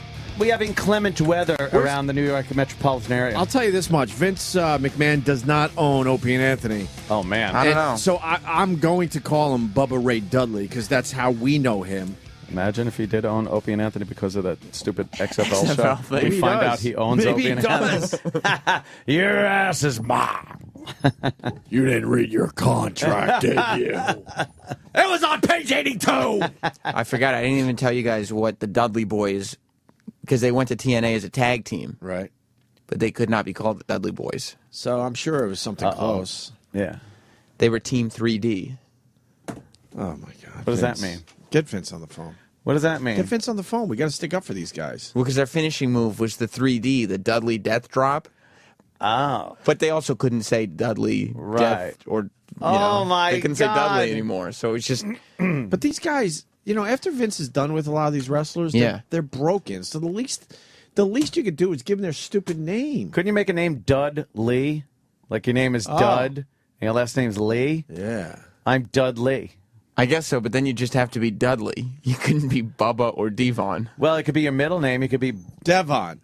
Bubba Dud Lee. Yeah. Come on. Devon Dud Lee. Dud Lee. Yeah, it's Devon now, not Devon. I mean, they still kind of pronounce it Devon. Oh, boy. I don't know why. I'm really worked up about this. It's amazing. I'm really mad for these guys. Well, I mean, imagine creating like a career X-Pac, for yourself. The limelight has passed him by. But at least let him fucking go to a mall and sign some shit as X-Pac. Yeah, they technically they do, but they can't, and they certainly can't even think about going on TV using those names. That's sad. What about like Mick Foley? Mick Foley Mankind and all that shit. No, he always goes as Mick Foley now. Because that's his name. That's his real name. All right, so he lucked out. But he can't go in as Cactus Jack. And even though Dude Love first appeared in a video he made when he was 17. Oh, my God. And Vince owns Dude He Love. owns Dude Love, yeah. Mine. Mine now. Mine. Dude Love mine. It's a lunatic. Bop, now it's mine. All right, well, we had a terrific interview with Bubba. Bully is his Bubba name. Ray and you didn't- Dudley. We had a good interview. You didn't talk to him yet. Well, I flew all night. I got to go home. Oh, your You got arms till 10 tired? o'clock. Oh, boy, are they tired. I just couldn't get those arms, fucking comfortable. Oh, that's terrible. It's the worst. Just laying there. And I brought my own pillow this time. Oh, Jimmy Norton I style. brought my own pillow. Jimmy for Norton style. the trip to LA and back. Jeez. Mm-hmm. Yeah, that's a tough flight, man. The plane was a little too tall. What do you mean? I don't like getting in tall planes anymore. Tall plane? I think this is kind of a Seinfeld thing. A tall plane? Yeah, you don't have to. This plane I didn't have to duck down. And you didn't like that? No, because that says old to me. Really? Yeah, the tall planes. You know what I mean? There's not like that aerodynamic. The ceiling's a little too high. Squished down kind of plane. I just want it squished down slightly. Then I know that there and there wasn't a lot of curves. Right, because that scares me. It was more boxy. I'm like, that means this is an old fucking plane. Because in 2013, we're thinking space economics. Right. What's the best? Well, I'm not saying where you have to bend down the entire time you're on a plane, but when I was walking on the plane, I'm like, this plane's a little too tall. Would you rather be on a 787, one of those new ones that they're grounding in Japan? Those fucking things, brand new. They're just, I guess there's smoke coming out of everything. Really? Batteries that are kind of overheating. Yeah, and because there's too much shit in there. A lot of shit in there. Is that the new planes that they brag about on every flight, but we haven't seen them yet? Haven't seen them. Yeah, I guess they had an emergency landing in Japan. How about you roll those things out? And why are they flying in Japan and not America yet? I don't know. There it is. That's the big 787. Emergency landing. How the fuck they get that in the air? It's pretty cool. It's like the Titanic. Yeah. You unveil your new shit, but that shit's not that great. And that shit goes, fuck. That's pretty cool, though. And I guess all the modern shit inside is just kind of getting a little hot under the collar. People had to slide down the little Yeah, they had things smoke there. in the cabin and the cockpit and emergency landing, and then they did the little slides down there.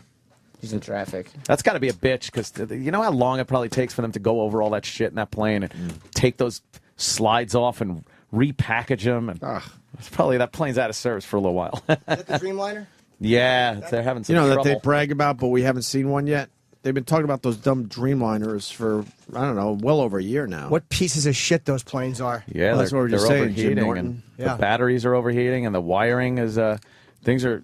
They had smoke in the cabin and the cockpit, and they had an emergency landing. Oh, by the way, we had to wait for our spot this morning too. What is that about? What do you mean? On the runway? After a 6-hour flight, now you're just sitting there waiting for someone to work that dumb. It's the worst. Oh, the dumb little fucking jetway? Yeah, the jetway. Hate that. We waited for about 15 minutes easily. And I hate that. After a 6-hour flight, you're like, well, just pull in and let's get the fuck off this thing. Why do they do that? I don't know. I don't know. They have a skeleton crew? Yeah, That late? sometime. That must be frightening to watch. Jesus. I just waited for a picture with Kevin Bacon because he did E Street Radio. And? Did it happen? Yeah. He works out in our gym. Oh, does he? He might have a locker very close to you. Oh, I've never seen him there. He's very close to your area. But this is what a fucking zero I am. I mean, I really am a zero. You didn't say I'm Jim Norton, did you? No, but he was at one of my shows at the LA Improv that I No, he headlined. wasn't. Yeah. Oh, I headlined at a could I great argue with set. you? And someone said, yeah, Kevin Bacon's here. So on the way out, he was running out with a friend. I just said, I said hello to him. And he goes, oh, hey, man, you're really funny. And he just walked in. They were going. But I just saw him out here. No, he didn't recognize me at all. Oh, no. But when we got the picture, I go, hey, I met you in L.A. Just now? Yeah. I said, so he didn't recognize me at all. But and then I said, hey, man, I met you in L.A. You were at my show at the Improv. And he didn't even respond. But he wasn't being a dick. He really, I know the energy. Didn't know. I literally could have said, no, but he didn't even like kind of register what I said. Like I literally could have said like, yeah, I kind of like milk in my coffee. It was like, okay, man, it meant nothing. You should have brought a tomato with you and went, Bacon, let us tomato. It's fucking going. I would have cracked up. I never would have got that out, you cocksucker. Kevin Bacon, I should have said, yeah, what do you got, mayo on your fucking backside? Oh, my God. He's probably heard them all. But I mean, literally, when someone is at your show, yeah, I didn't want to. I just wanted like, oh, hey man, good to see you. You entertained that guy. He didn't even you fake made it him like, laugh. oh, I guarantee. I don't even know if he heard what I said. Oh, yeah. But again, he really was Was he not high or something? It's I know what that's like when you're thinking of the next thing you got to do, and someone just goes, "Oh, hey man, I'm a big fan." Yeah, yeah. You're like, okay, cool. He wasn't being. I know when someone's being a complete Look, asshole. Jim's just being coy. Let me put it out there. Jim thinks Kevin Bacon's a fucking asshole. No, he was nice. Yeah, he was actually very nice. He was happy to take the picture. Nice. No, he he wasn't. doesn't sound nice. That means fuck him. Fuck Kevin I can't Bacon. stand Kevin Bacon. And that stupid. Oh, we understand, Jim. That stupid game people play. Let me see the All right? That's right. The picture's on my camera. Oh, it's on your camera? No, Let me see. Jim Norton knows. Jim Norton knows rudeness, and no, I'm not going to say he was being a dick at all. We're saying it. It literally We have is. nothing to lose. It's my lack of importance. And the Bacon Brothers as a music act stinks. Whoa. Thank you. They're not a great band. Look, he looks great, and oh yeah, he took a great picture. He's a tall guy. He was not a dick. The Getty was finished with him, and he walked away, and they go, "Could you do one more?" He's like, "Yeah, Whatever. And Nice Footloose is a goofy ass movie. That's fucking right. Footloose, Who would believe that? Doesn't make any sense. Out of all the fucking things you want to do in anger your dance. town, you want to dance? Who gives a fuck? I like when he angry dances. Yeah. I'm mad and I'm dancing. I'm angry dancing. I'm running and flipping and I'm angry. I really could not be a bigger non-factor in this business. Really? Oh, no. See, now that's No, what I'm it not does. even. Over a Kevin Bacon picture? No, God. honestly, no. You're doing Leno tomorrow. Again, Exactly. That's exactly it. And you know what? I'll ask Naomi Watts for a picture, and she'll probably take it. She won't have any idea who the fuck I am. Well, Do maybe you next want time you'll say, Naomi "Remember Watts we to took know a who you picture?" are, though? Who cares? It's not that I need her to know because I really don't give a shit. It's more when you're doing things in the business that are like relevant. People just kind of, oh, okay, utterly. It's amazing to me sometimes. Amazing to me. And then all of a sudden, it clicks, Jimmy. You got to put this time in. Yeah, I It's understand. terrible. I'm going to continue to do so. Terrible. Are you really? Yeah. I say fuck it. Believe me, I've thought of it. Give up. Yeah. No. What else am I going to do? The job is great. Yeah, but You gotta just foot loose. But that foot loose. But that's why when people say, Nice. Come on. Here you go, Jim. See, this will make you happy, Jim. Just angry dance. When you get mad at stuff, just angry dance.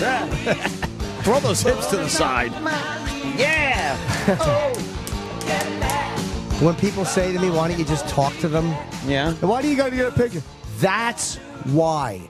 Because real interactions are non-existent. I had a interaction with Joe Pesci this morning. Yeah. It happens. And went right before he told you he's not taking a picture No, but you know with what I'm you. saying? No, I had to read his ticket for him and tell him where he's sitting. Meaning we're not even a blip on these people's radar, so why would I pretend that I am? Yeah. I know my place. He's so That's angry. Okay. That's okay. Yeah, he is angry Oh, he's dancing. angry. Do you like that part? Ugh. I cannot stand. You a handsome man, Footloose. Mr. Garrison. He's Yeah. fucking great. That was a good one. I would have had my fucking JFK with me if I would have known. Yeah. Fuck. That would have been all right. Yeah, why didn't you get that sign? Because he's not on the list. He came in just to do Howard and Easter Radio. He's not on the list. What? Believe me, I would have. Why don't we get the Kevin Bacon? He's a Howard guy. They've been friends for a while. Same reason we didn't Oh, get they Tom have? Arnold. Didn't we try for Tom Arnold and he's canceled everybody else? I thought we were supposed to get Tom Arnold. He canceled everyone except for Howard Stern. Oh, then fuck Tom You know, Arnold. and fuck his you, Tom fucking Arnold, who has asshole. retweeted my shit over the last year or so. Oh. Go fuck yourself, Tom Arnold. Right, unless Let's get the word out. Unless you fuck got some Tom retweets. Arnold. Fuck him. He did retweet you. Well, Yeah, I don't need any more retweets from Tom Arnold. It only gave me a couple followers, so fuck him and his Twitter. Bully parked his car.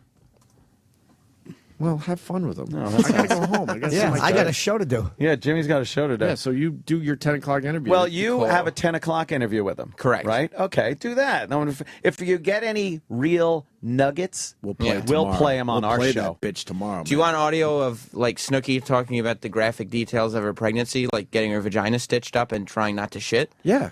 I got that for you. Did you play it on any one of your shows yet? No, not yet. All right, you fucking debut it on our shit. Okay, I'll debut it on your shit. And then you play it on your shit. But I only give you a couple clips, and then, you want the full interview, you got to listen to my shit. When I heard, I was pissed. That's not how this is supposed to work. I think so. When I heard the fucking first interview with an amazing screenwriter on the after show, I was beside myself again. I'm just like, it was an amazing screenwriter, Eric Nagel. Yeah. And then I had to bring it to this program. Yeah. Well, that's what the after show does. Compelling. It scoops. Compelling. I'm surprised that E-Rock's being vague. He's Yeah, right, he's exactly. not known to be that. It's not like him. Fucking vague rock. Vague rock. I like that. You would have fit in perfectly with the Flintstones. Jesus. Oh my God! She almost got hit. We're watching Footloose. The music clips. video. When she's like standing up in the. Oh, come on. Yeah. Everybody got foot loose. A foot loose. Oh. Woo! So Angry dance. So do we have a list of people we're saying fuck it to? Fuck Tom Arnold. Fuck Tom Arnold. Fuck you. Let's make sure we get that Fuck out there. you. He would have had a good time with us too. Fuck him. Fuck Kevin You blew Bacon. it. Fuck Kevin Bacon. Fuck you. Fuck the For Bacon sure. Brothers. Fuck Both their of them. music. Yeah. Let's stop making believe that it's almost good. It stinks. It's not even close. Give me one Bacon Brothers song. I don't know any, but I love Kevin Bacon. I don't dig on swine. I will not He knock blew you him. off, Jimmy. Fuck him. No, he was Fuck not rude. him. Believe me, I would love to blast him, but he was actually nice. It Yeah. had nothing to do with him being rude.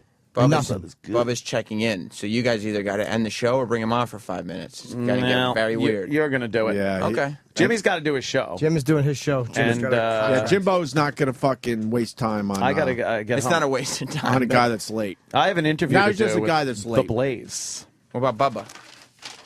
I would gladly interview Bubba, but I do have to do this. I have to do this now! Ma! Hey, one more person to the fucko list. Who? Vince McMahon. For Oh, taking everyone's name. Vince McMahon. Not on my list, by the way. I think Vince I McMahon know. is a smart I know. businessman. You're hoping they're going to hire you. Look. You know they'll own not Sam though. Maybe I'll give him not Sam, but not Sam Roberts. That's my shit. Maybe I'll give him not Sam. You hear that, Vince? You want not Sam? You know where to go to. Look, let me do this. If we don't end the show now, Right. we're going to be stuck talking to him. I know. Let's get out of here. You sure? Yeah. All right, Jim Norton's advice show is next. Yeah. Stay tuned. And then Jimmy flies to L.A., and then he'll be back Friday, right? Friday morning. Very cool. All right. All right, we'll see you tomorrow. Bye. Jim Norton is a moderately successful comedian, an average author, and a terrible actor. And you're Your chance to speak directly with him has arrived. Call 866-969-1969. The phone lines are open. And the Jim Norton Show starts now. Yay! Yay! They should call this the Mediocrity Hour. Thank you for those of you that have decided to stay here and listen to this dreck advice from a guy who nobody recognizes. I'm not feeling sorry for myself. It's kind of a realistic. I've had a few things lately that have really showed me where I am in this business. And it's fucking, and I know people go, oh, we love you. I'm not fishing for compliments. I'm not saying I'm terrible, I'm bad. But my new act is very funny. I'm very happy with it. I would love to shoot another hour soon. I'm trying to push for Boston. So I'm happy with that. I'm not delusional. Anyway. Hey, Jim, enjoy. I'm just going to do a quick email. Enjoy your characters and comedy on O&A every day. Like you, I enjoy a good rub and tug now and then, but I'm paranoid about the legalities and potential diseases involved. He's worried about getting arrested. Please share your specific thoughts and experiences to help ease my tensions with these generally pleasurable experiences. Well, there's a couple of ways. I mean, it is scary. You never want to get busted. They usually don't. If they run in and bust people, I think that by the time when the cops are coming in, you're going to hear it. You're going to hear the police coming in. Sometimes starting a fire in a nearby building is also good because that will distract police. They'll be there if you can do like an explosion. If there's like a nursery school. I've set off a pipe bomb one time in a nursery school. So while they were bringing out the injured children, I went and got jerked off next door. And I don't know what you're worried about diseases, my friend. I think you're a little paranoid. What are you going to get on your dishpan hands? She's jerking you off. You're not fucking her. She's not sitting on your face. She's not, tinkling on you. My surefire thing with disease, like a lot of times I'll fuck unprotected, is you just got to go like, hey, look, you don't have AIDS or nothing, do you? And then she'll usually say no. Then you proceed. Why would she lie? If she says yes, then you got to make a decision. I've had a few say yes, I do. And I toughed it out. All right. Good luck, my friend. Who's first? Travis. Sam, by the way, is interviewing Billy Ray fucking Dudley, whatever his name is. So it's Travis on the horn today.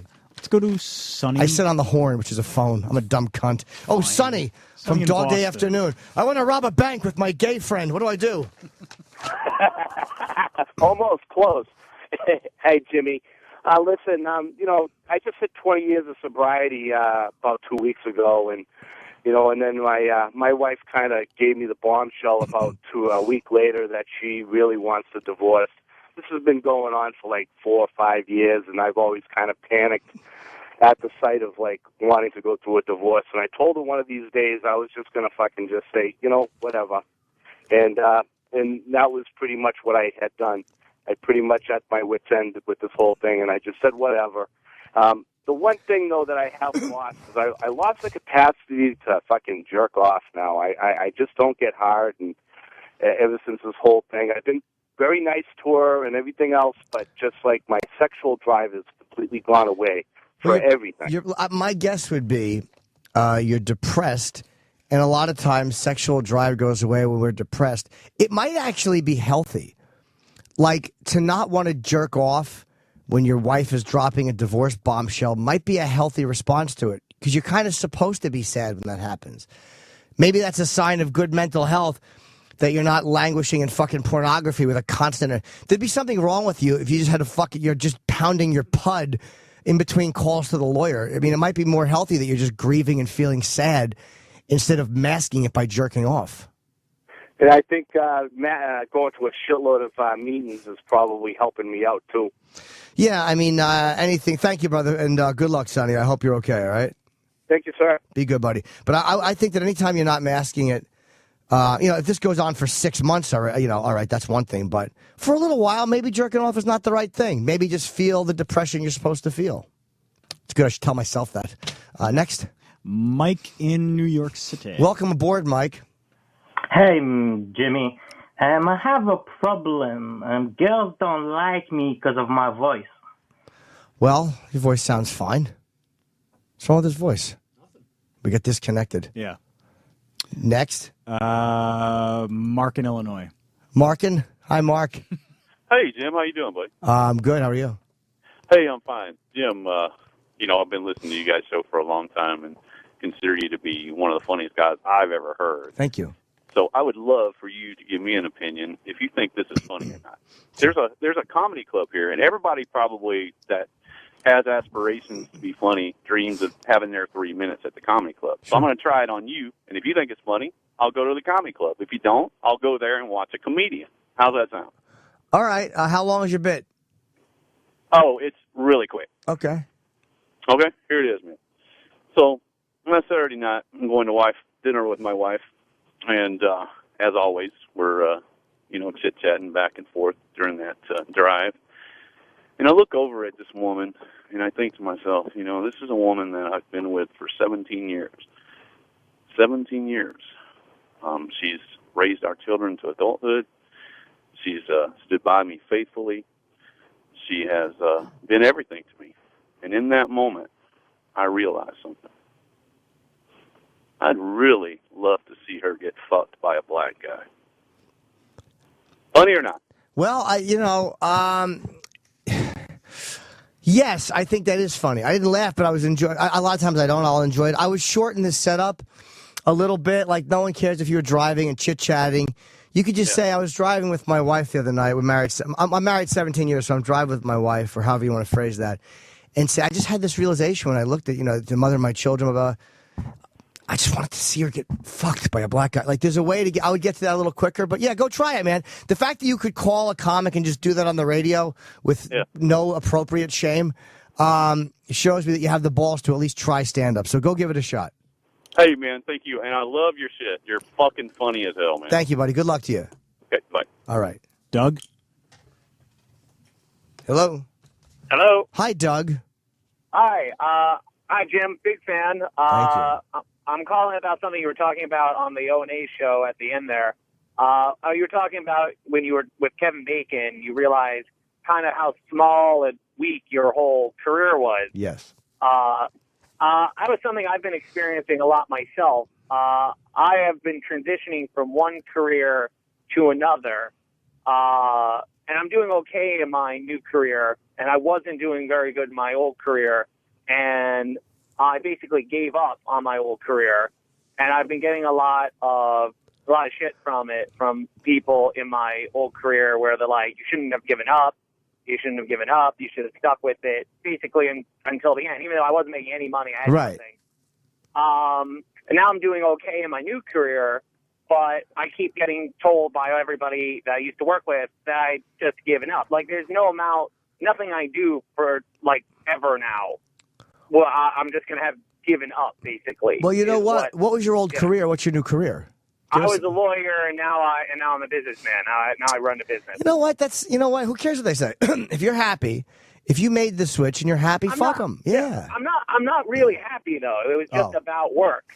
It was like I really wanted to be like a lawyer. Like everything, I had been doing it my whole life. Everybody I know were lawyers. It was a huge part of my life. It just became really obvious I was never going to make it. It happens. It happens, dude. So, I mean, the only suggestion I could give you, you've already made the move, is just to accept the fact that, okay, it wasn't going to happen. So why fight something? Like, if you say it's not going to happen because all these people around you are doing it, that's not why you should do it. Especially if you weren't making money. Like, I make enough money. I'm not complaining about money. I make a good living. I know I'm in the right job, and I know that my career is good compared to some, but I'm also very realistic about where I am. But you made the right move if it wasn't happening for you. Exactly, but it's just I've been surprised at how mean people have been about me giving up.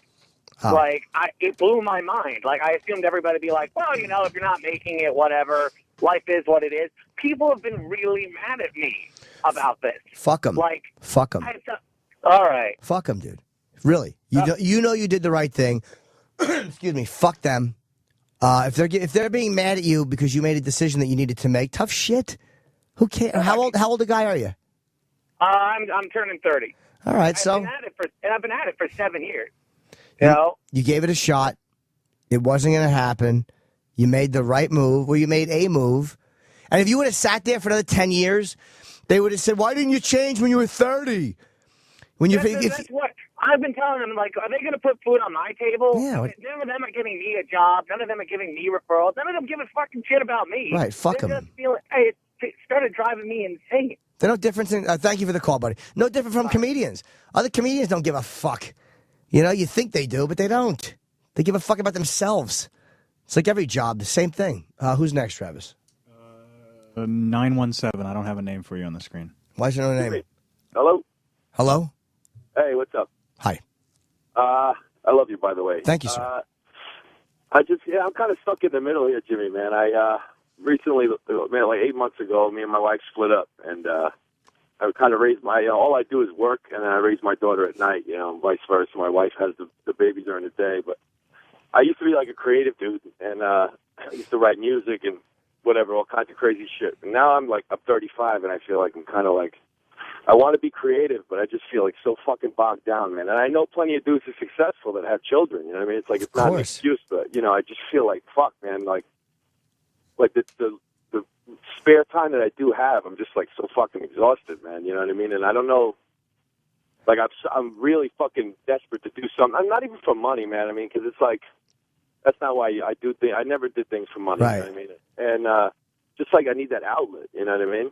Yeah, I mean, I understand being tired, too. I don't have any kids, so for me it's a lot easier, but you got to find some kind of time to be a little creative. Otherwise, you're going to go nuts, because then it's just the kids and work and thinking of the wife leaving you. So you ought to take all the energy or the shitty feelings you have from the wife leaving or whatever they are and use that to be creative. I find being unhappy makes me more creative than being happy. People always tell me I'm funnier when I don't have a girlfriend because, I'm in a state of kind of disarray. And that's when my being creative seems to be sparked more. When I'm happy and the status quo is the status quo, I don't feel as driven to be creative. So I find, and I don't make myself unhappy, but I just find that when things are unsure or I don't know what's next or I'm a little confused or I'm afraid, I almost said scared like a retard. If I'm afraid, then that's when my creativity seems to work because being creative or being funny kind of makes sense to me and that makes things okay. So when do you need to make things okay? When they're not. So I would suggest making a little bit of time because this is probably a good time for you to be creative, right? Absolutely, Jimmy, man. Yeah, it's funny. Like, I used to, and I'm not going to stay on the phone all day, but I was, like, bummed out in the relationship. Like, now that the relationship's over, I'm kind of, we weren't in a good place anyway, so I'm kind of all right with that. You know what I mean? But I actually used to call him into the show. I'm racist Francesa guy. Oh, yeah, man. We loved your calls. You were very funny, dude. Yeah, and it's funny because, like, I was real depressed at the time, and then when I was doing those calls, like, I was still married, and my wife would be like, you get so excited over this, and, like, I wish you were more excited at home, and, like, I was just like, and then I guess that was, like, something I always thought about, like, fuck, man, like, I want to try and do something else, but, it's like I said, man, it's just time, man, it's all, like, there's no fucking time, it seems like there's just not enough hours in a day, you know? You should have talked dirty to her like Francesa, that'd be great. Hey, as Francesa, could you tell your wife, I want to hear you say that you want to give her a good ass eating as Francesa. Okay, honey, I know we've been getting along, okay, and that's fine, okay, but I want to pull your panties down your ass from behind, okay? I want to bend you over, I want to stick my tongue deep in your shit, okay? Maybe you change your mind, okay? You let me back in the house, okay? At least give me my fucking DVDs back, okay? All right, Jimmy, I love you, pal. Thanks, man. Feel better, all right, buddy? All right, Bye. bye-bye. That made me laugh. Get my DVDs back. Yes, who is next? Andy in Nebraska. Hi, Andy. Hi, Jimmy. First of all, I think you fucking rule, bud. Thank you very much. Your show on the 26th in San Diego, I have a granddaughter and grandson-in-law that are both Marines at Camp Pendleton. Nice. They did 9.5 months tour in Afghanistan, and they both survived. Good. And they're both going to be there to see you Saturday night. Oh, good. And I was hoping you could say hey to Sarah and JR. Well, I sign stuff at the end of the show. I'm basically a merchandise prostitute. You could see me at the end of the show. I'm usually wearing blackface and tap dancing by the door as people leave. And I'm very accessible. So if you want to put a bullet in me, you know where to do it. Although, Kenny is armed. And I will be happy to say hi to them. They just have to tell me who they are, and I will be there. Okay, I will do that. And like I said, you fucking rule, bud. Thanks a lot for the call, man. Take care. Yep, bye. Goodbye. Another call? Yeah, of course. Damien in Illinois. Oh, Damien, how are you? I'm great, Jimmy. How you doing? Don't make me beg you, Mark. How many omen jokes have you heard in your life? Well, how old are you? 41. Okay, so you're in my age group, so you've heard probably plenty of Damien remarks. I apologize. Oh, yeah. All through high school, I had long hair. I used to tell people to hide the sticks behind my ear. Okay. I could take you with me, Mark. He was cast out. That's all fucking the Omen 2, and they're in the fucking snow. What's on your mind, Damien? Well, Jimmy, I wanted the advice of a pro. I got an idea. I wanted to write a book, but I don't know the first thing about how to go about getting started. Do I put all my rough drafts together and find a publisher, or do I find a publisher first? Or I wanted to ask your advice on how to get started with that. Well, the way it worked for me might be a little different because I had stuff posted on my old website that a woman named Lydia Wills saw, who became my book agent at Simon Schuster. I mean, she doesn't work for them, but she's a very good book agent. So she contacted my agent and said, we knew some mutual people, and said, well, Jim's a good writer. Would he want to write a... And I was blogging while Opie and Anthony were off the air. So it kind of backdoor came to me because I had some material that was written already, and she approached me. And by the time the book got done, we were on the air and doing very well and whatever. So as far as just kind of going from scratch, I don't know the answer to that. I would suggest any rough draft you have, you want to clean up a little bit. You want to probably present them with as good a product as you can. But somebody might say, no, just make up a one sheet. I really don't know. You ought to call a fucking a publisher. Call someone in the book industry because I don't want to steer you wrong. So I apologize for not having the appropriate answer. But I kind of backed in because I'm a comic, and it was just a weird way it came about for me.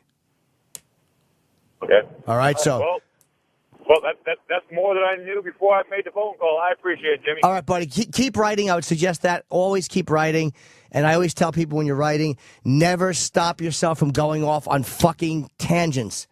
Never go, I was writing about the curdling of cheese. That's my next book, by the way. The process of cheese curdling from beginning to end. But then all of a sudden you go off on a tangent. You're like, I got to get back to this. No. When your brain is going left turn, motherfucker, it's because your brain sees something ahead. So always allow it. You'll come back. All right. Good luck, buddy. And one thing I always talk to people about writing, too, is like you want to mask sexual flavors. You can't mask a lack of writing, but you can mask sexual flavors. They're not always pleasant, let's be honest. I would say the new way to foreplay, apparently there's this revolutionary intimacy enhancer that it's designed to help couples enrich their sex life, and it enriches your relationship. These flavored gel strips, they dissolve on the tongue and they block the tastes that, let's be honest, are sometimes associated with oral sex on a man and his subsequent climax. You all know bleach breath. No girl wants bleach breath. This drastically improves the experience for both partners because she doesn't have that awful taste in her mouth, and you don't have to look at that fucking sad sack look on her face. You don't have to look. You ever watch a girl look down when she's blowing you? I've seen happier faces at caskets. This has been featured on the pages of Playboy magazine. This product was developed through years of research and testing. It's 100% safe and effective. So if you want to find out more, visit sexualflavors.com to learn more. You can read up on customer reviews. And, of course, you can purchase individual use strips and 3-packs if you're an optimist about a date. Buy a 3-pack because she might not just want to blow you once. She might go, look, before dinner, I'm going to blow you in the car, and then I'm going to blow you in the bathroom, and then I'm going to blow you after you drop me off. But I don't like the taste of cum. I hate your cum. Then you go, hey, look what I got. And you pull out that 3-pack and you wave it at her. And now she has no excuse. So she has to blow you. And they come in different flavors. She might go, I don't like strawberry. You go, well, I got some watermelon. I don't like watermelon. Well, I got some chocolate. She go, I only do it if you have mango. And then you show her mango. And she's like, oh, nerds. Now I got to suck it. That's sexualflavors.com. Mask sexual flavors. The spark to reignite your bedroom flame if it is now a dud. So maybe Sonny from Boston, who called, our pal Sonny, can put some of this. Maybe that's the problem. His hand doesn't like the taste of his cum. So maybe if you put a masked sexual flavors thing in your palm, you'll regain an erection and ejaculate all over your dumb Boston knuckles. All right, who's next, Travi? Cam in Minnesota. Oh, Cam. Cam do. Oh, a little levity. Hi, Cam. Hi, Jimmy. Oh, it's a girl named Cam. Is that short for Cammy? No, well, it's actually Kamala. Kamala? Ugh. Ugh. No. That's nice. it's I'm really, only really kidding. nice. Who is that? Is that a combination of your parents, Carl and Pamela? No, she probably was supposed to call it Camilla, and she read it wrong. Oh, that's funny, I think Camilla. that's my mom issue. Oh, God, Kamala Parker Bowles. All right, so I'm what? way prettier than her, and I'm Asian, so it's different. Oh, Cam, the Asian girl. So maybe your first name is Video. Take us out. All right, so Cam, Sure. do you have a nice hiney? Because there's always that stereotype about Asian women, which I find on certain women is true and certain women is not true. Actually, I do, because people think I'm like half black or Filipino or whatever. I'm like a nondescript, another minority, so people don't know what I am. Oh, what nationality actually are you? I'm half Vietnamese and half hillbilly, so. Indonesian. Ah, that's the country I was trying to think of the other day, Indonesia. And where do you live? I'm sorry. In Minnesota? Oh, okay. Go ahead, Cam. I didn't mean to keep babbling about your hiney. That's all right. Many people do. Good. As they should. So I have two things. One thing, I think you're like one of the best interviewers, and I really enjoy when you get to interview your questions for celebrities when you come on the Opie and Anthony show, because I think you get into the details that get glossed over by others. I like how you think and how you get people to answer the questions. Well, You're thank like a you. viewer. Well, that's because thank you very much, Cam, because that's why I'm doing a new show now, an interview show. It's called The Nitty Gritty with Jim Norton. Thank you. I love doing it. I love just asking people questions. And what else is on your mind? So the second thing is sometimes I get involved being around celebrities and I get a little nervous. So how do I get a picture with them or to make a little interaction with it without being stalkerish or weird, or something creative where I can just do my little hook line on them? Well, to be honest, if you have a hook line, you're going to be panicked and focused on the hook line. The way I do it is I'm honest in my approach. I know that they probably will not know who I am. So what I do is I just walk up and I go, hey, can I take a quick picture with you? And then I say, thank you, I love your stuff, and I leave them alone. I do the stuff that won't bother me if people do it. So I would suggest it's a little awkward at times, but if you just want a quick photo, a lot of times they're happy with that and they don't want to sit and talk to you for 10 minutes. A hook line is just going to make you seem silly. If you like their stuff, just say, hey, I really like your stuff. I really enjoy what you do. A quick hello, and I'd love to take a photo with you. And then they'll say yes or no. I would be as honest and simple and to the point as you can. But as a woman, you have a much better shot. Or you could just go, hey, look at my hiney. I would do that. You want to take a picture with it? Yeah, I would put my ass by them and go, a lot of people think I'm half black. Why don't you give it a feel? That's a great opening line, because then they'll touch your ass and go, you goose. All right, Cam. Well, I did that to Toby Keith once, so it worked. I'm sure it did. I wish you would do it to me, because I would gladly. Not only would I touch your hiney, but I'd give it a little probing. I'd angrily push your jeans into your hiney hole with my finger. And say, it's got another 200 degrees left before it's done. That should be your line. Use that one. All right, thank you. Bye, Cam. Maybe that's why women don't call my show, because they just call up with a genuine question, and then halfway through I'm fingering their assholes through fabric. Boo, Jim. Who's next? Tom in Wisconsin. Hi, Tom. Hey, Jimmy. How the hell are you, buddy? I'm good, thank you. How are you? Hey, I'm doing all right. My wifey and I really are missing Patrice. Yeah. I tell you, and we got most of his stuff off of iTunes that was available, and both of us are kind of wondering if maybe Vaughn or the family has anything else coming down the pipeline, and we haven't taken the time to tweet her or anything like that. But we just miss the guy. I mean, some of my best memories so far of Patrice and you guys are when you guys get into something where you have that genuine laugh, like you just had with the Francisca guy, that guttural, genuine laugh. I mean, Patrice was so awesome. I mean, we had tickets to Chicago, and then, that was unfulfilled, obviously, but we just missed the guy, and we're wondering if there's more coming down the pipeline, Jim. I don't know what Vaughn has. I know our benefit for him. We're doing a benefit in February at City Center. It's sold out very quickly. It's myself, Burr, of course, Colin, Bobby, bunch of guys that knew Patrice well. I think Will Sylvence, Keith Robinson. It's a really good show. I know there was, besides Mr. P, of course, which you can get, there was that other 20-minute thing on iTunes. But yeah, I miss him too. I mean, there's literally not a day that goes by that I don't think of Patrice and I don't miss him. I was thinking of him last night going to the Comedy Cellar. I was just walking, thinking of Patrice and just what a void there is that he's gone. And it's not one that will ever be filled. He go ahead. We'll see a big Dodge pickup, and remember the story he told about getting the truck stolen and stuff like that. And it's amazing how just a little thing can spark a memory of somebody that you just that you've never even met. It just, and I can only imagine having him as a friend and some of the shenanigans that you guys went through. It must have been fucking awesome, Jim. So thank you for the call, buddy. You're absolutely right. Thank you very much. Thanks. Bye. Be good, man. And tweet Vaughn and tell her that. I'm sure she'll be happy to hear it at Big Mama Prods. You know what? Because Bill Burr emailed me the other day because we're doing. He was just asking me something about Patrice photos for something, and I was looking through my Patrice pictures, and I sent a couple, and there was one of me and Patrice in Brazil with a girl with her tits out, and he's got his arm around her, and I got my arm around her, and I'm looking at her tits and with my dumb sunglasses, and I was just thinking on the way to the cellar last night about. Like that laugh that he had when he would smile at you. Like there was a very little boyish thing he would do when you nailed him on something, where he would squinch. He would kind of scrunch up his face, and the big smile, and he had like a little gap in his teeth, and it was like almost like a shy And that was a very genuine Patrice. That was the guy I loved very much. I don't know, I'm babbling. So who's next? Brian in Michigan. Hello, Brian. Hey, how you doing, Jimmy? Good. How are you? Yeah, hopefully one of these days I'll catch you if you're in the Detroit area, man. Thank you. See you live, man.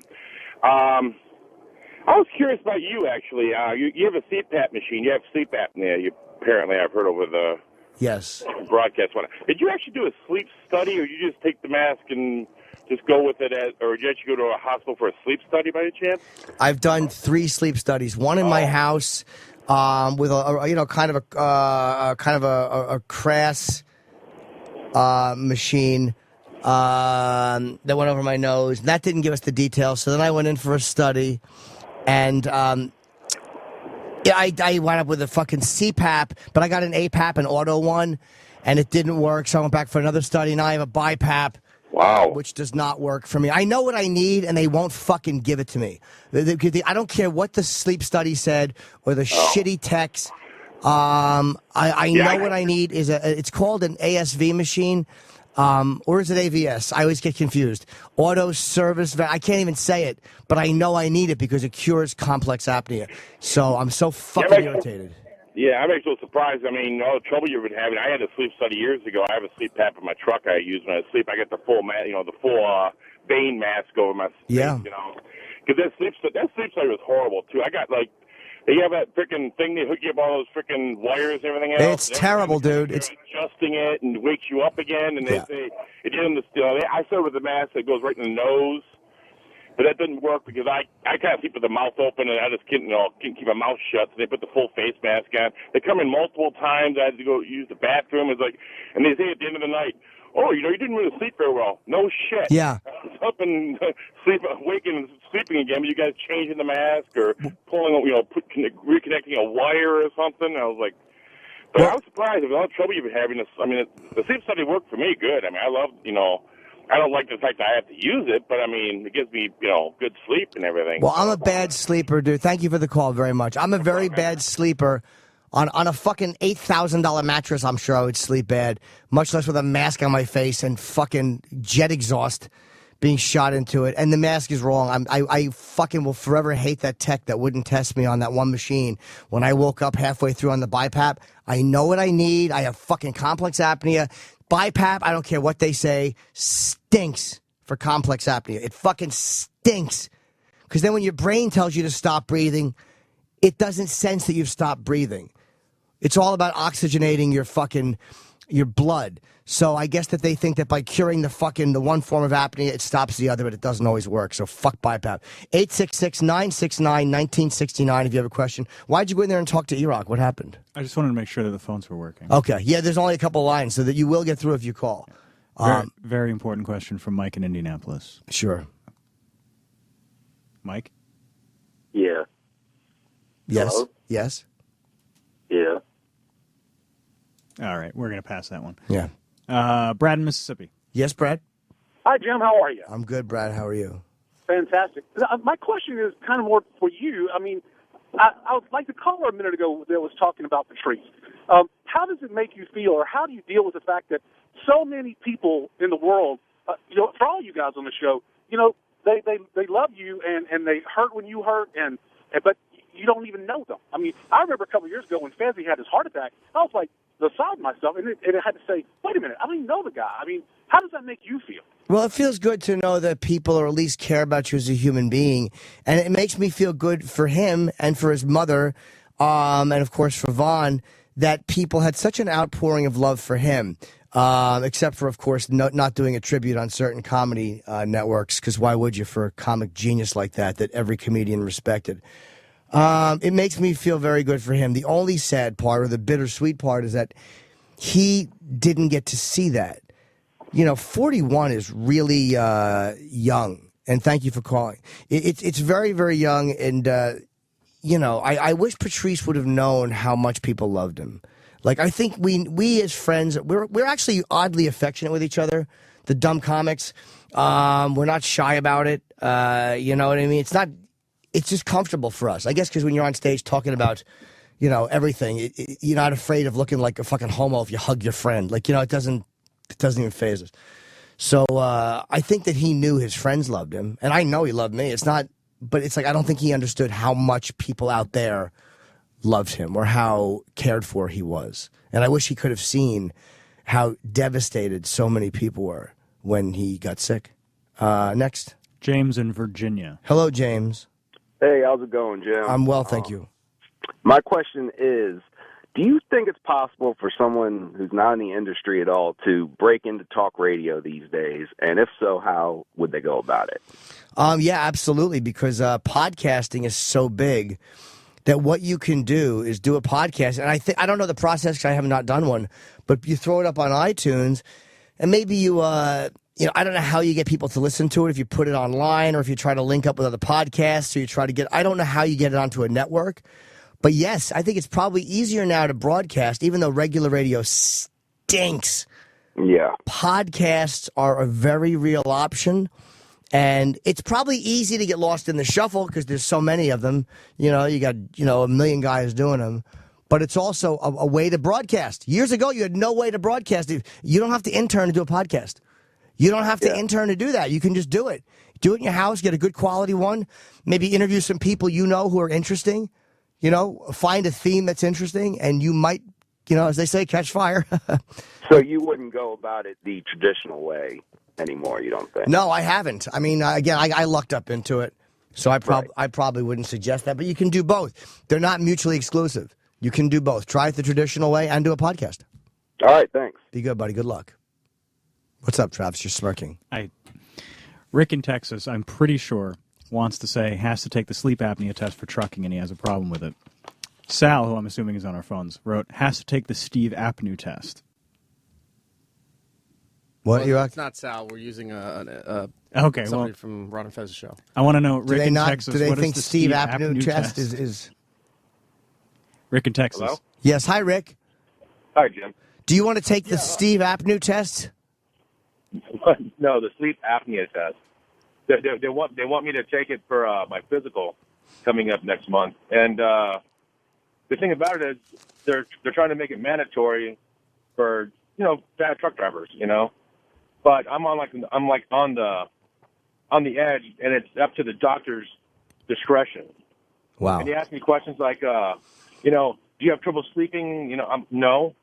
They're like, well, the truck, and all this other stuff. I'm like, yeah, I've been a truck driver for 14 years. I've been doing team expedited freight for 14 years. The only problem I have trouble sleeping is when I'm at home and my 4-year-old wakes me up at 6 in the morning by jumping on me. Well, then you don't have to worry.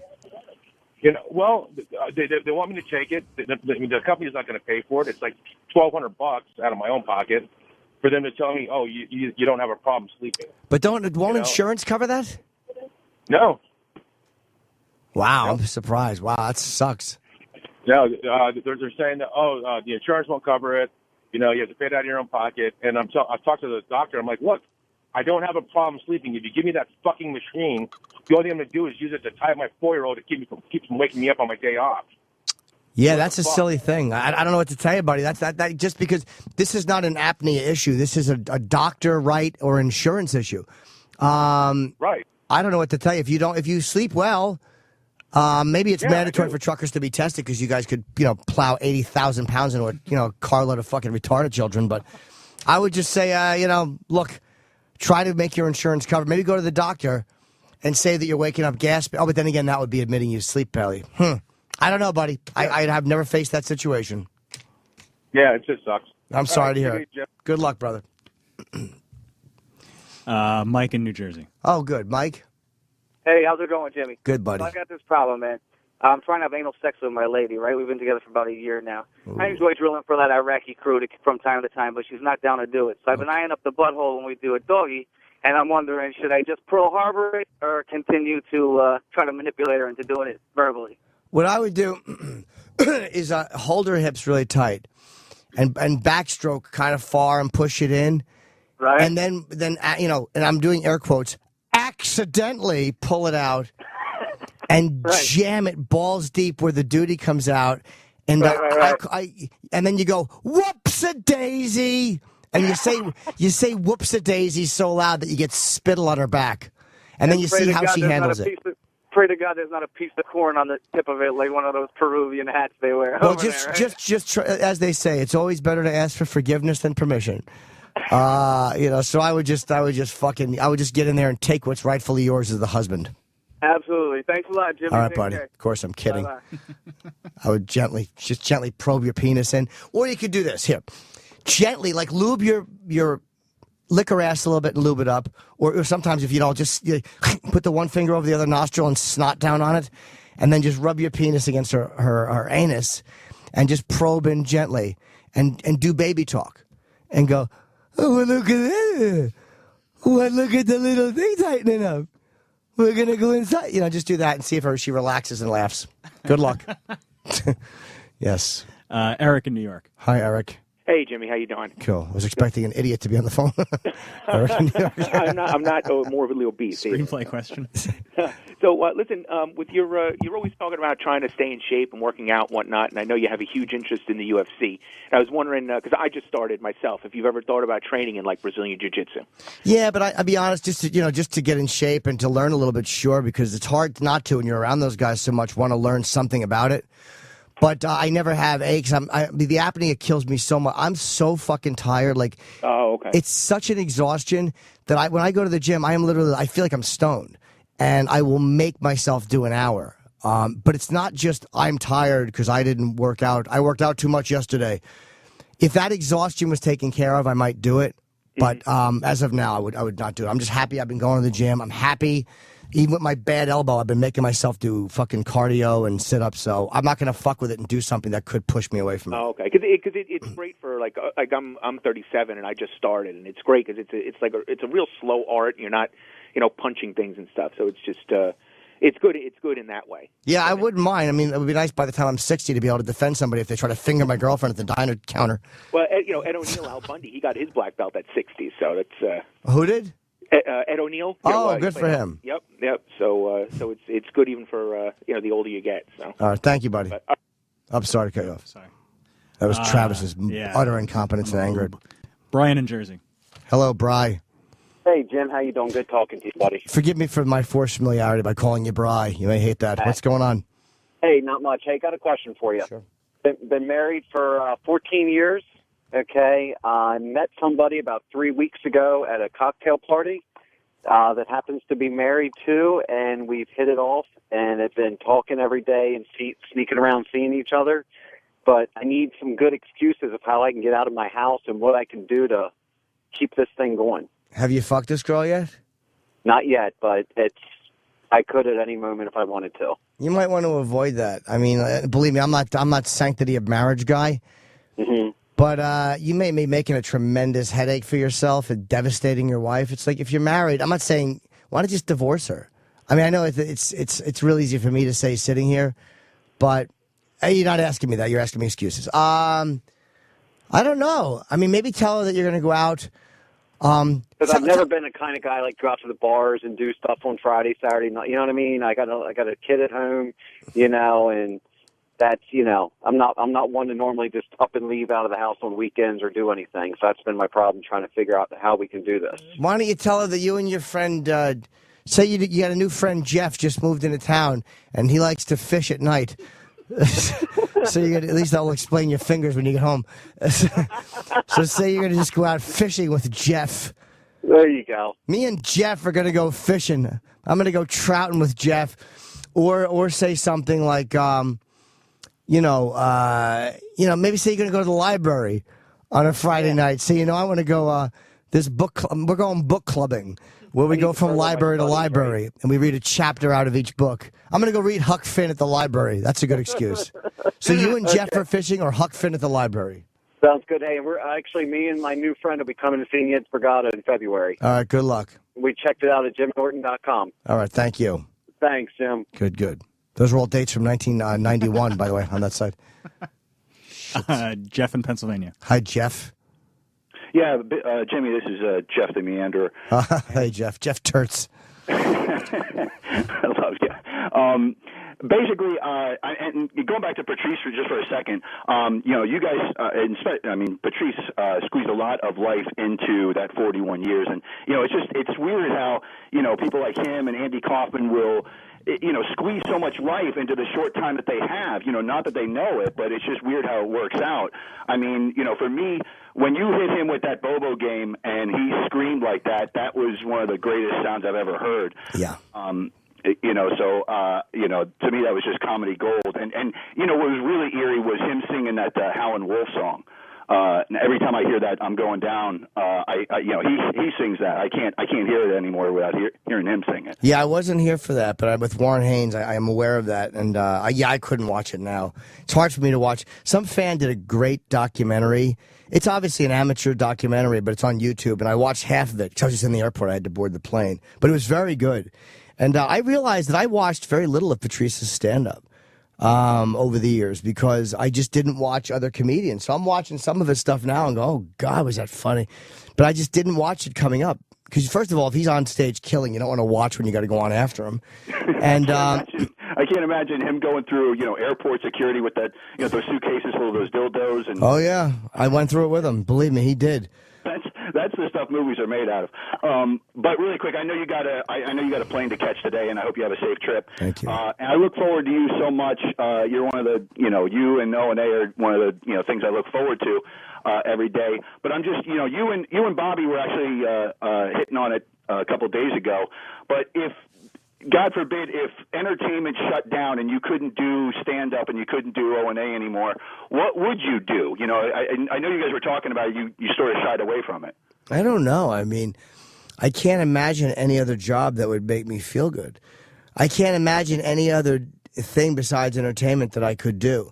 I can't picture myself doing anything else. So when I was a kid, I wanted to be a lawyer. And thank you for your call. I appreciate it, man. I wanted to be a lawyer.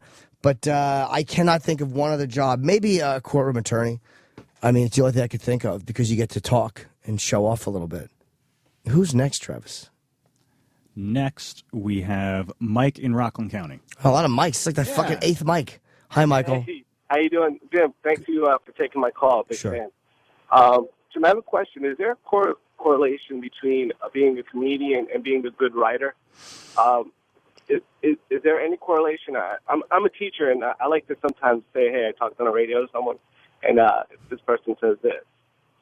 Yeah, I think so, sure. I mean, again, they don't always go hand in hand. There's plenty of writers who are not funny, and there's plenty of comics who are pretty good off the cuff, but are not great writers. But I think most times, if you're good at one, if you're good at comedy, you're probably a good writer, because you usually have to write material. If you're a good writer, you might not be good at comedy because you might write fiction or you might write fantasy or whatever it is. Like Stephen King, is a genius writer, but I don't know if he's a good comic. So I would say it works one way, but not necessarily the other.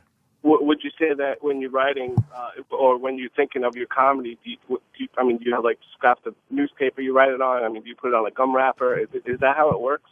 Like fucking scraps. What am I, homeless? Do you ever write on a can you're trying to recycle for 5 cents? No. I used to write it when I worked at a place called Christoph Silver. I would stand on the packing line and write jokes on the back of Fragile stickers. I still have them. And, Florentine, I've saved them since 1990 because I always wanted to go on stage and do those jokes and tape it.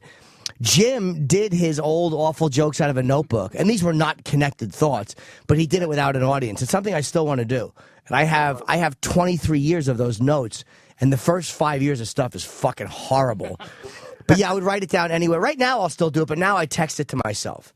I'll write a text, hey, Jim, do a joke about, that lady bouncing the red ball, whatever it is. And I'll write the joke. Hey, I was walking down the street today, and I saw some cunt bouncing a red ball. That's the whole joke. Right. Because I call her a cunt. Thanks for taking my call, man. I appreciate it. I saw a lady bouncing a red ball. Hopefully she had cancer she's unaware of. It's really an unnecessary attack on this lady. Go ahead. John in Maryland. Hello, John. Hey, Jim. How are you? I'm okay, buddy. I'm a little nauseous, actually. Yeah. Being an expert on the subject, I think I may be a sex addict. Yeah. I just tell you, I'm happily married, but I've been soliciting prostitutes. I know you told a guy 2 weeks ago, don't start. Well, I started, and I can't stop, man. I keep telling myself I'm not going to, but if I get the money in my pocket and I see one, I'll solicit them. And I actually called an STD about a year or two ago and had to go to the doctors, of course, and get checked and then get medication. And the wife had to get checked, and she said, you fucked up. You fuck up again and you're done. Well, right. I got cured. And like I said, I try not to, but I've recently done it a couple of times, and I think I've contracted something again. So Jesus. Kind of yeah. What are you doing? Are you fucking raw dogging these chicks? No, dude, just oral. Just fucking oral. You're getting blown? Yep. Wow, that's bad luck. Jesus Christ. You know what happens, though? Last time I'm pretty sure it was from a black girl, and then just recently I just happened to run across another black girl, and I'm pretty sure that's where I got it from again. Bad coincidence on the change of race there. Well, I hope Anthony's not listening. And I'll have to fucking an hour tomorrow. It was a tub of guns, and they suck your dicks and give you diseases. Right? Fucking right. No, I don't know. I would look, man. Especially if you're married and you're bringing something home, you got to stop. I mean, try meetings, 12-step meetings. There are 12-step programs for sex addiction. Believe me, I know. Or a therapist, but you should absolutely address it because maybe the marriage is done, but even though I'm single, I can do whatever I want, and it makes me miserable. I'm not cheating on anybody. I'm not fucking coming back with diseases. It still is isolating and depressing and all-consuming. And the hours, and thank you, buddy, for calling. Good luck to you, brother. The hours it takes, the hours of your life, the total distraction it is when you're just looking for whores or when you're online looking at Xtube or Xhamster. It's all of these hours that you're not thinking of other things. And then you're trying to go to bed and your fucking wiring's all fucked up because your mind is like, and you're jerking off to porn until 11:30 at night and you got to get up at 5. It is an all-consuming fucking, it's an odor. It's like if you set a room on fire, that smell that stays in the room. That's what sex addiction is like. It's all over you, man. It's fucking, people that don't have it don't get it. Oh man, I'm a sex addict. I was looking at this girl's tits twice. Really? You ever jerk off till your back hurts?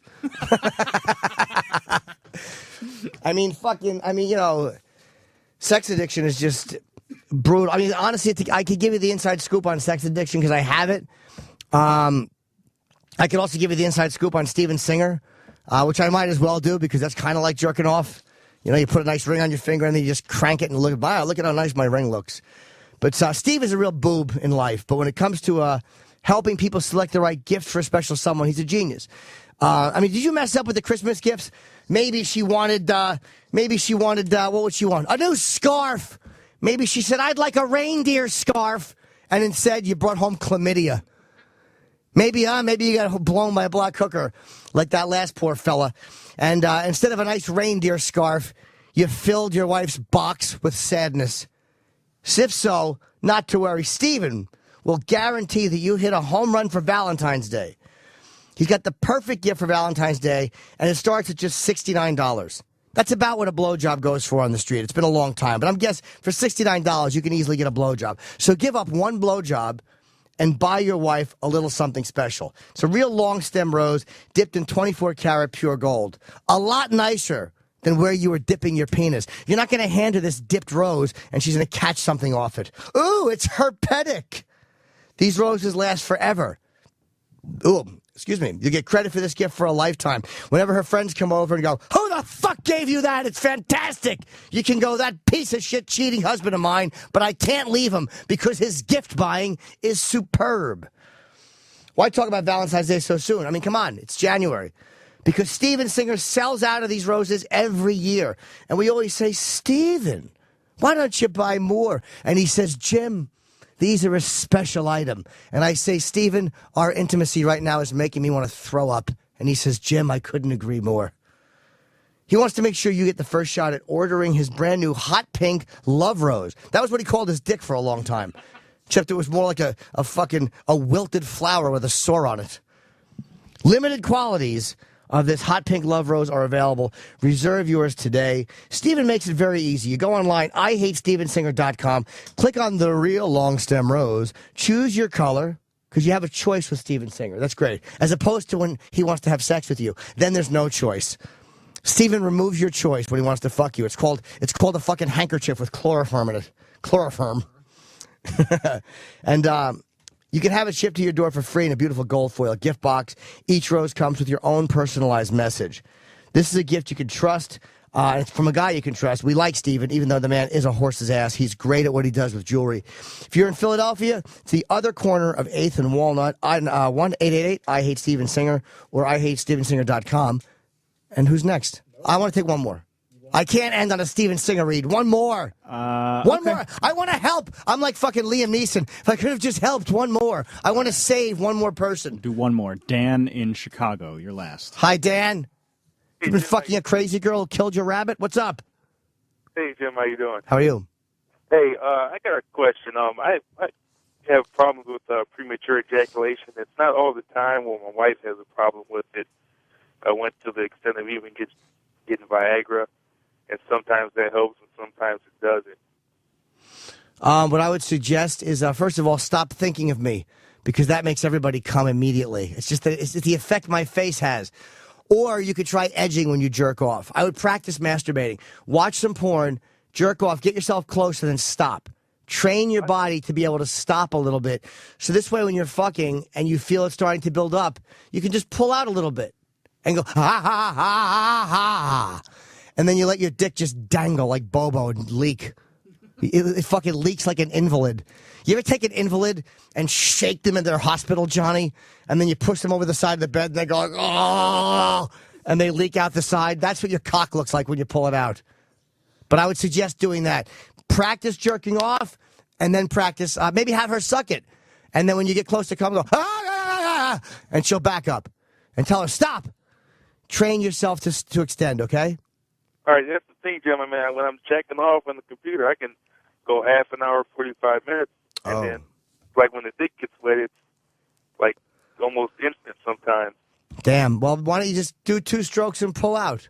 Talk a little bit. Put it back in, a couple strokes. Make yourself stop before you know you're going to come. Make yourself stop. You can always feel it building up. And if you can't feel it building up, if you have no control once it builds up, then go for 30 seconds and stop, or 20 seconds and stop before you feel it building up. Train yourself to stop before it builds up, and then you'll probably get a little bit more longevity. That's my suggestion. I'm just guessing. All right, gotcha. Good luck. Good luck, my quick coming friend. All right, guys, I got to go hop on a plane. I got to catch a bus. I'm like De Niro signing off with fucking Liza and Jerry. Thank you guys for calling in. There was a lot of good calls today. And thank you, Travis, for very expertly manning the phones. And thank you, Sal, for standing here looking twinkish and distracting me with your little sexy knuckle rapping. And I'm on Leno tomorrow night, so unless I'm killed flying, I will see you guys Friday morning. And tune into the Opie and Anthony show tomorrow. And Fez, Ron, and are next. Jim Norton is now done dealing with your bullshit.